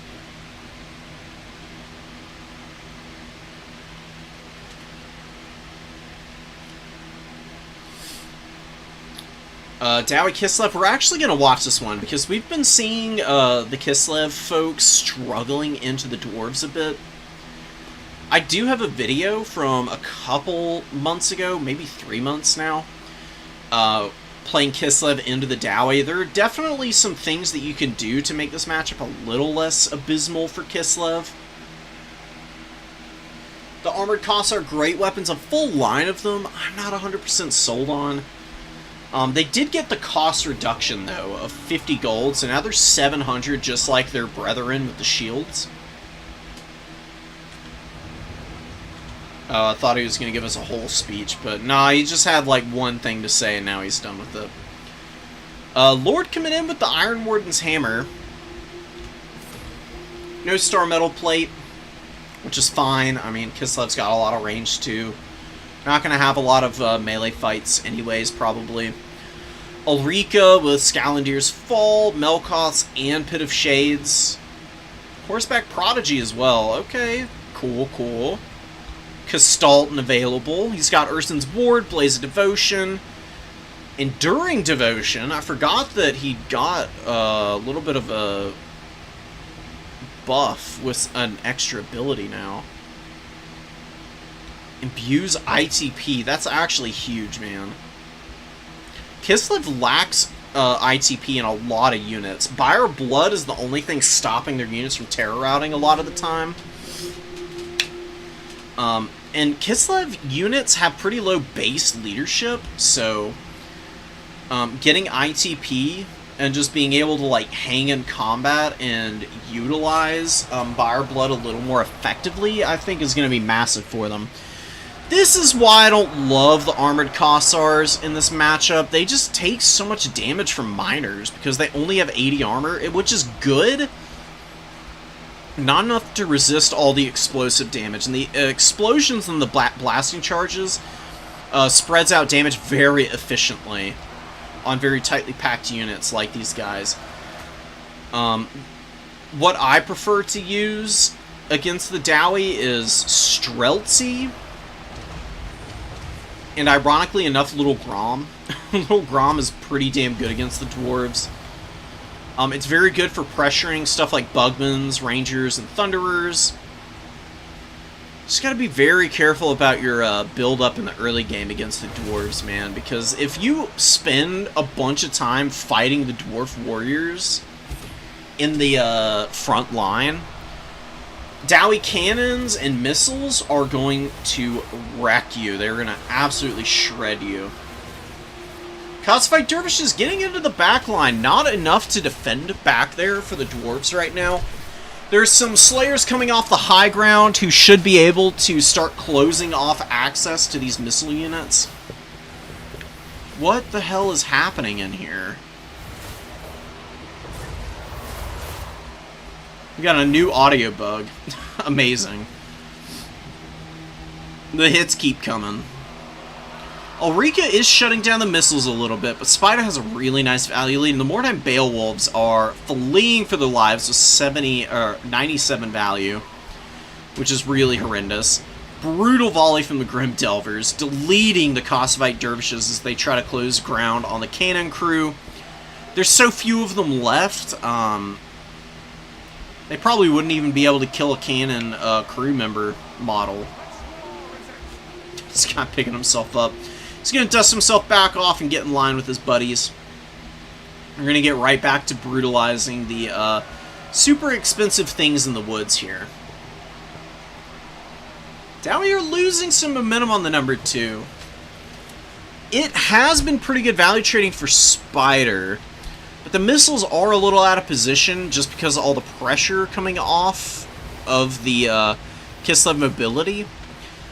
As you kill these units, though, you should be able to reconstitute your forces and counterpunch pretty easily. And Ulrika just takes a wicked volley to the face. She's honestly very lucky to have closed the gap here. Fireblood is active. She's getting a little bit of heals. I don't know where you're going to run with her because she's not going to be able to get out of the radius of those guys in time. And she just gets gunned down here, unceremoniously. Doing the flop there, man. Zargard, great weapons, moving into the back line, getting hit by some blasting charges, and macerated by the Thunderers here. Way too much firepower going down against the Kislevite troops here. This guy gets his head shot off, losing an arm over here. Horrible losses for Kislev right now. Armored Kossars have been hanging in pretty nicely, but Kastalton is struggling against the Dwarf Lord. Kastalton is honestly just really bad on foot because of how little armor he has.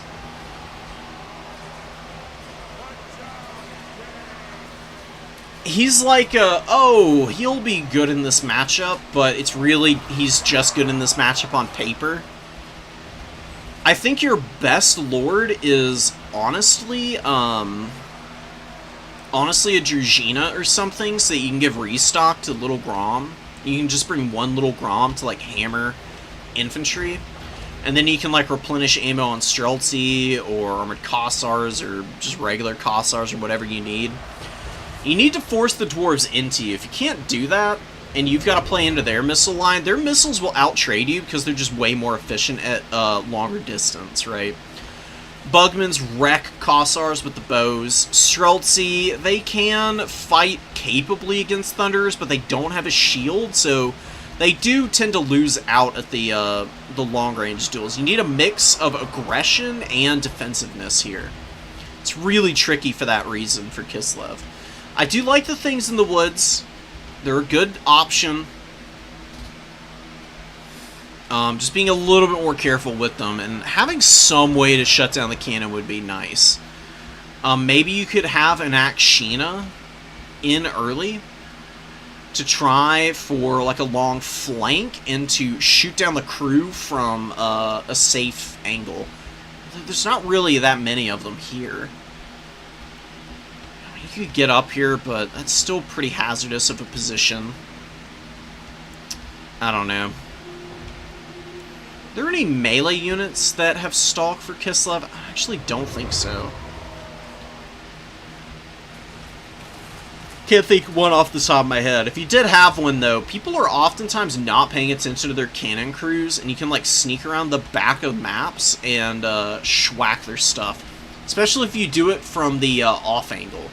So there's no objectives over here. People usually don't screen forests, even with, like, super cheap units. And you can probably sneak around the back, and if you get lucky with the timing, you can get on top of the artillery crew before your opponent knows what's going on. Kislev lost all momentum here.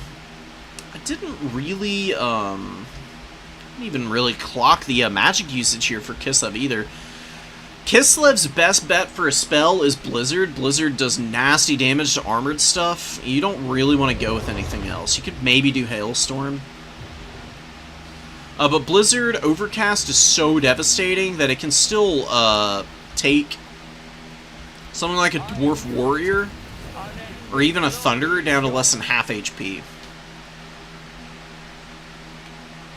It's a very worthy spell for all intents and purposes.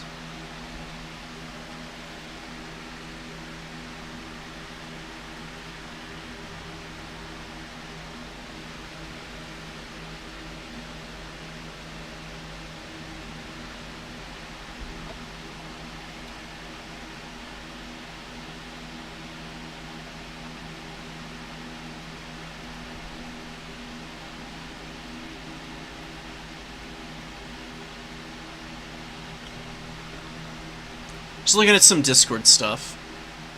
I'm gonna get back in here. How much time do we have left? I got another 30 minutes. I got to do a fairly short stream today because I do have quite a bit of packing and stuff to do before my trip tomorrow.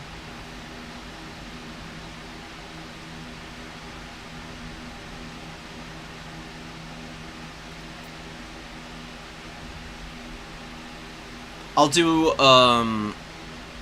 I've got a couple more replays I need to do, and I will be setting them up to release slowly over the course of the week. Probably every other day I'll have a standalone replay for people to watch, and I'll be trying to cover some off-meta like unit picks and choices, odd matchups that you might not see too often, just really good games. Let me know if you had an exceptionally close game in this tournament, and I'll try and get it down before I go.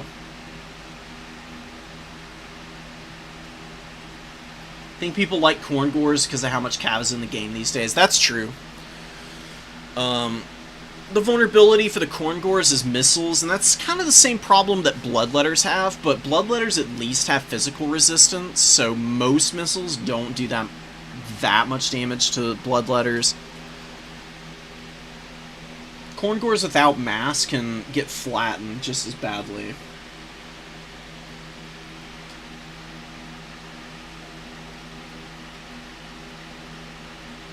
I like doing... Oh, I'm saving that Kislev Mirror for round 2, Empire. I'm casting that for one of the standalone videos I'm talking about.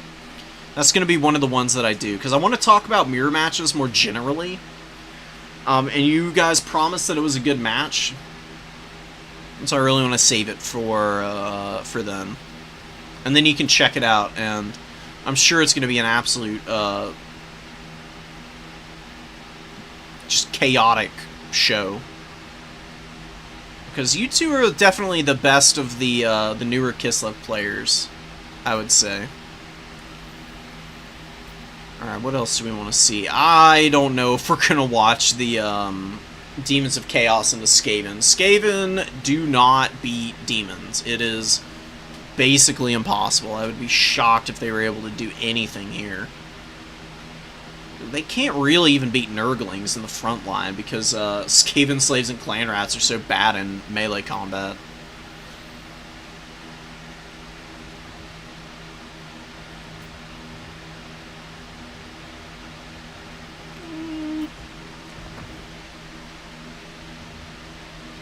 We'll watch Dowie versus Khorne.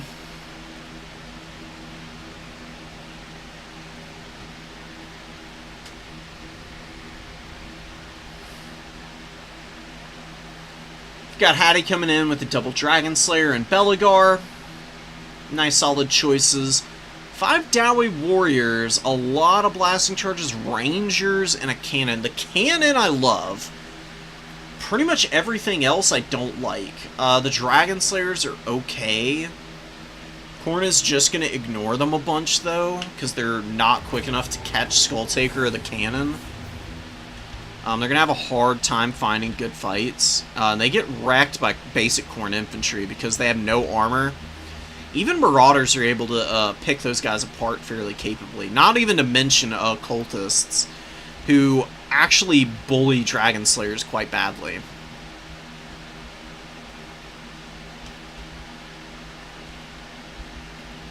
What else do we have? Yeah, just a very basic front line for Khorne. A lot of Marauder Horsemen. I do not recommend Marauder Horsemen in the opener against the Dowie. They just don't have much to do except for cap points. You're already faster than the Dowie are anyways. You can just bring Bloodletters in the opener and have a much better time usually. Bloodletters are really affordable. They wreck pretty much every Dowie unit other than Hammerers and Ironbreakers. Bloodletters will get their value back at the very least, and they're just so uber efficient that the Dowie can't contend with them. Yeah, good throwing axe volley and immediately pulling out and actually wasting some blasting charges here. Really good stuff. Attacking from the other angle here. Final Boss's control on his units today was just impeccable.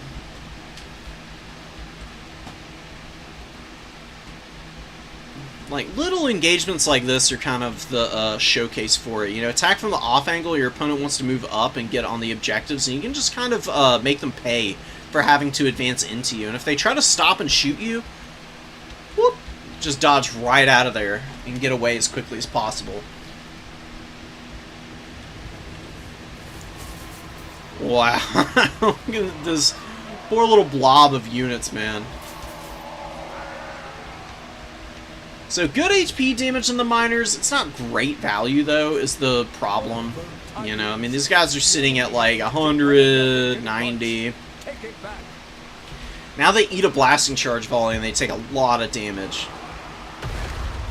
You don't love to see that, but the Hellforged Bellers is going to make up for it. Moving in finally, getting a nice shot on the Dowie Warriors. I'd actually try and break the Dowie Warriors down on the number 1, though.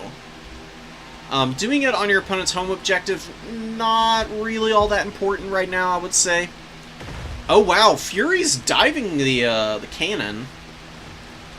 But good summons with Rangers and the Grimdelvers back here. Doing a great job of shooting the Furies off of the cannon crew.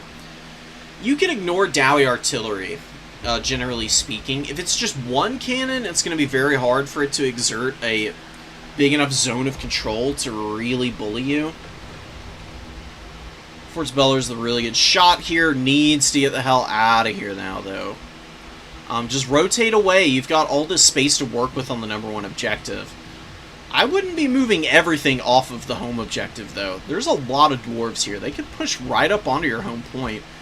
What I would do in a scenario like this, where my opponent's got a huge formation on threatening my home. So, Hellforged Bellers here, hammering down here, can respond here.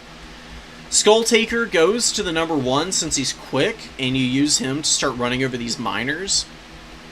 Keep your Marauders and the Cultists back on the number 2, and then you can just rotate the Throwing Axes and the Bloodwake Berserkers and Skull Taker back as needed.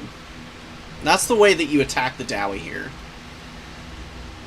Fury's trying to get around the edge of the battlefield, getting away from the Rangers, shooting. Miners here, pretty much broken down, but the Marauder Horsemen use like all their ammunition to do this. I mean, very minimal gains. Good charge. Rangers gonna get wrecked by the Furies. Furies shred Rangers, man. Not a fair fight at all for these poor guys. Their melee defense is just so porous compared to the Furies, who do have 18 melee defense. Compared to the 18 melee attack of Rangers, just like an uber efficient, like, out-trade in terms of the stats. Cultists getting into Dwarf Warriors. We've got the Marauders right behind.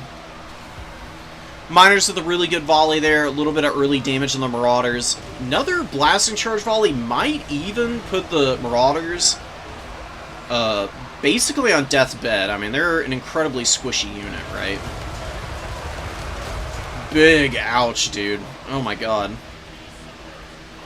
Dowie Warriors stiffening up, Dead Ranger, Giant Slayers moving in. Giant Slayers will be pretty nice to have. Cultist and the Bloodwake Berserkers getting a dream scenario here right now. I mean, the Cultist is going to take very little damage with all these big, burly men surrounding him.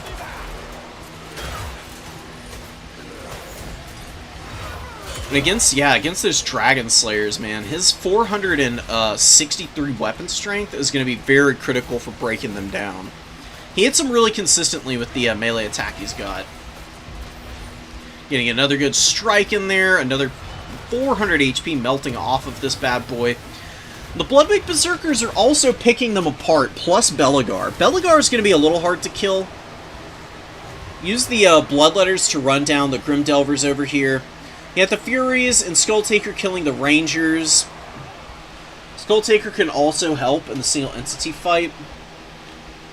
The Dower being too passive with all their units on this back objective, man. I mean, I know you don't want to overextend against Khorne, but you've got to make a decision here. Your points are so spread out. You're not down in value that much, but you got like 2,000 gold's worth of units sitting back out here doing nothing right now, except getting hammered by the Hellfort's Bellowers. Grim Delvers being attacked by the Hounds of the Bloodhunt, who should win this and probably take like 0 damage in the process. I mean, they're just so juicy for a Fleshhound unit. This is the kind of matchup where the Hounds of the Bloodhunt are able to get just incredible work done. Fighting against a missile unit that's got mediocre stats, but still something that's like fairly dangerous, so they can get a decent enough uptrade. And with that Gore Feast are able to like persevere through a lot of otherwise effective damage. Dwarf Warrior, great weapons attacking Skulltaker and a beautiful Sword of Khorne. You know, could have been a lot worse for the Dwarves. Thankfully, they've got heavy armor on just about everything. Giant Slayers took the worst of it, but even they are able to survive it. It's the fact that Khorne is breaking everything down over here that's going to be the big issue for the Dwarves, because they'll never be able to recontest this point. And because they haven't pushed here, Khorne's just going to immediately be able to jump back out there with a bunch of units for a quick and easy response. Khorne Gore's coming in. Sure, but Bloodletters are better here. I mean, they still have AP, I guess. Okay.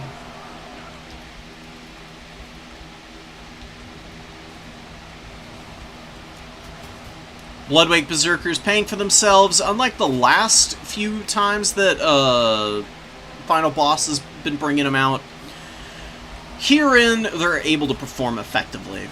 And they do get some really good work done here, just wrecking these poor little Giant Slayers right now.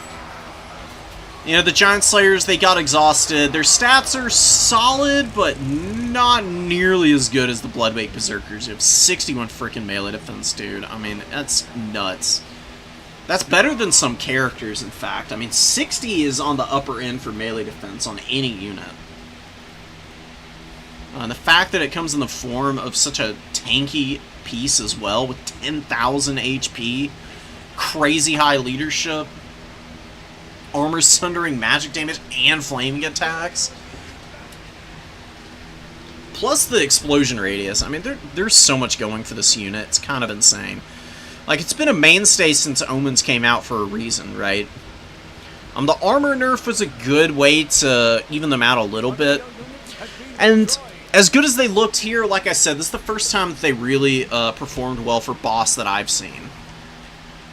They can definitely fall by the wayside in terms of cost efficiency if they're getting shot down and focused effectively.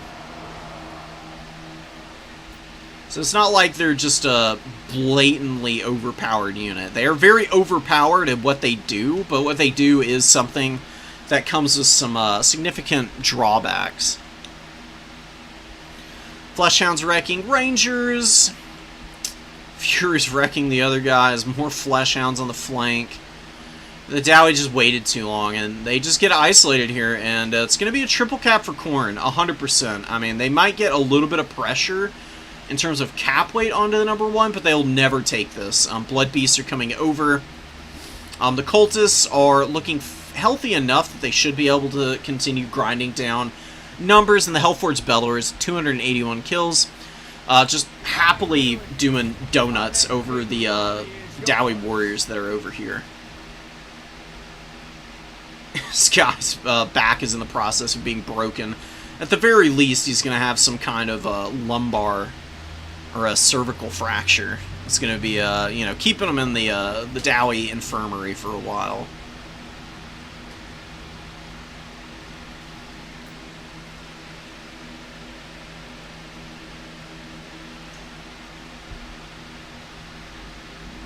Good value on all the Khorne units, man. The Dowie don't have enough AP. I don't like Rangers against Khorne. They are not good. They are way too squishy to Furies and Fleshhounds. You're better off with Quarrelers, but especially Thunderers. Thunderers are so strong at shooting down Flyers because they do so much damage. They're really accurate. It's hard for Flyers to dodge gun units. Like, bows have very slow missile travel speed, whereas the guns have good missile velocity, so they can really punish Furies for flying overhead too close to the sun. Plus, the armor on Thunders is really nice. The cannon got 900 value, could have been positioned better. I just don't like Dragon Slayers against Khorne. You either get ignored or you are going to get the runaround until your opponent has a unit like Wrathmongers. You can kill these guys. Then they'll take the engagement and they're going to make you feel really bad by just bullying you. Kudos to Hattie for sticking with this one. This is just a tough matchup for the Dwarves. I would say it's probably Khorne's best matchup against the Dwarves. The Dowie just don't have a whole lot that they can do to stop Khorne from overrunning them. I was going to watch this one later, possibly for a separate video. Actually kind of want to watch Sexy Mutant against Tommy. Tommy's a very good walk player.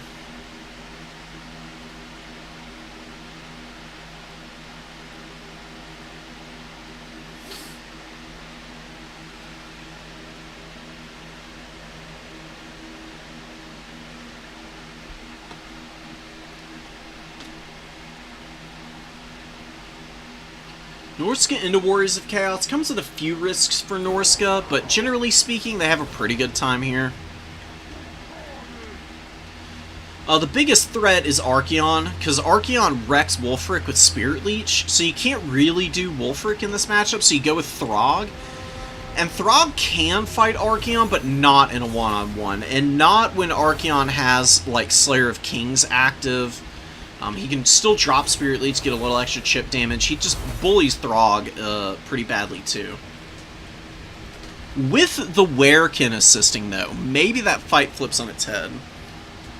We have a victory point. Keep it from the foe. So Skinwolf Werekin's just full sending it right now.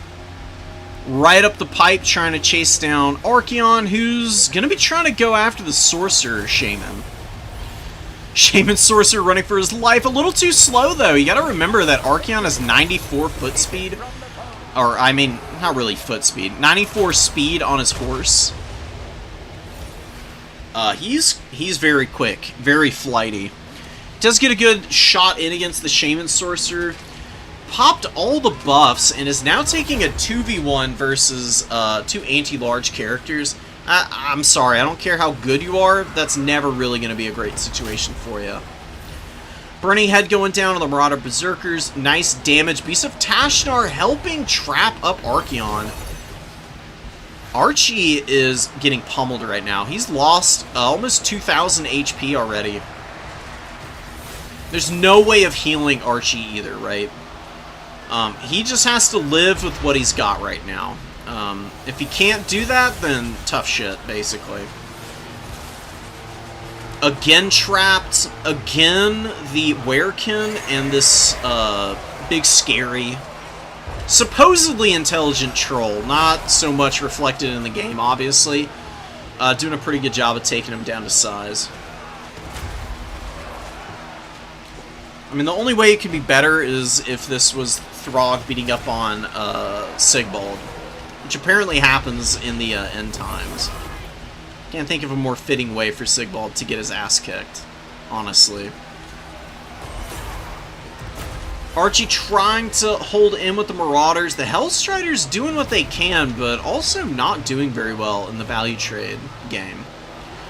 Rhino Berserkers pushing in deep. This Marauder is being intercepted by Berserkers and will be cut to ribbons in short order, man. Berserkers got smaller models, so they pile into combat more effectively. That was the reason that the Berserkers were so bad before, I think. I'm not 100% sure if they're going to be able to value trade upwards regularly because of their price point, but it was a good little increase to their combat prowess.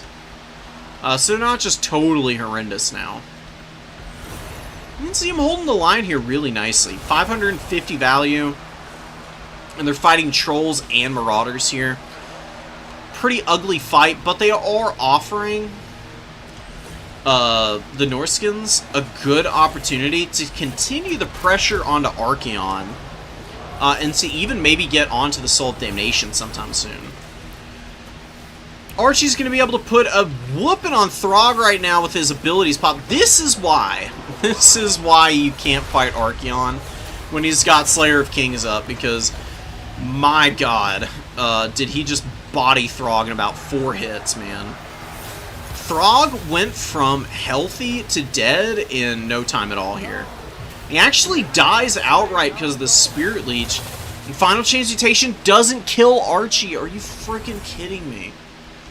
Sexy Mutant still has the value lead. It does have the Soul of Damnation on lockdown.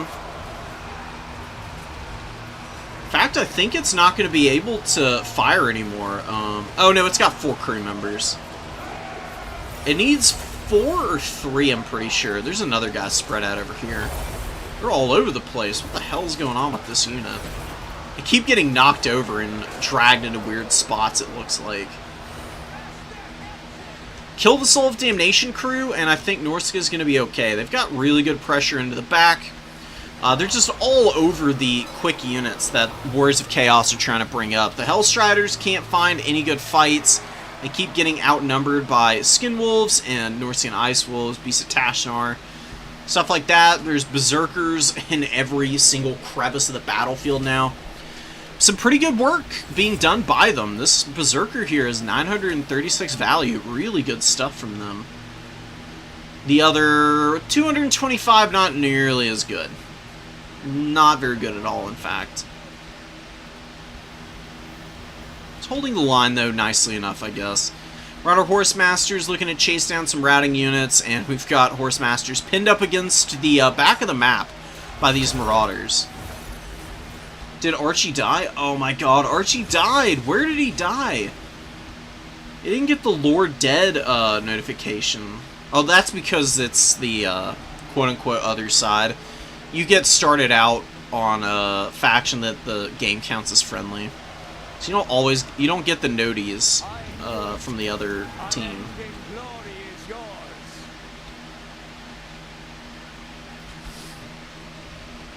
Really well executed Norsecan pressure.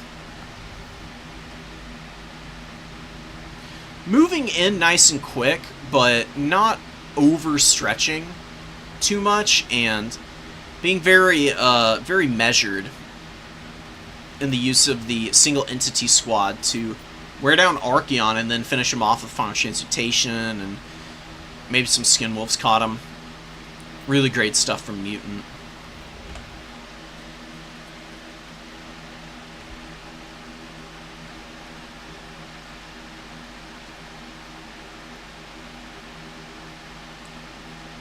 Really good game in round 5 versus Warriors of Chaos. Oh yeah, I didn't download any of the round 5 games. I think that's going to be it for me here, guys. I'm going to go get my packing done. I'm going to record my last couple of videos for the break and make sure that I got them all set up to release at the right times. I really appreciate all the replays that everybody has sent to me. I wish I had the time to get through them all. If there isn't a hotfix put out in the next like week and a half, then maybe when I get back I can do like a return a return stream, and I can get some of these replays going. Because they will just be sitting in my folder. It just depends on what we see from Creative Assembly.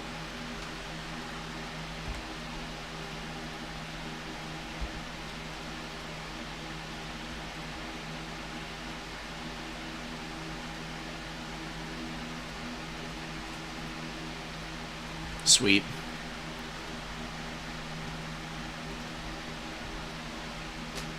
Alright guys, I really appreciate y'all checking out the stream. Thank you so much. I'll see you folks as soon as possible. Should be getting back July 24th, I believe. So, that'll be the next time I do any streams or anything. Watch for the videos. They should be pretty good matches. Hopefully you'll learn a few things and get some entertainment out of it all. So, till then, peace out. Later, guys.